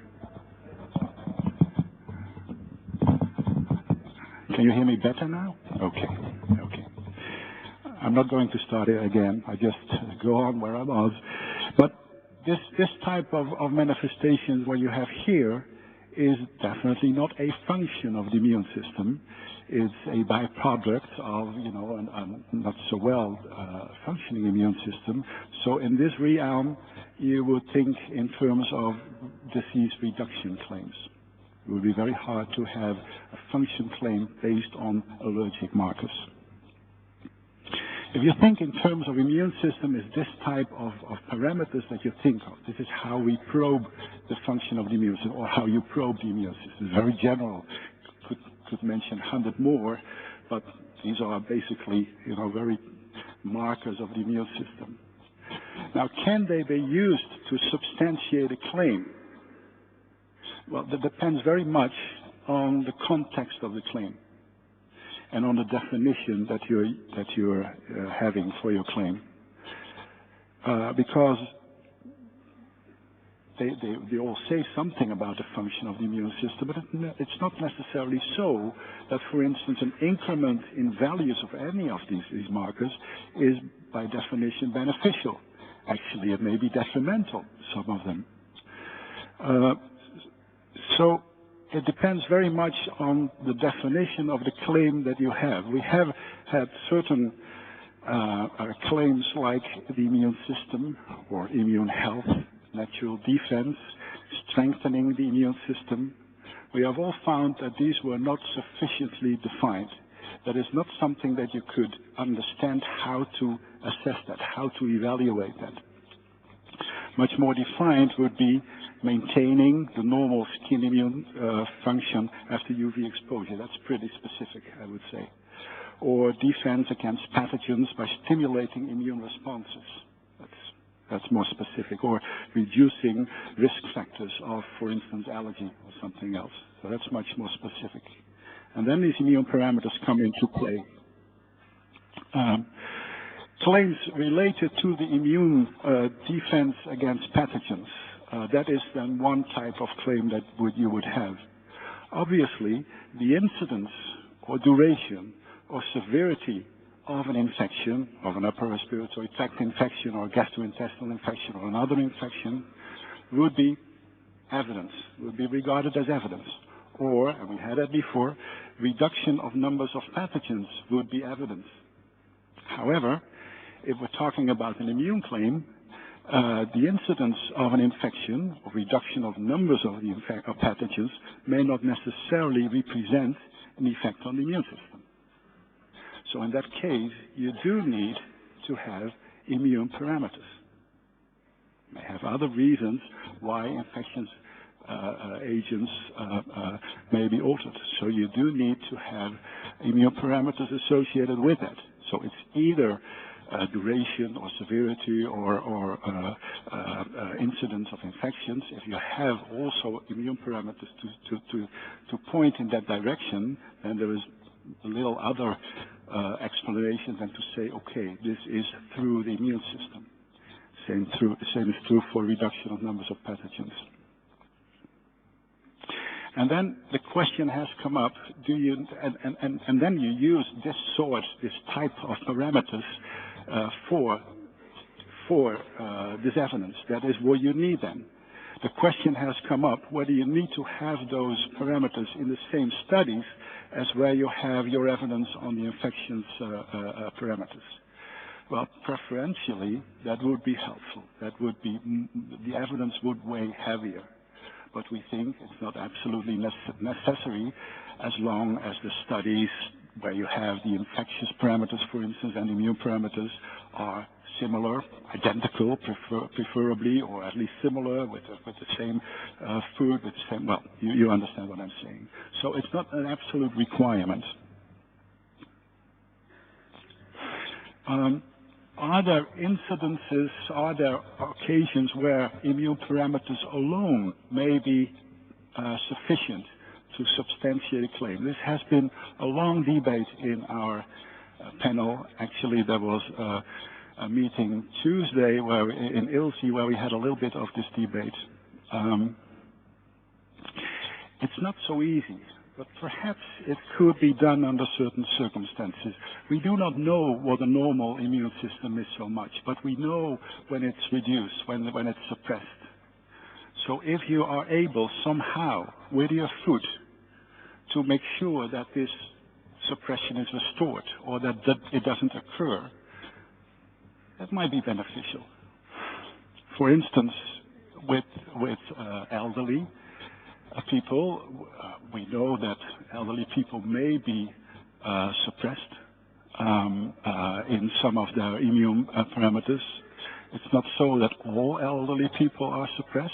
Some of them have values that are, at my level. I think that I'm still having a good level. So, also other people, like people that are performing heavy exercise, that are stressed, that have a special diet, that are somehow out of the normal ranges or the normal healthy ranges.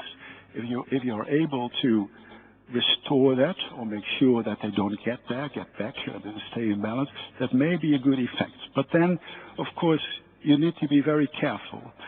Not a single parameter of numbers of lymphocytes will do it.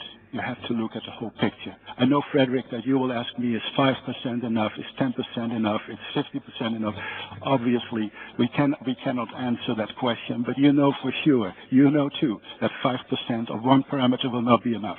It would be much better if you have, it all the way back to 100%, and if you have associated with that a functional parameter, and if you would also have, hopefully, and that would be preferential, also the clinical outcome. But perhaps even without the clinical outcome, you may be able to do it, but it depends very much on the type of study that you have and on the type of evidence, which at the end of the day is an expert judgment.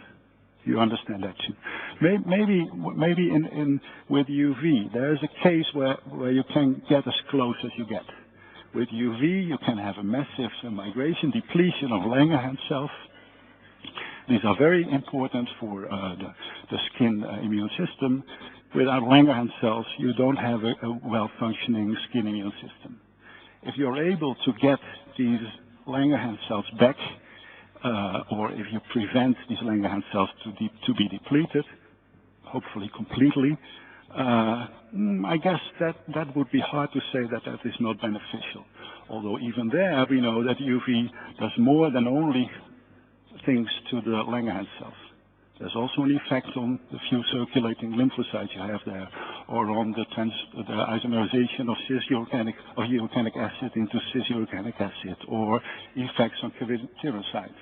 So even there, if you have this one parameter, I would be much more comfortable if you have a few more. But I guess perhaps this is the case where you come as close as you can get.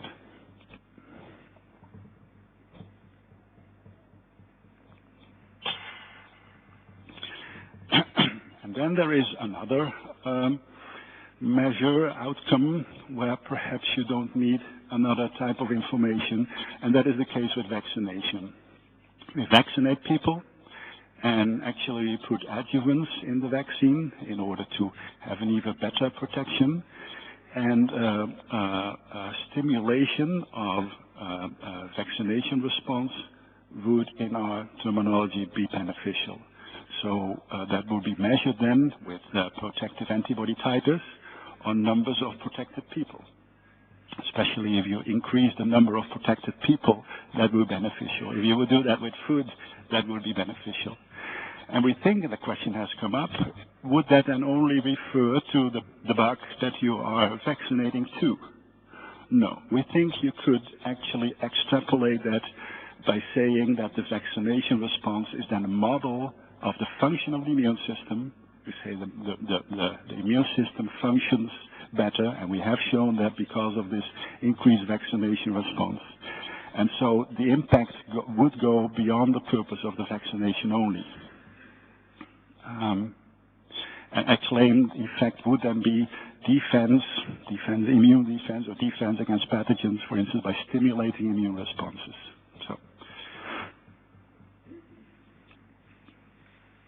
And then if we think in terms of claims to responses to allergens, there have been a few questions on that. Of course, first of all, you need to identify a risk factor, which is not so easy. But if you have that, then the studies need to show that you could use in order to get there would be, for instance, incidences of allergic manifestations. We have been looking at certain dossiers where they have been addressing this. What we do think is that self-reported allergies are usually unreliable to do studies like this. So you need to have clinician-diagnosed allergies to have proper studies. And also the immunologic nature of these conditions need to be corroborated by appropriate measures, because as such, usually these conditions are aspecific, are non-specific. So in terms of risk reduction and studies that are associated with that, this is what we think you need. Now, another matter, and we have not been dealing with that so much yet, and we have had lots of debate on this because it's a difficult area, is the area of chronic inflammation. Chronic inflammation obviously is associated with a number of diseases, and if you think of measures to probe inflammation, it's this sort of indications you have, markers you have, different types of cytokines. Well, okay, you read it all for yourself. But are these really, can you use them to substantiate an effect of food on inflammatory markers that is beneficial? Can you do that? And how would you be able to do that? I don't think we have really come up with a real solution here, how you could do that.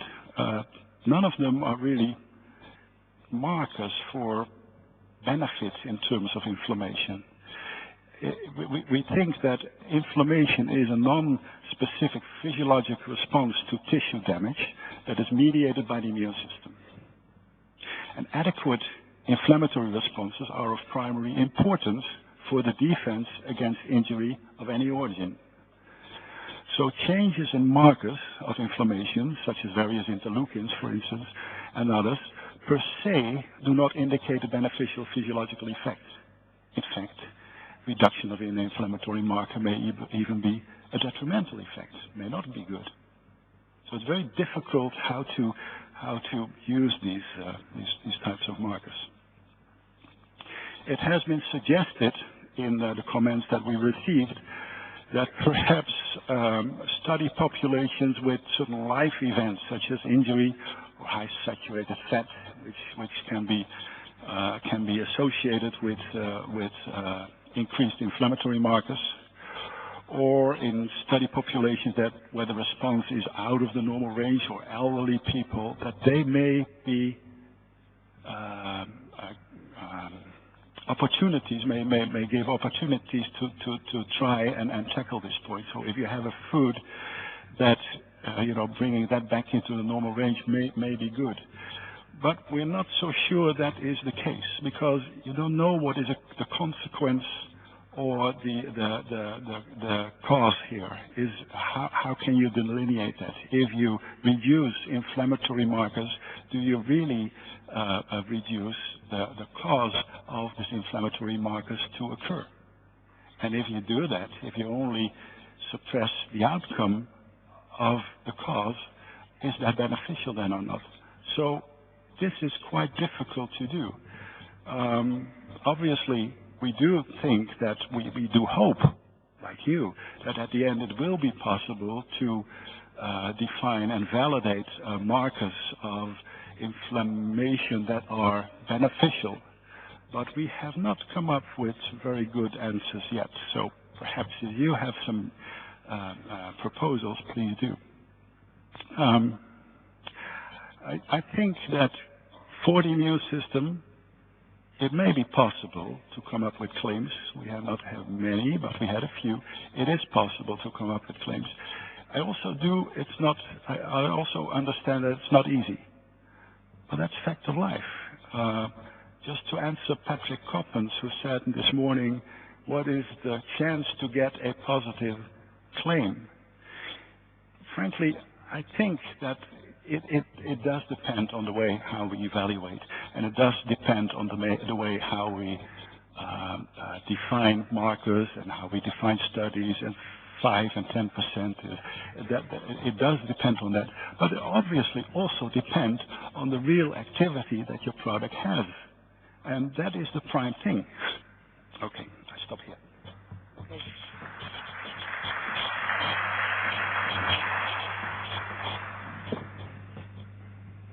Thank you very much, Henk, for this introduction. For the questions now, we will take again always 3 questions and then try to answer it. And maybe to start with, maybe we could concentrate first about claims on the defense against pathogens by stimulating appropriate immunological responses. Then later on, we could, when we have dealt with this, we could go to the response to allergens, and then we leave some time to discuss claims on the inflammation. So with this, I would like to open the floor to you for the claims on defense against pathogens by stimulating appropriate immunological responses. I start this time from the end, and I'm taking from the right side, so the lady in the end. So the last row. Okay. Daniela Wolfers, Unilever. There's still some confusion in my mind about a claim on immune defense against pathogens or simply defense against pathogens. Would it be sufficient for a claim on defense against pathogens or resistance against pathogens? As I would see, that would be a bodily function. Would it be sufficient to just support this with data on clinical endpoints? Whereas we could surely subscribe to the vision that once you link this to the immune system, you would need immunological parameters. So could you please clarify on that? Okay.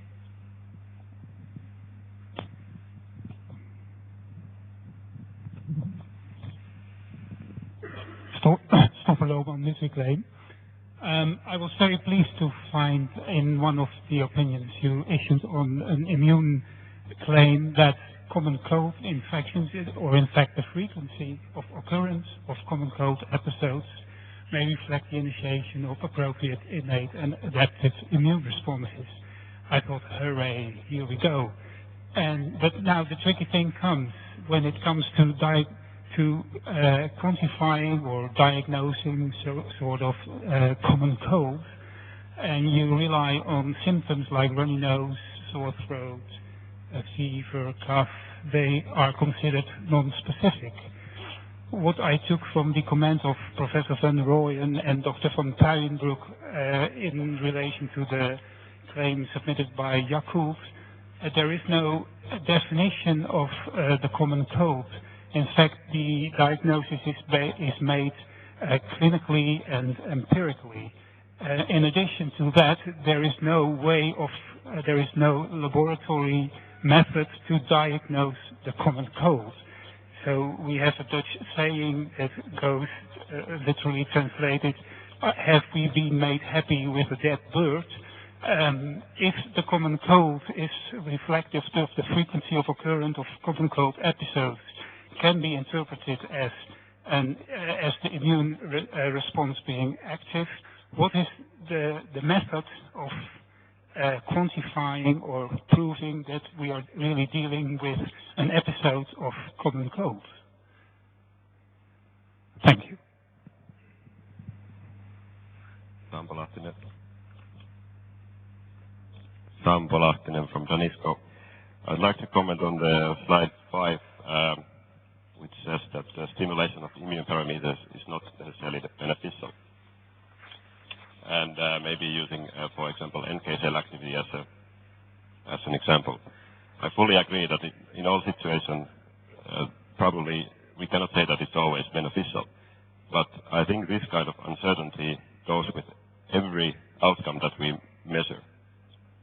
We cannot say that weight loss is necessarily beneficial in all situations, or decreased transit time, or lowering cholesterol.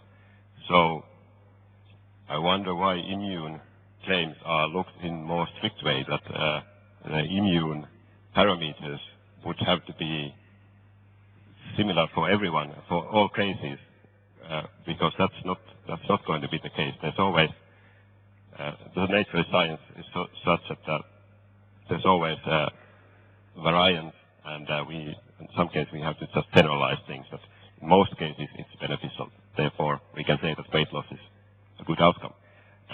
Same goes for the cold and flu studies. Okay, necessarily it's not an immune function that's behind it, but if in most cases it is, wouldn't that be enough, or do we have to go for each individual to show that which virus is infecting and which part of the immune system is activating against that virus? Because we don't seem to be doing that for other outcomes. And thirdly, I find slight contradiction on the statements that firstly the immune biomarkers themselves are not a good outcome. They are too undefined. Okay, if that's the case, then why is the measurement of these immune biomarkers, the same biomarkers, absolutely necessary in the case of cold and flu studies? I mean, if they are not good biomarkers, then they are not. Why they are absolutely needed in some case, and in some case they are not even considered. Thank you. Okay, thank you. So the first question was related to immune defense versus defense against pathogens, and whether the clinical outcome would be sufficient. Maybe we also could separate maybe the defense against gastrointestinal pathogens by stimulating appropriate immunological response, and defense against pathogens in general, like for the urine, for the upper respiratory tract. And Henk, are you taking the first question? Yes. If I understand correctly, you wondered why, in the case of an immune claim, we would be happy with only having the clinical data in addition to the immune parameters, whereas in the claims for resistance to pathogens, you are not confident with that only. That is your question. And the reason for that is, I guess, that we would think it would be helpful to have effects on pathogens themselves in association with immune parameters in order to have an immune claim. However, if you have clear effects on the immune system that are associated with the clinical endpoints, not so much with the pathogens itself, but with the consequence of the pathogen, which is the infection, there is little other explanation possible than the immune system. And so for that reason, you could be satisfied with only having that sort of information, which is different than from the pathogens only. So that is the reason. Okay, the next question was related to common cold infection and the diagnosis and method of quantification for the episode. Stefan, are you going to take this question, please? Yes, thank you very much. I hope you wouldn't have asked that question, because there are lots of research institutes which try to define really what is the common underlying virus. Of course, there are so many common cold viruses, so you probably would not be able necessarily to define common cold just by looking at the viruses. However, common cold is like other diseases, very often a diagnosis by exclusion. And the exclusion is any other, let's say, a lower respiratory tract infection or a pneumonia or whatever. So common cold is what you would call a snuffle, or whatever which country you come from. That is a runny nose, headaches, and not high temperatures, usually below 38 temperatures, and so on. So there is a kind of clinical such diagnosis of a common cold, which is occasionally accepted. The point is the definition of what you consider a common cold. And then if you have defined what you consider a common cold in that study, then this is how you define the common cold, and this, of course, has to be related to the other definitions of common cold. But tell us or tell the person what you actually are looking at, and then this is your definition of a common cold.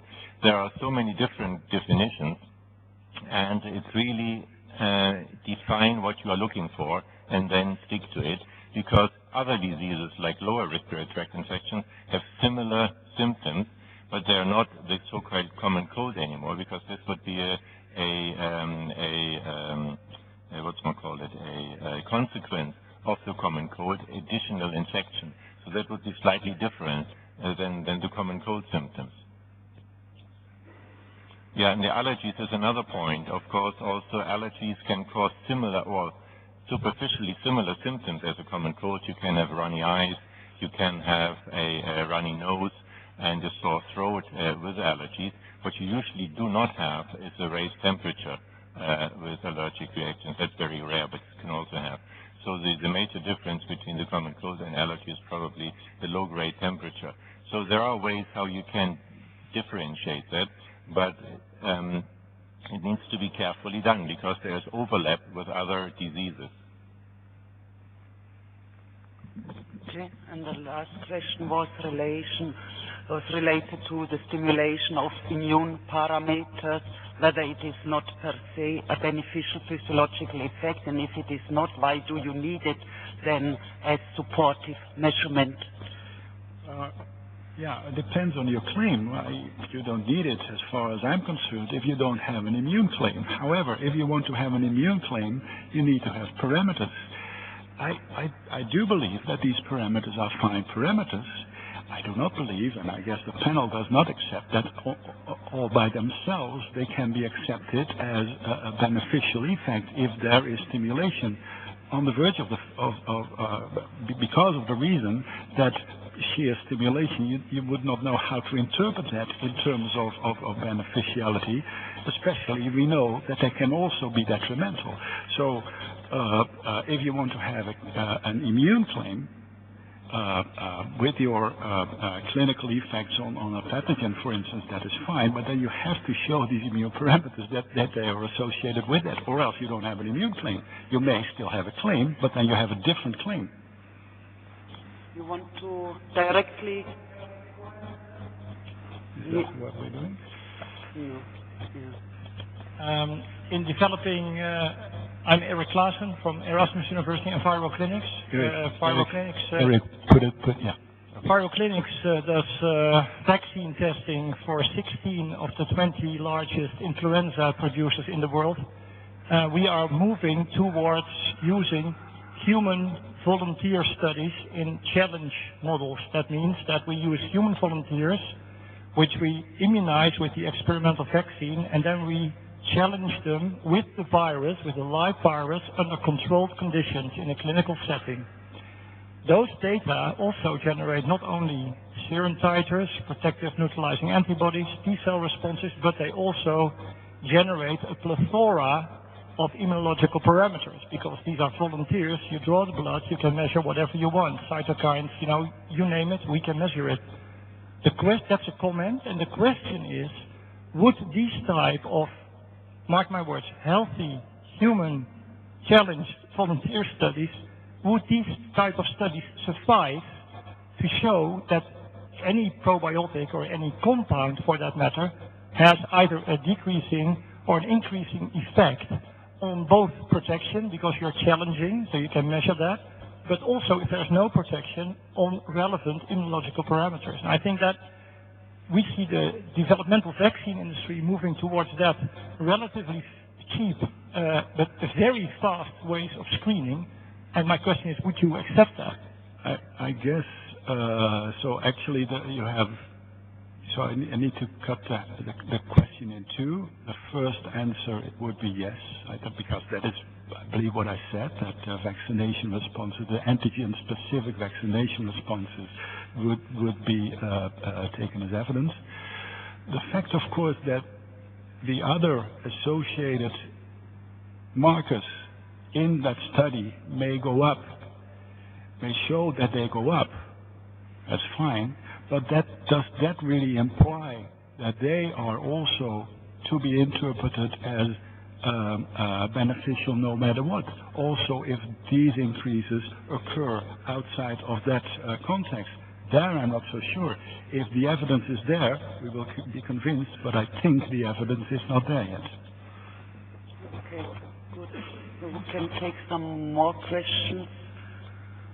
So now we are going. Okay, the lady in the back, and then the man at the end, and here. Okay. Yeah. Hi, I'm Anna Shediva from Institute of Immunology from University Hospital in Prague, and I have two questions. First is very simple. Do you have some requirements, some specific requirements for the clinical studies in the area of resistance or defense to pathogens? I mean, if you have some requirements concerning the size, for example, or character which would be similar to phase 1, 2, and 3 of clinical studies in medical field. And my second question is just for my curiosity, because among the immune parameters you mentioned that can be followed, there is almost nothing concerning innate immunity or mucosal immunity, which I would expect. So I was wondering if nobody was looking at that, or if you were somehow suggesting something in that field. Thank you. I didn't get the second. Okay, then. Yes. Ruud Albers, Unilever. To get back to the issue of diagnosing common colds, just to be absolutely clear that I understand what was mentioned, there are a number of validated questionnaires that claim to diagnose common colds, such as the Jackson score or the Wisconsin score. Would these be acceptable as indicators of common cold? And then a second question that I have, as Henk rightfully pointed out, there are whole lists to be drafted of immune function markers that we could measure. In the eyes of the NDA panel, is there some hierarchy in these markers, or is it all about being able to tell a plausible story where you link the effects on immune function or certain aspects of immune function to the clinical endpoint that you may measure in the same study or in very similar studies? Okay, then.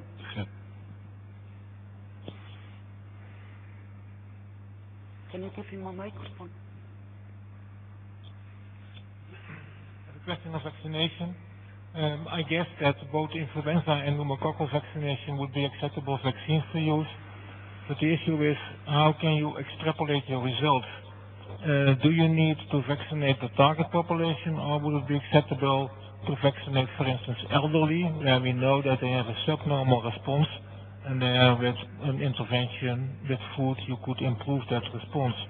And or would you have to use normal healthy adults, but then the vaccine is optimal formalized, so it would be difficult to get a better response? In that case you could use a lower dose of vaccine. It could be an alternative. Which one of those two would you prefer? Okay.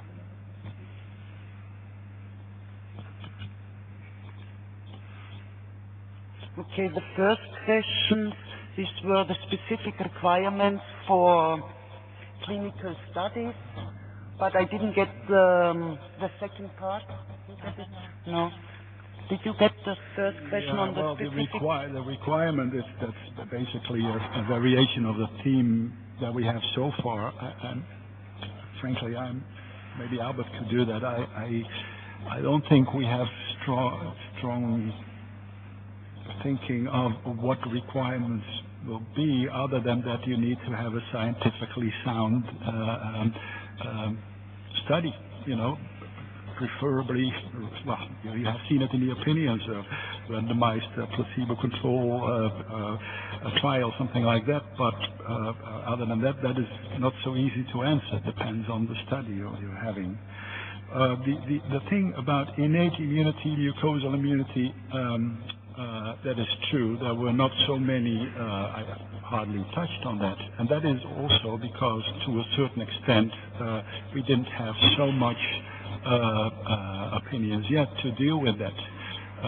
We had, of course, a natural killer activity as an innate, but I mentioned that they are treated in the same way. It's you know, the list could have been longer. It could have been a list of hundreds, but they would be treated in the same way.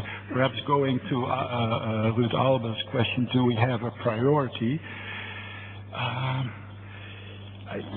Well, yeah, implicitly we have. I guess that functionality, if you know, numbers of lymphocytes are a little bit less meaningful, even if they are used in the diagnostic terms also. But I would think that the functionality, probing the functionality, is more meaningful than just numbers or interleukins or levels. So there is implicitly some hierarchy, but we didn't spell out any hierarchy. So I cannot give you a list of this is the top 5 and this is, I cannot do that. Okay. For the diagnosis of common cold, maybe Stefan, you could come back on the questionnaire, on the Yes, very briefly, I think, yes. If the questionnaire is validated in a population which is similar to your population you are studying, for example, not if the questionnaire, for example, is validated in Inuits, and you are measuring common cold in southern Italy. So there is a kind of different perception of symptoms in different populations. But if that is of no consequence for the study you are doing, is of course it would be of course acceptable and desirable to have a validated questionnaire. The last question was related to the vaccination and the study group, whether it should be done in elderly or in healthy adults. Yeah, it's a hypothetical question. It has not occurred yet in any of our, but, excuse me? Yes, of course, Ger, believe us, we think of many more things than we discuss here, so just trust us.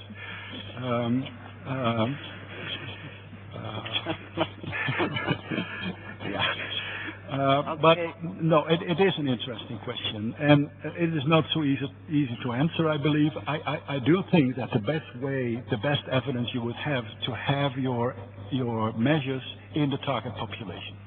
That's, if we're talking priorities, that would be my priority.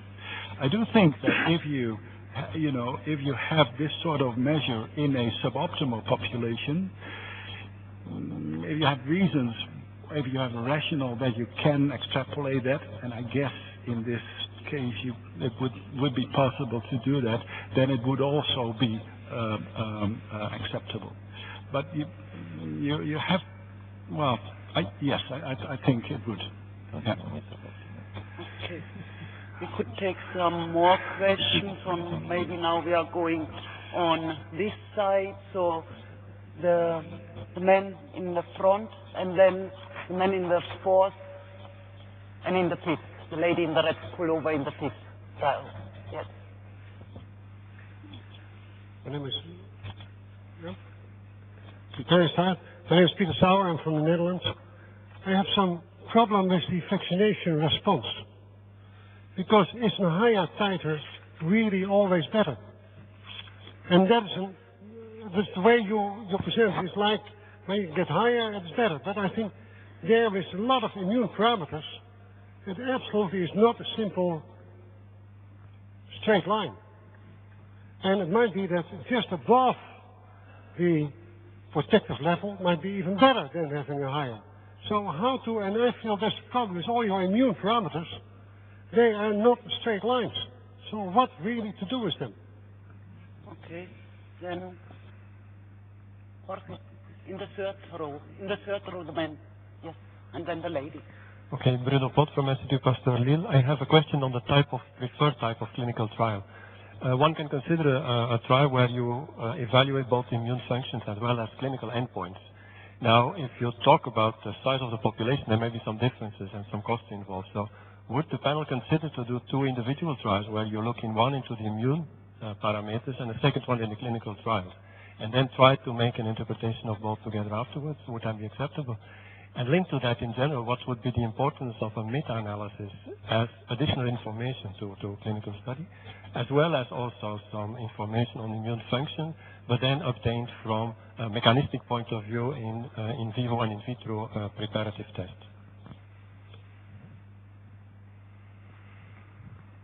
Okay. Hello, Violeta Niborski, ILFA representative.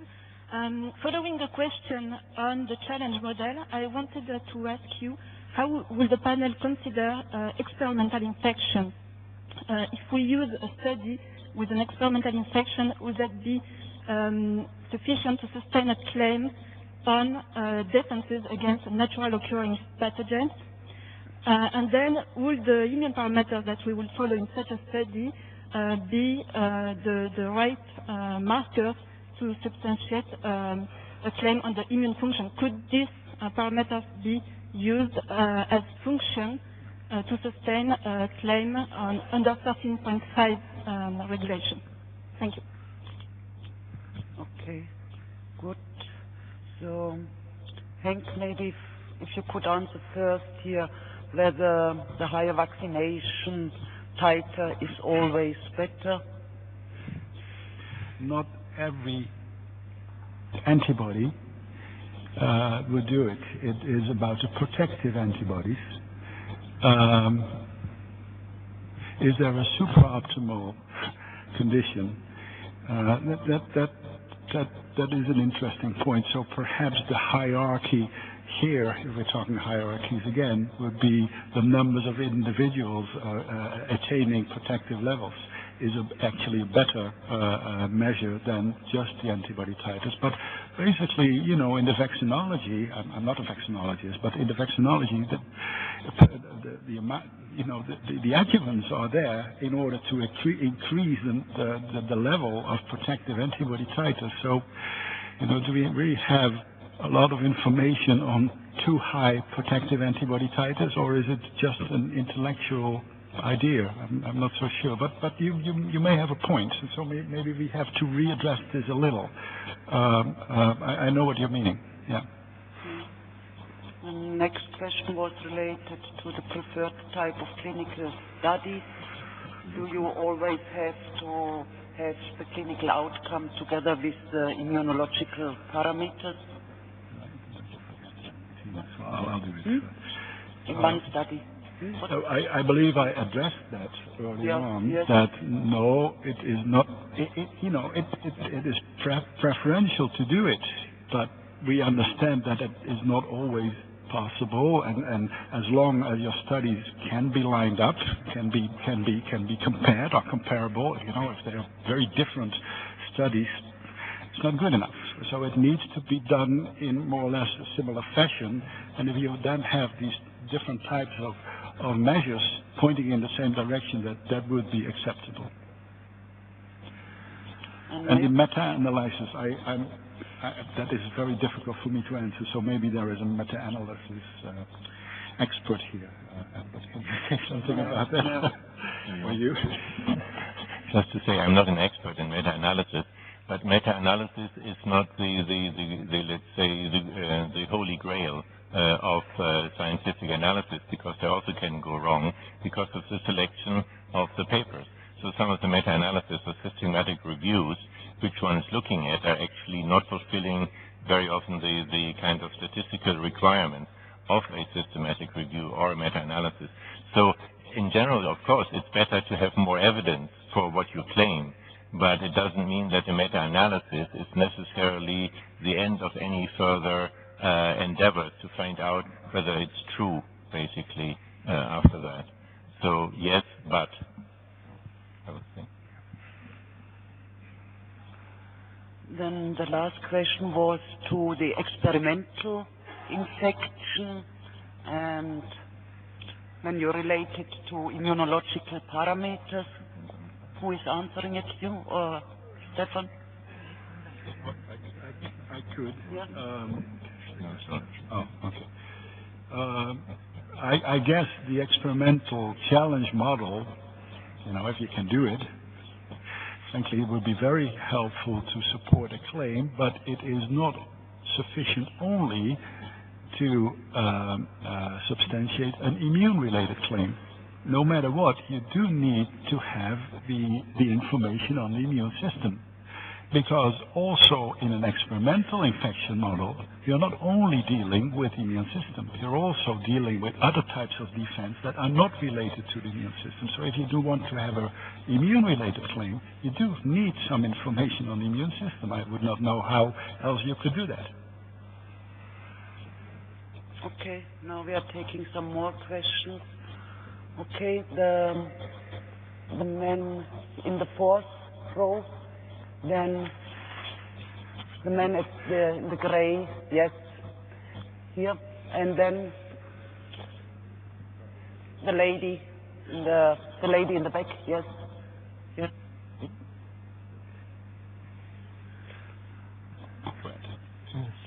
Hello, my name is Bajata from Czech company SVS Pharma.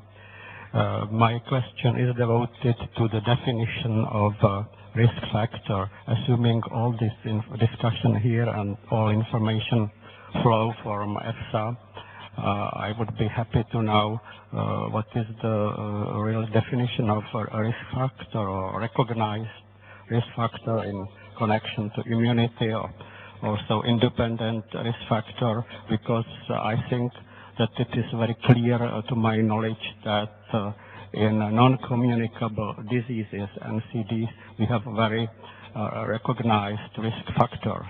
Nobody can deny, but in immunity and infection area, it is very hard to find such a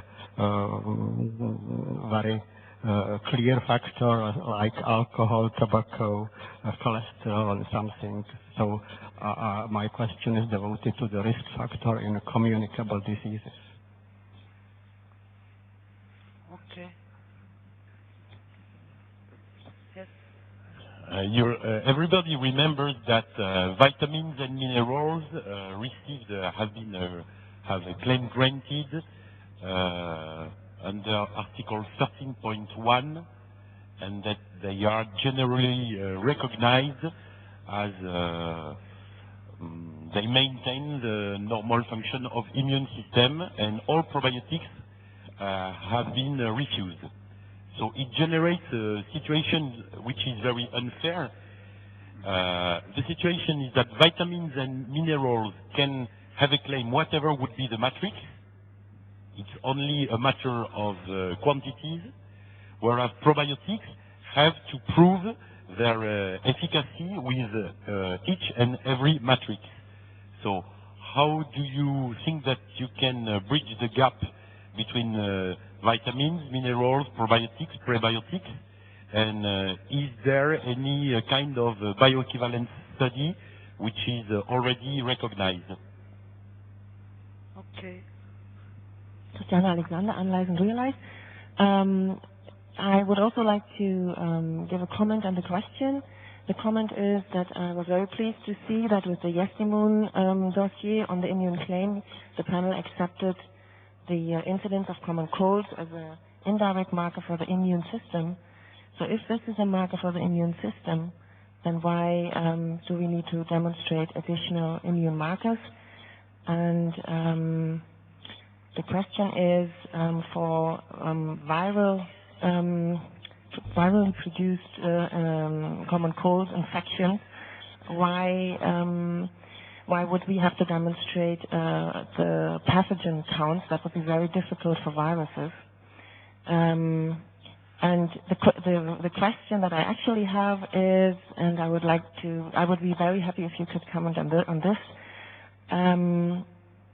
On slide number 8, you say that the immune measures or markers have to prudentially be shown in the same studies. If that is not the case, but for the ingredient it is known that it stimulates immune markers, is that enough if it has been shown in other trials? Okay. Good. Who is taking the definition of the recognized?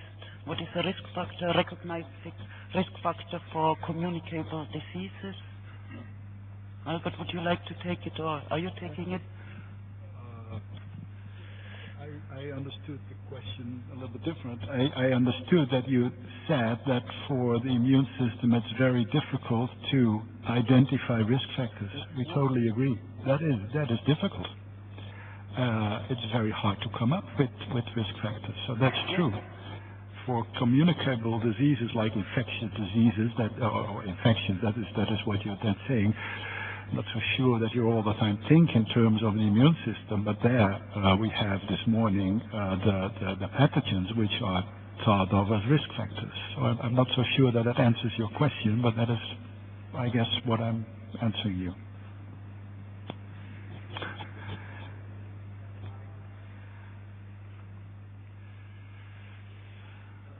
I'm fishing for something, if it is something like something that increases risk or susceptibility to some disease, if this is the risk factor. Yes, because definition, I have seen some definition from Professor Perzi-Rambel, the definition of risk, the probability of an adverse effect in an organism, system, or subpopulation in reaction to exposure to an agent. But this is the chemical safety definition. This is not fit to immunity. This is the reason I'm asking, because I want to be clear what is, if the regulation speaks in many times, and you speak many times about the risk factor, what is behind it. Yeah, can you comment on that? Yeah, I mentioned earlier, and I think it's given also in the guidance document, the general working definition that EFSA uses for a risk factor. And the two elements that we take into consideration in identifying what is a risk factor, the first one was that it's an independent predictor, physiological factor that's an independent predictor. That's one aspect. And the second part is that there is a biological plausibility to the role of the risk factor in the development of the disease. So they're the two things we take into account.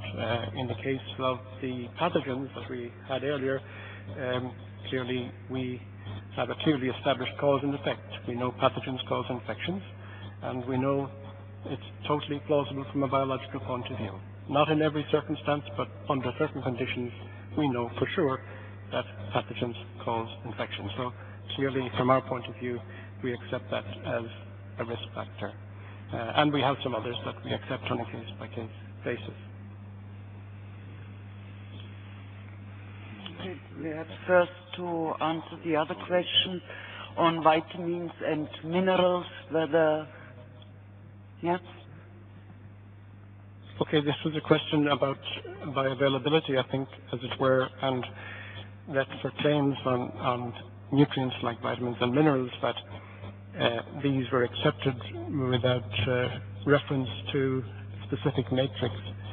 And this comes back to the issue of the conditions of use of the claim, that the conditions of use typically for function claims on vitamins and minerals is a specified amount per day or a specified amount in 100 grams of food, which is related to that reference daily intake. And that reference daily intake takes into account, of course, the bioavailability. So it can be set without reference to bioavailability.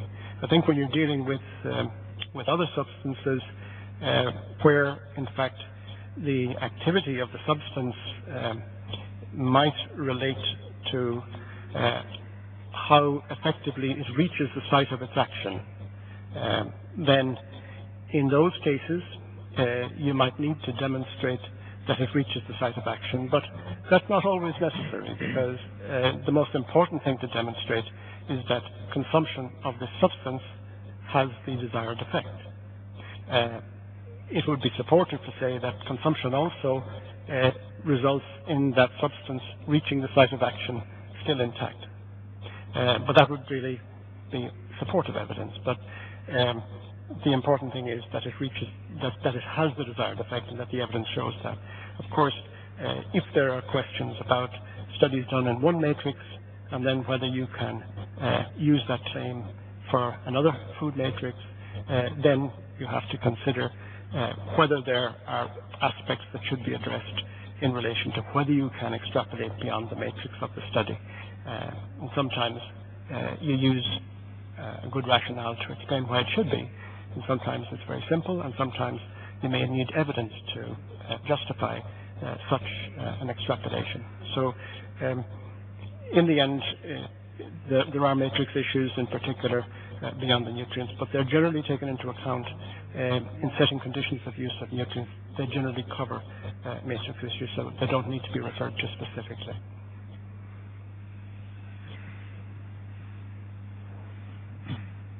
Okay, and the last question was again related to the incidence of common cold.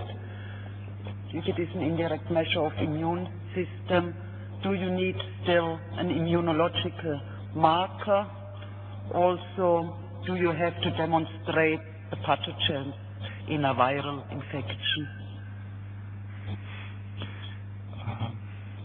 I don't think you have to demonstrate the pathogen in the viral infection as long as you have defined your viral infection quite well, your clinical outcome. Do you need to have the immune markers in the same studies? It's a variation of theme. No, preferentially yes, but no, not necessarily.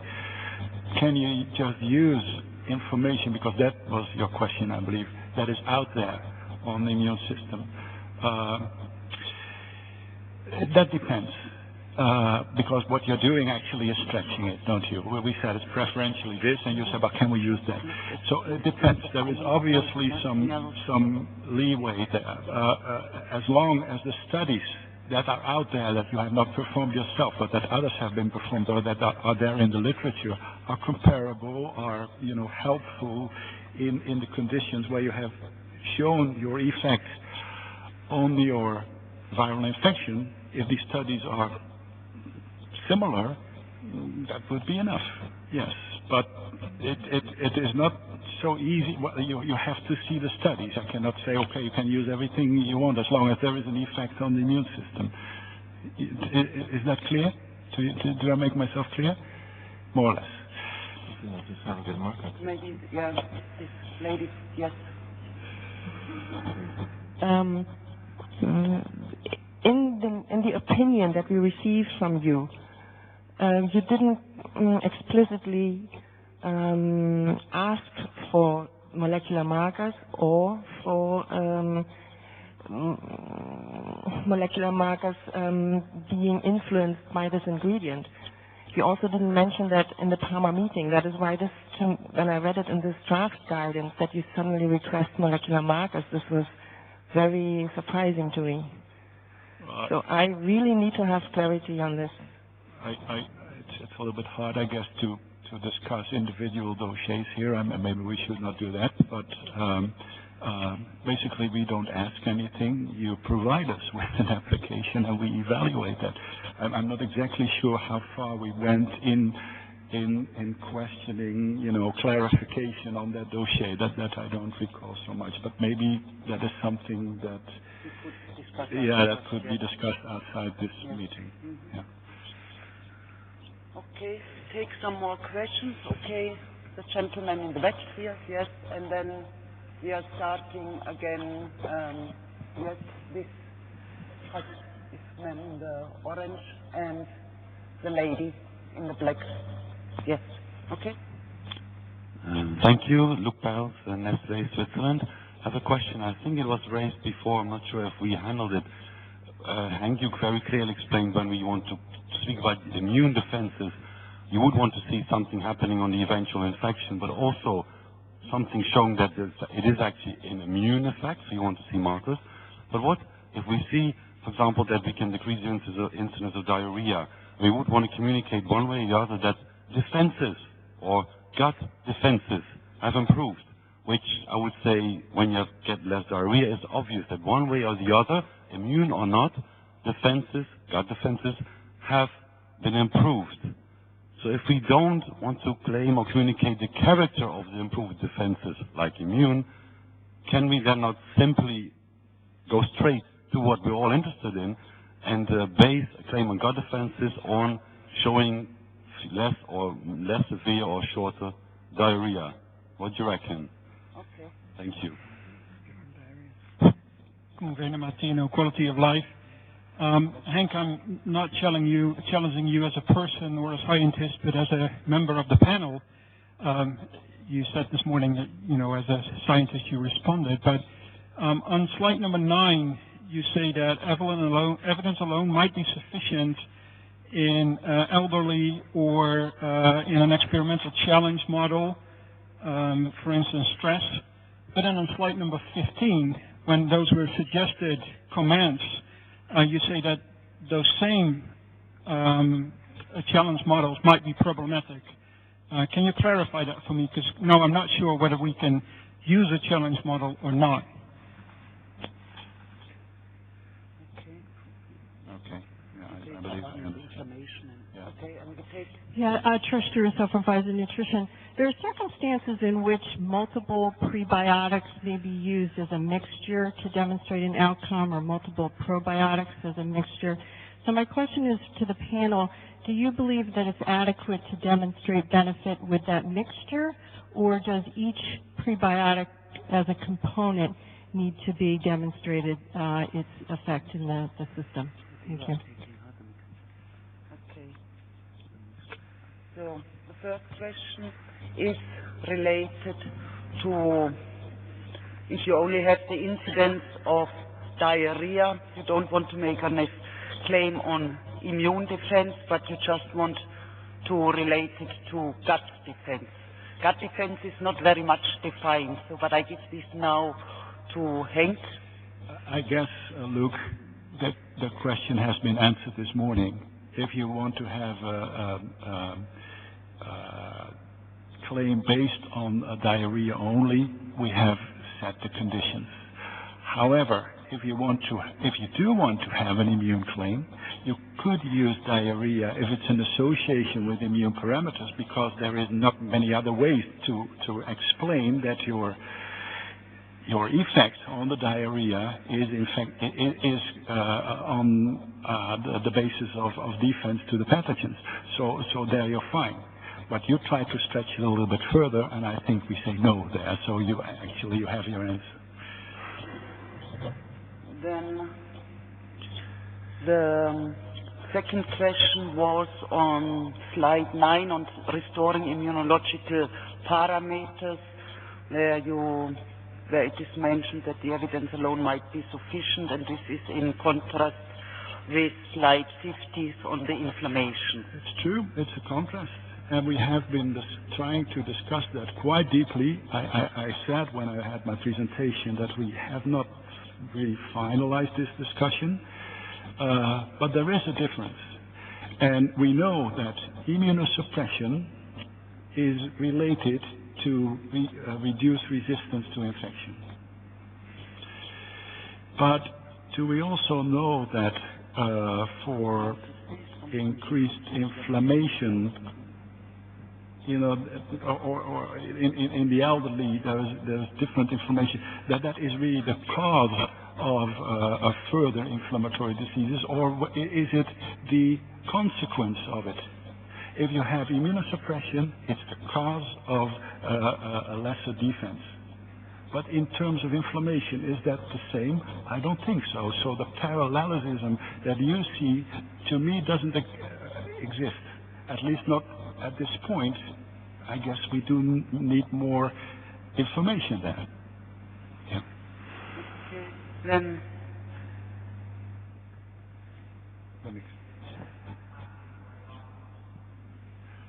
directly to this question now.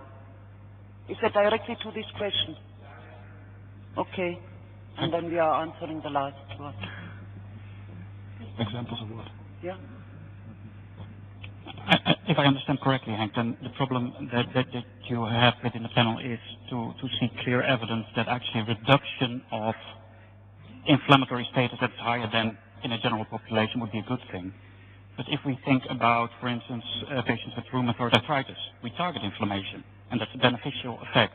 If we think about people with abdominal adiposity, we see increased inflammatory responsiveness.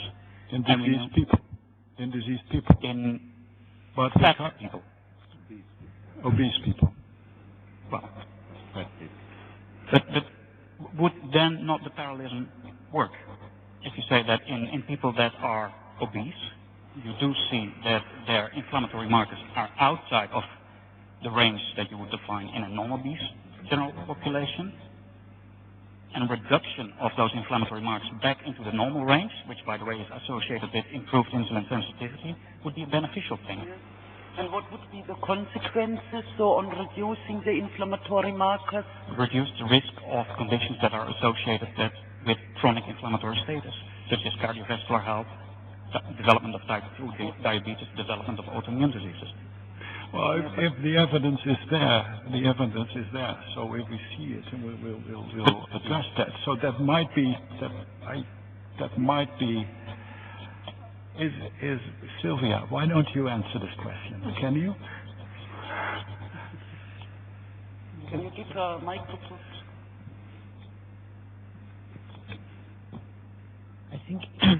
I think the point that, if I remember correctly, the point that was discussed in some working groups and the panel was that indeed some conditions and chronic diseases such as obesity could be, and type 2 diabetes, for example, could be associated with increased markers of inflammation, of subclinical inflammation. And the whole point was that whether decreasing those markers of inflammation alone, without decreasing body weight, for example, and body fat in obese people, would be per se a beneficial physiological effect. Because we all know that decreasing body weight decreases markers of inflammation and may decrease the risk of chronic associated conditions. But decreasing inflammation per se is or has not been proven that has a beneficial effect in the long term if you are not correcting the cause that is causing inflammation. I think this is the whole point. Because sometimes inflammation is a secondary reaction of a cause, and correcting it is a defense mechanism of the body as well, which is creating other problems. But whether correcting inflammation without correcting the cause is decreasing any risk has not been proven so far. I think that was a missing part of evidence to say decreasing inflammation in all circumstances is going to be a beneficial physiological effect. But Ruud, the discussion is going on, and we have not terminated this discussion. We have not had many experience with dossiers indicating this sort of information, so we will look very careful in that area, and we hear what you say. Okay, so maybe then we go back to the last question on the mixture. So if you have here several probiotics, do you need a study on the mixture, or do you prefer it on the individual strains? But this has been already addressed in the general principles. Yes, I think the answer to this has been given in our consultation on the general principles previously. In general, I think the response is that if you're proposing a claim on a formulation, well, clearly there should be some role for the individual components. How you present the claim is important. How you present the evidence is important. Are you claiming it for the whole formulation or for specific elements that you claim to be active? There are important issues here because partly is which studies can you then use to substantiate the claim. We have had examples where people proposed formulations where every element was essential, and then they had done studies where one element was missing, and they were claiming that it still worked even with one element missing. So the question is, if you're saying that all of these parts are active, then if you want to make reference to that, then you need to show that they're active. So this is quite a difficult area as to how these claims are presented and how they're substantiated. But as I said, there are things that the applicants have to consider in how they present the evidence then, if they want it on the whole formulation.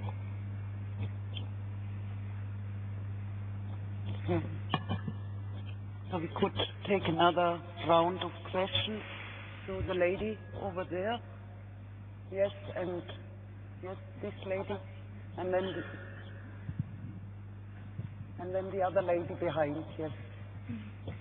Audrey Guinish from L'Oréal.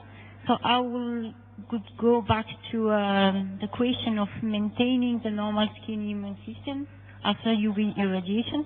I would like to know if, as you just say, that only prevention, the depletion of Langerhans cells is enough for you, and we don't have to look to the functionality of these Langerhans cells. And if the functionality has to be looked, do you prefer an in vitro test of the functionality that exists already for the mixed lymphocyte reaction, or you would like that we make a CHAs as we make for mice? So we have to sensitize the human. I go now? No. So my question is regarding the slide 7 and the outcome measures. I'm not sure to have a good, well understood about incidence. Is it incidence plus severity of symptoms or duration of symptoms, or could one of these clinical outcomes be sufficient to substantiate the claim? Yeah. Okay.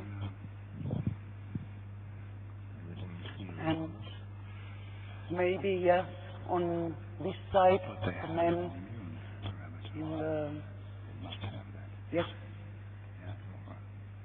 And then you, yeah. Ricardo Rueda from Abbott. It was known that some compounds can act because they avoid the target of some microorganism to the intestine. So they are not able to reduce the number of pathogens, but the result or the consequence would be similar. So how can we handle this in terms of managing these claims? Or on the other hand, it's clear also that some of the modifications in immune parameters, and as a consequence reduction of infection, is a consequence of the interaction of the microflora with the intestinal immune system. So probably changes in the immune system is a consequence, but it's not the origin, it's changes in the microflora. So why not to consider changes in the microflora, and why to consider changes in immune parameters? Yeah.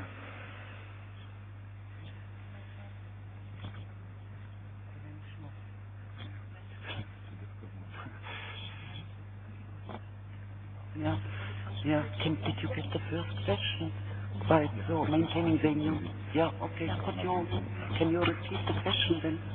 Yeah, the first question was about the skin immune system and the Langerhans cells. Preferentially, you would like to have functionality, so that your functionality is restored. You have suppressed functionality and it's restored. Preferentially, you have that in the people themselves. So we're talking hierarchies here, even if I said we didn't have them. I guess that you could also probe the functionality of Langerhans cells ex vivo. Not so much in vivo, but ex vivo, and then in vitro. It's the second next thing. And you would like to have that sort of information depending on the other information on your depletion. If you have a massive depletion by UV, and you have a restoration of, a couple of percent, that wouldn't do it. So then you do need this functionality. However, if you have a complete restoration, you have a massive depletion, hardly any Langerhans cells left after your UV exposure, and you have a almost or complete recovery of that, personally, I would think you have quite good evidence. I still would like to have more information if it's available, but I would give it, I would think that you would have quite some good evidence. Yeah. The second question was related to the outcome measure for a claim on defense against pathogens by simulating appropriate immunological responses.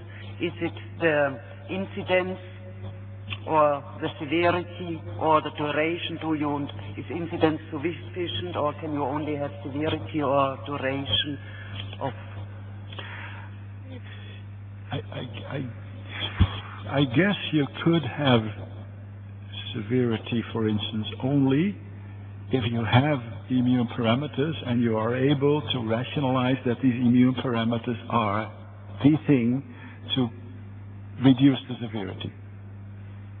But you have to have the plausible explanation. But yes, I think that would be possible. And the last question was related that it is sometimes very difficult to see a change in the number of pathogens, but it can be the interaction of the microflora. Well, I interpreted the question a little bit different. I think that what... Function of microorganisms.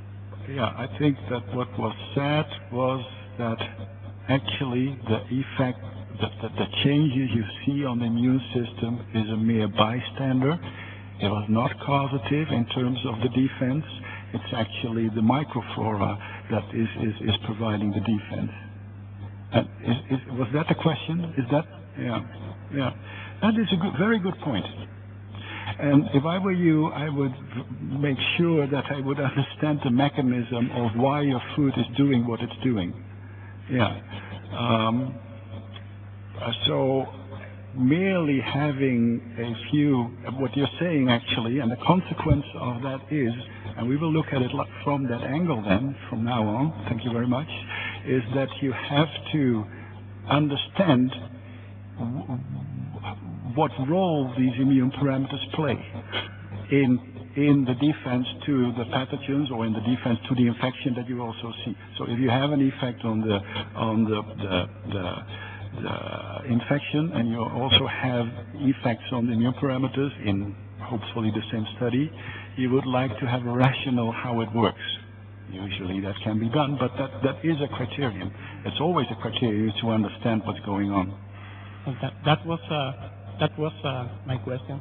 But the second question I made was related to that some compounds, for example, some oligosaccharides, that are able, without reducing the number of pathogens, but are able to avoid the targeting of these pathogens to the intestine.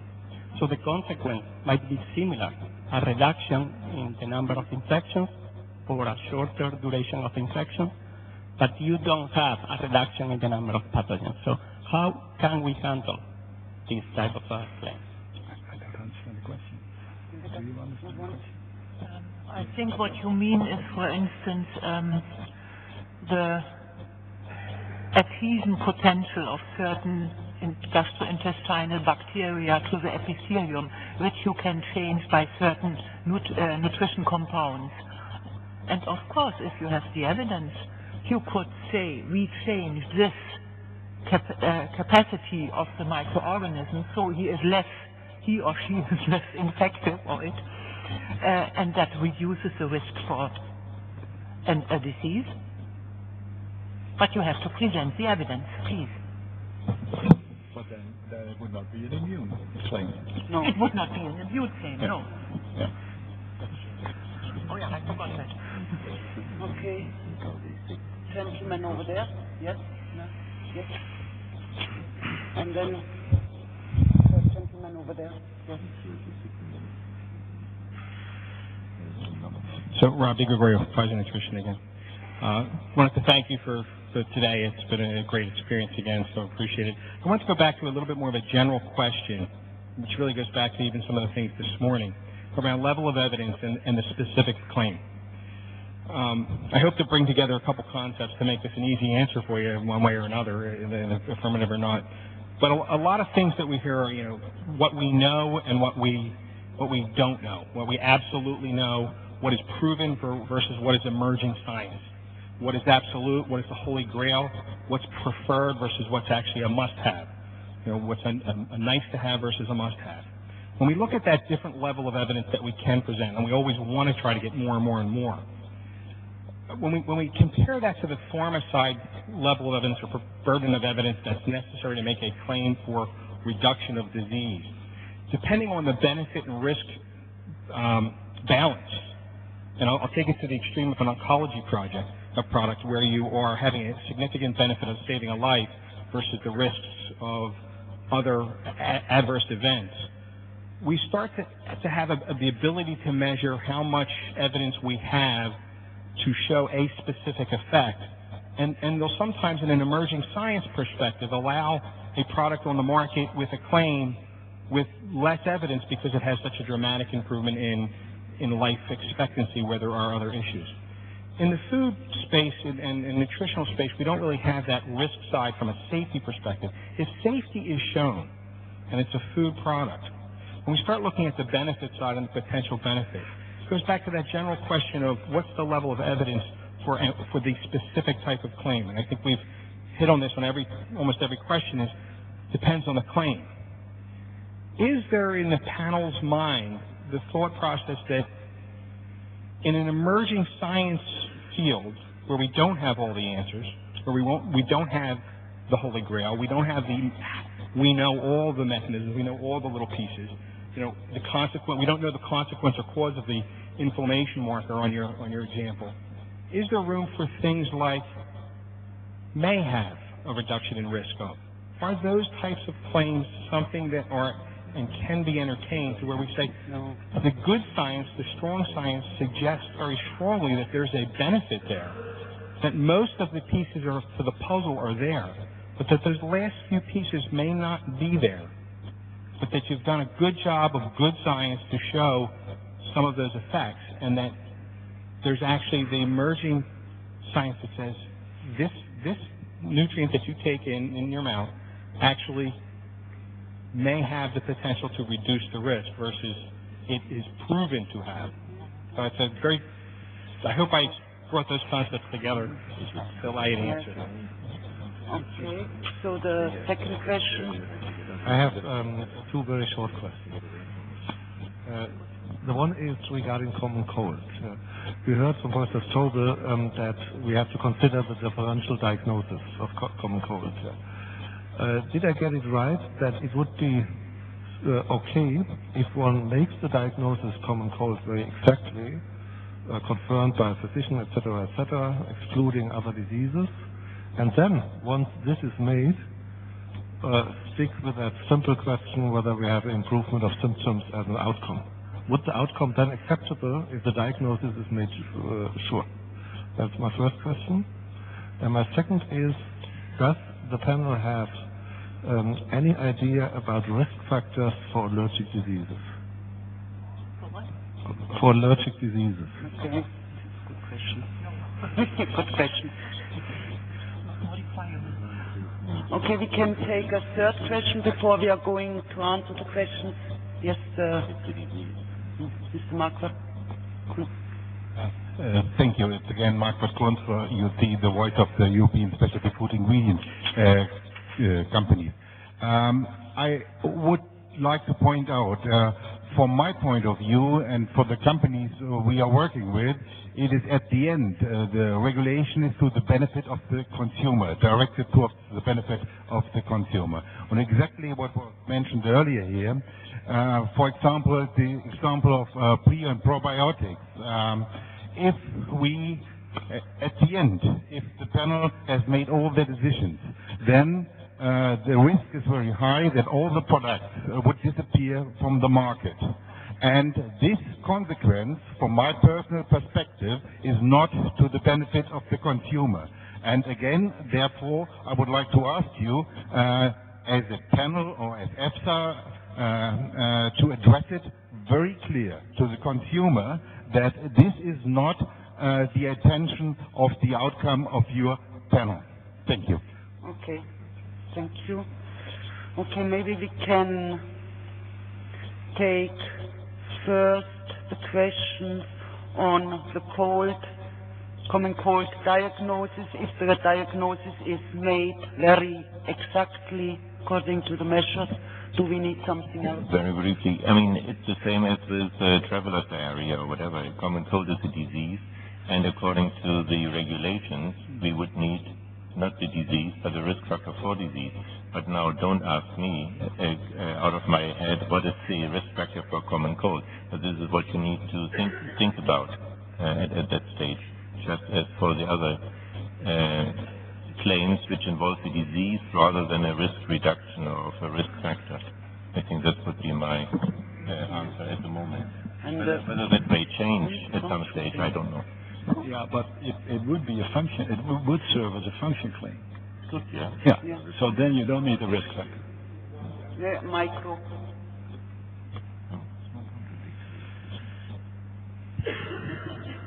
Stefan, this would be contradictory to what has been said before, because it's already stated by you, panel, that common cold is acceptable as a readout. Therefore, this is already done.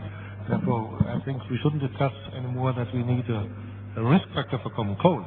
This was not my question. My question was right, that okay. Diagnosis is made clear whether the readouts that have been presented by proposals so far to you would be sufficient. And the question with regard to risk factor was not common cold, but allergy related. Okay, if it's an outcome measure, it's something different than, yeah. Okay, Hank, do you want to say something? It was a good question, risk factors for allergies? Or Martinus? Martinus, would you like to say something about the possible risk factors for allergies? Yeah, there is one important risk factor for allergic disease, and that is specific IgE. You can have specific IgE without having allergic disease, without having symptoms. I worked for 20 years in the field of allergy for it to be meaningful. Excuse me. With all respect, I worked for 20 years in the field of allergy, and every allergologist would agree that measurement of IgE is by no means a risk factor for allergy. This is just not science. That is true. Total levels of IgE don't signify very much. I guess on a population level, when it might signify a little bit more, but on an individual basis, certainly not. Antigen-specific IgE levels may be a little bit different, but still it's true that there's people with high specific IgE levels and no allergy, and people that with allergy with very low IgE. Absolutely, you're right. So what would you propose as a risk factor? Because that is a question. We're struggling with that too. It is a big point. If you would like to include allergy, the theme of allergy, in that context, I think you should consider to accept onset of allergic symptoms as a readout, because we don't have risk factor. And that's another reason why I argue a little bit against this risk factor approach. But see, we don't want anything. We want to evaluate. And I'm sorry that we have to rephrase that. And you rephrase it, but I think, and this is a point I made before, the responsibility to find solutions for that is on both sides. It's not a way that you panel says we are just evaluating. I think it's also your responsibility to think of that. This is a responsibility all of us here in the room have, the panel and the applicants. And I'm neither panel nor applicant. I'm a scientist, and I just participated in the discussion, and I think we all are challenged to find solutions for that. Okay, we have taken your point. Thank you. Then maybe before we are answering some more questions, maybe Albert, you could say something about the level of evidence needed, the grading of the evidence, pharma versus food, and also that if the benefit for consumer and whether all the products would disappear from the market, which I don't understand, so that they would not disappear from the market. Yeah, okay, well, in any case, the issue of evaluating the claim in the context of the safety doesn't arise for us because under the legislation we're required to evaluate the efficacy as in relation to a health claim. Safety is evaluated totally separately under the legislation. So we don't have a role. We don't evaluate the safety at the same time as we evaluate the claim. And in any case, there's the general issue is that all food is required to be safe. So that's a given. It's not like pharma where both safety and efficacy are evaluated, and there is a risk-benefit decision taken because each patient receives the drug and there is a potential benefit and a potential risk. And then that judgment is made at the level of approval or authorization. It's also made at the level of prescription, for example. So I'm just saying there is quite a distinct difference here. So safety isn't really the issue for us. In relation to the consumer, our role really is not communicating to the consumer. Our role is to advise the Commission and the Member States in relation to the scientific substantiation of the claims. Now, we understand, of course, there are wider issues and wider implications of the work we do. We're well aware of that. But we have to carry out our primary function in relation to giving the advice to the relevant agencies. And whether these claims are in the market or out of the market, whether products are in the market or out of the market, it's not something that we can do anything about. It's not something that directly is the responsibility of EFSA. So I don't know that I can offer you any comments on those. Those are issues related to policy and to the regulation. So they're issues that are better directed, I would say, to the regulators, including the Commission and the Member States, rather than to EFSA.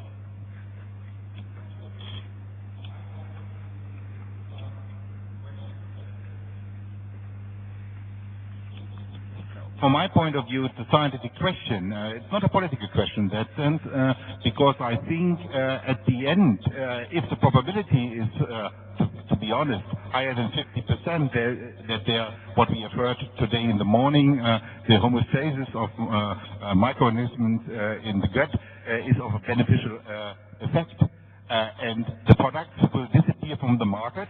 For me, it is clear that the outcome is not to the benefit of the consumer.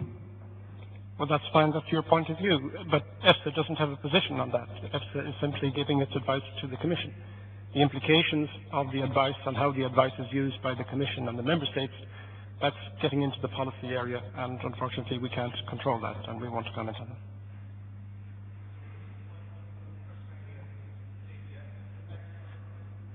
Use the microphone. Okay, no, but maybe there were more people having some questions. There was you. Okay.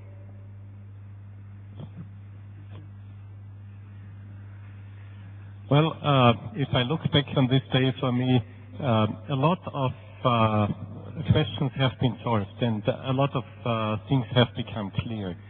But I think the next step for me as a scientist would now be to work out the details of the parameters you mentioned that you would consider as useful for the evaluation.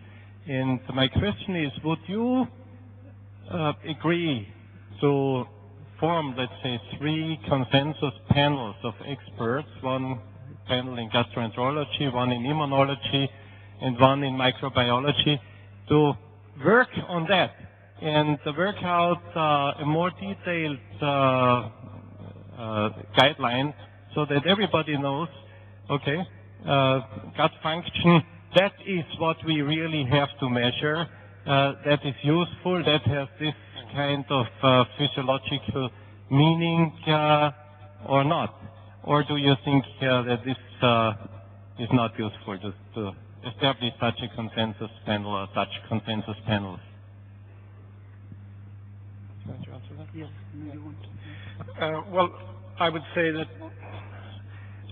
any work that's done by expert groups that would help us in our work, we always welcome. We see many papers, consensus papers, or other expert reports, which we read very carefully from many groups, and certainly we welcome that. We take that very much as very important background for the work and the evaluations that we're doing. So any activity that's going on is very welcome from our point of view.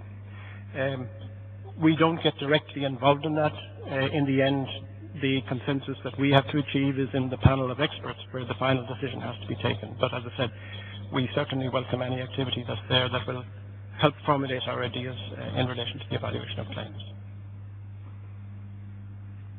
Okay, the journal conclude, I think now, if there are no more scientific questions, there was,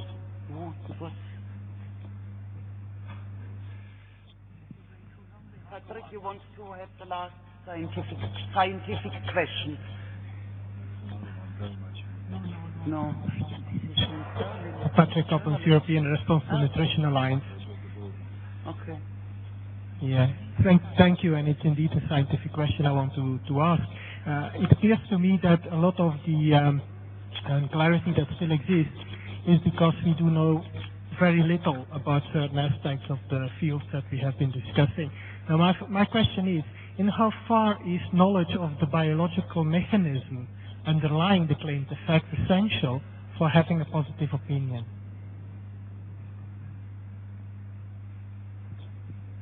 Which one? Who was another one?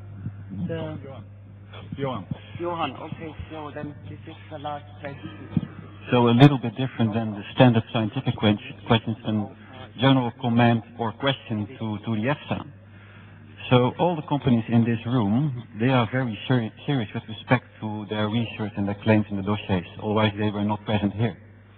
Unfortunately, many claims are not accepted and rejected, but they will continue with top research. I'm confident with that.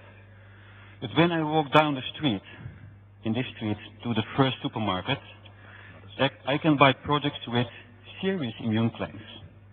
And these companies, they will not submit any dossier, but simply can continue. So where is the inspection? Okay, we are not going to answer this now. No, okay.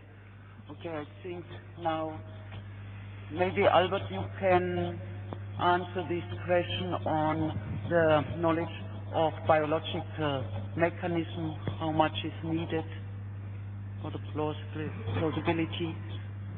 If I got your question right, Patrick. Okay, with relation to biological plausibility, I had indicated that when the panel weighs the evidence from the pertinent studies, that there are three factors in particular that come into consideration: the strength of the evidence, the consistency of the evidence, and the biological plausibility. And depending on the specific application, these may have greater or lesser importance.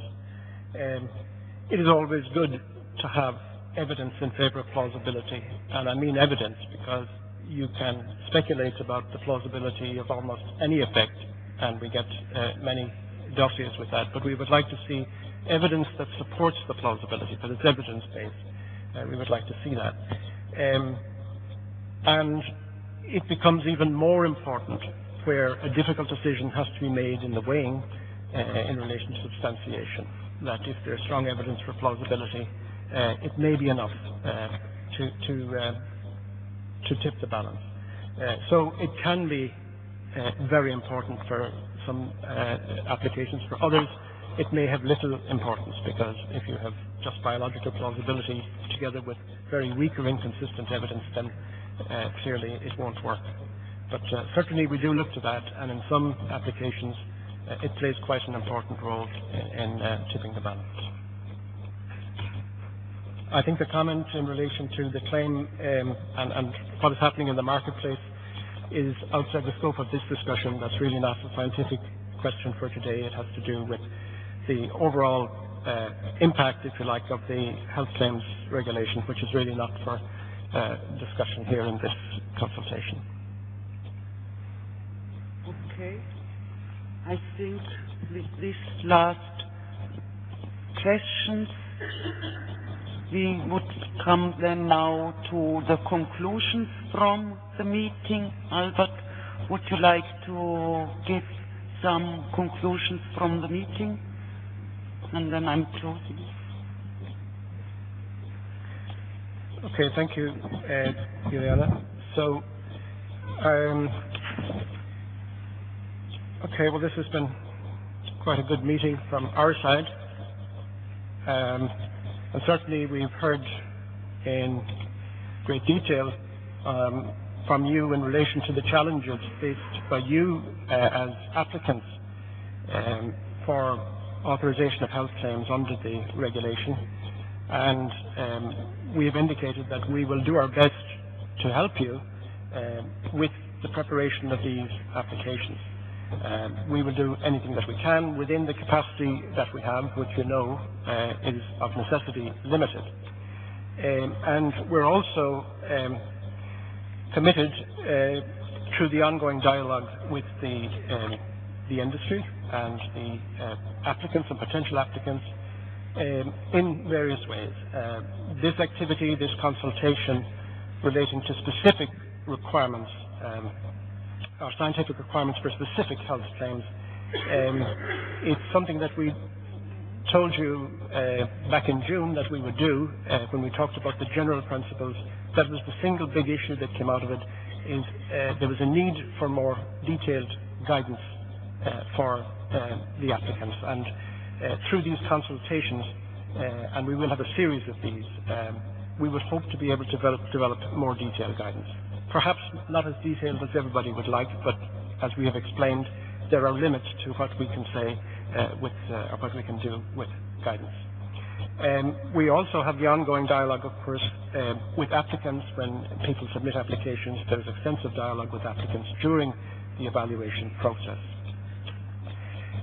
We also have to keep in mind, again, our capacity and how we have to balance the use of our resources between the ongoing evaluations, which we're required to continue, and with also, at the same time, providing improved guidance in relation to the applications.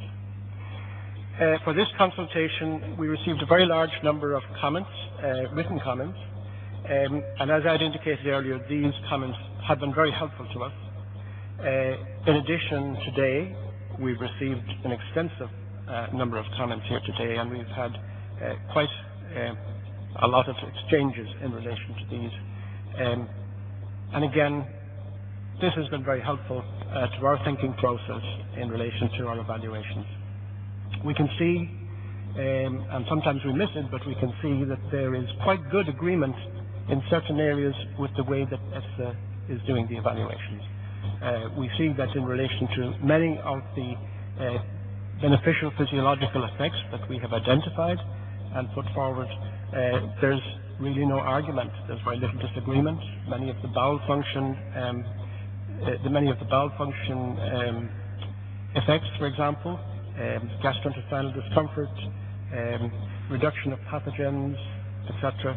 There are quite a number of areas where we have, I would say, a very good measure of agreement with you, the experts from industry and academia, in relation to what we are doing.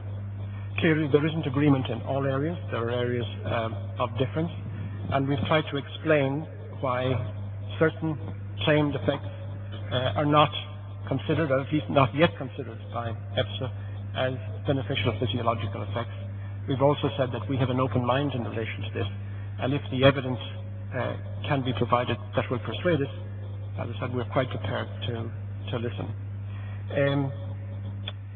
We have tried today to provide clarifications on many of the questions that have been raised, and I hope that these clarifications have been helpful for you. Certainly the input we've had from you today and in your written comments has been very helpful to us. So overall, I would say today has been a very fruitful and productive exchange of views from our side. They will help us enormously to revise the guidance so that we can have clearer guidance that we will issue in the new year. And we hope that today's exchange has been as helpful to you as we think it has been for us. Okay, thank you. Okay. Thank you very much.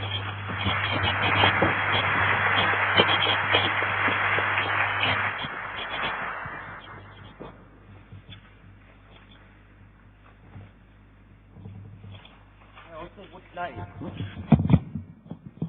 just some concluding remarks. I would like to thank you very much for your active participation to this discussion. I think we had quite intensive discussion, but they were very fruitful. We have received very valuable comments. The panel will take this into account when revising the document. As mentioned in the beginning, the panel will update its guidance document by early next year, and it will be published then. And this is not a fixed in stone document. So this, as science evolves, we will work on this guidance document. With respect to the many comments on the pre-submission meetings again, I would like to say that EFSA is fully aware of the need of the applicants, and we are working on our current system in order to improve the assistance to applicants. But we have to see it in the context, in the resources we have.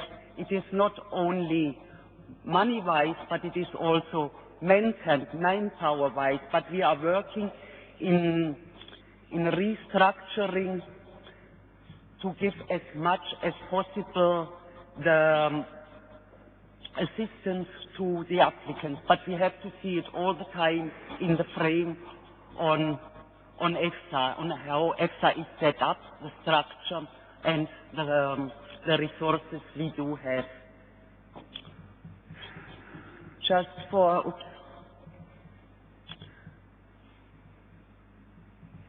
Just one point on the other consultation. EFSA is currently preparing, so we will pursue our dialogue with stakeholders because we find this is very helpful for us as well to get the view. And we are planning more web consultation on the scientific requirements for health claims, and draft guidance documents which are nearly ready is related to appetite rating, weight management, and blood glucose concentration. The other guidance on protection against oxidative damage and cardiovascular health, and on bone, joint, connective tissue, and oral health. So this will be subject next year, early next year, for public consultation. Whether they will be followed up by a dedicated meeting, this has to be seen, because now we have to finalize the Article 13 claims by June 2011, so this also takes quite some capacity from the panel and from the staff, but we will also see on the comments we have received and on which themes we are going further to consult on. So depending on the comments we receive, we will open it for public consultation early next year. It will be up for public consultation for a longer period, and then depending on the comments we receive, we will decide on which one it may be fruitful to have a dedicated in-person meeting.